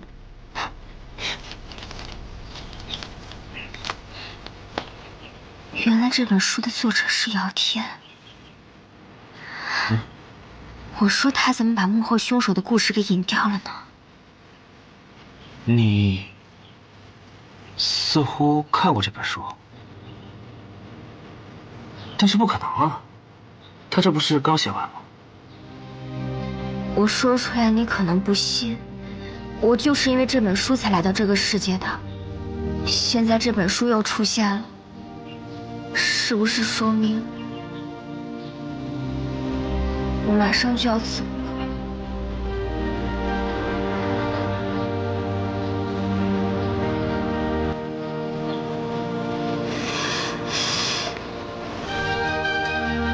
你帮我做件衣裳好不好？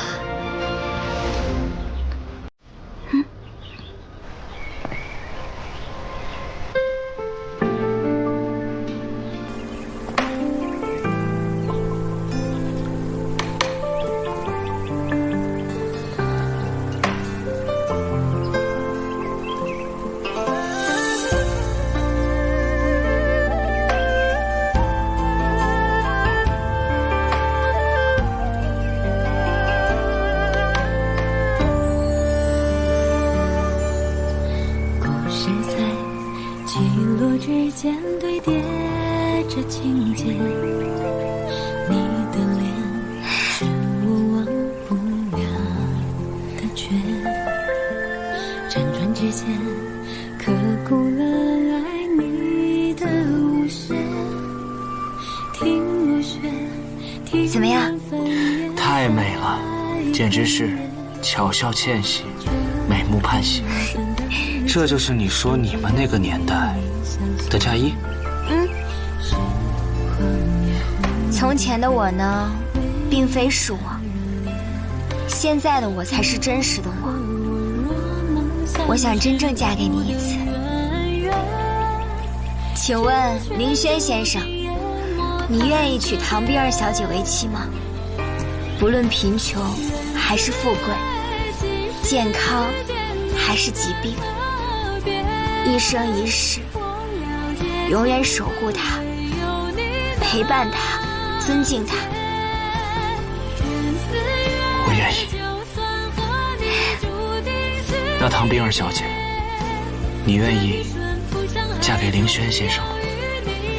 不论健康还是疾病，贫穷还是富贵，一生一世尊敬他，忠于他，守护他。我愿意。我只愿与你相携，时光也蝴蝶会为他热烈。你和我若能相识无的渊源，只圈住今夜莫谈诀别。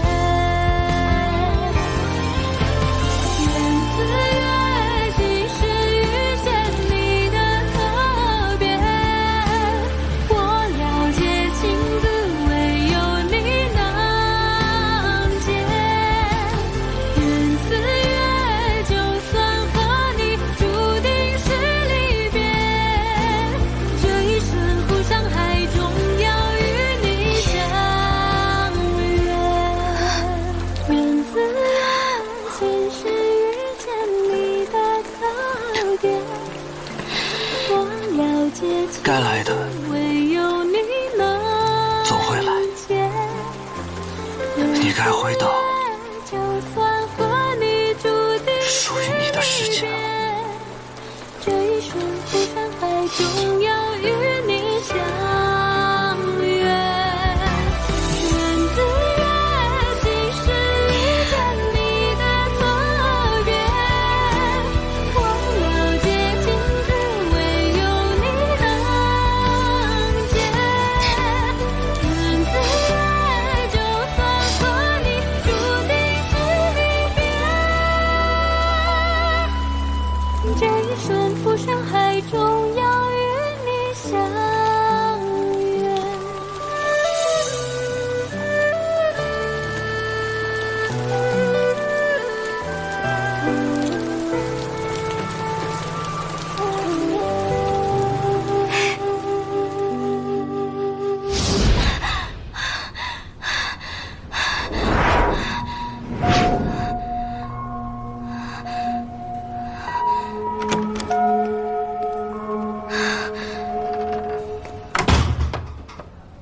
徐小小，冰儿，你醒了。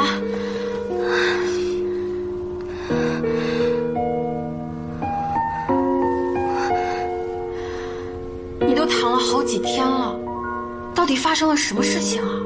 我接到电话的时候都快担心死了。我被人推下水了。什么？那天，你好，我是薛安宁的粉丝，来给她送花。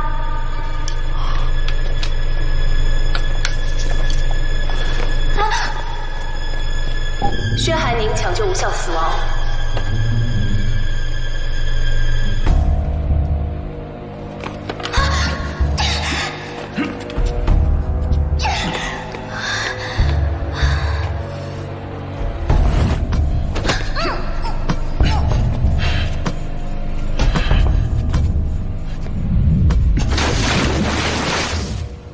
天哪，这么惊悚！幸好在场的工作人员及时发现救了你。警察找到凶手了吗？凶手已经抓到了。凶手是个变态，发现薛寒宁跟男朋友亲热，他就疯了，觉得薛寒宁给他戴绿帽子，所以计划杀他，结果被你发现了。小小，我这次昏迷的时候，我去到了另外一个世界。你猜我碰见谁了？谁啊？你说的不会是骆锦川吧？你怎么知道？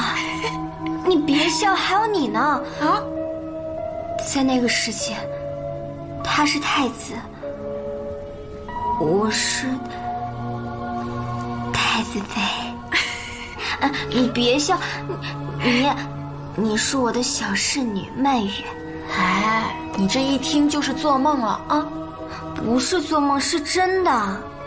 你好好休息吧，我先回学校看书啦。周一考试，我明天再来看你啊。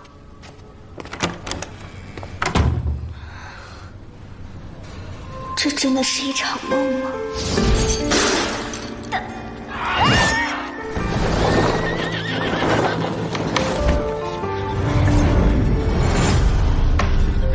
你等一下，我去给你叫人。别走。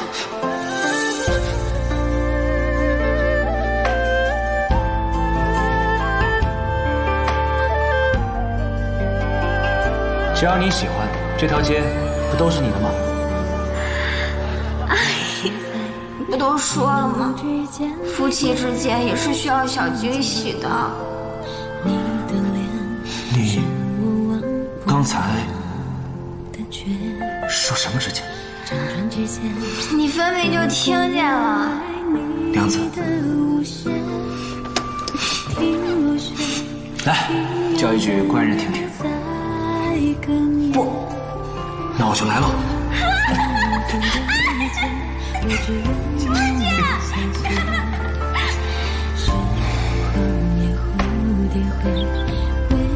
以后不管发生任何事情，我都会在你身边。好。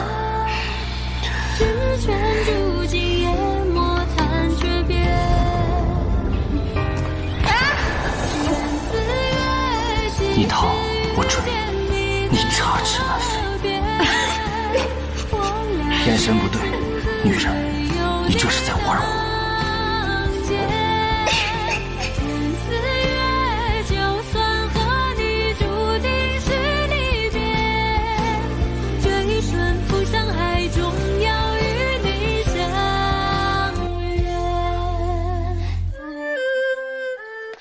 我用不着，喜悦，我用不着你管，别跟着我。我错了还不行吗？你哪能有什么错呀？都是我的错，行了吧？我想一个人静一静。不是，我不知道什么时候会回去，而且我回去了，可能就再也回不来了。我知道我说这些你很难相信的，但是我真的没法。不信。既然不知道什么时候会离开，那以后我和你的每一天，我都会更加珍惜的。缘字缘，今世遇见你的特别，我了解情字，唯有你能解。缘字缘，这样，哎，这个好，这个好，哎，你别动啊，我给你戴上。会戴。之前不是学过吗？缘字缘，今世遇见你的特别，我了解情字，唯有你。这些都好漂亮啊！是好看。就算和你注定哇，是这个！游山玩水，好，吃遍天下最好吃的东西。你该回到属于你的世界。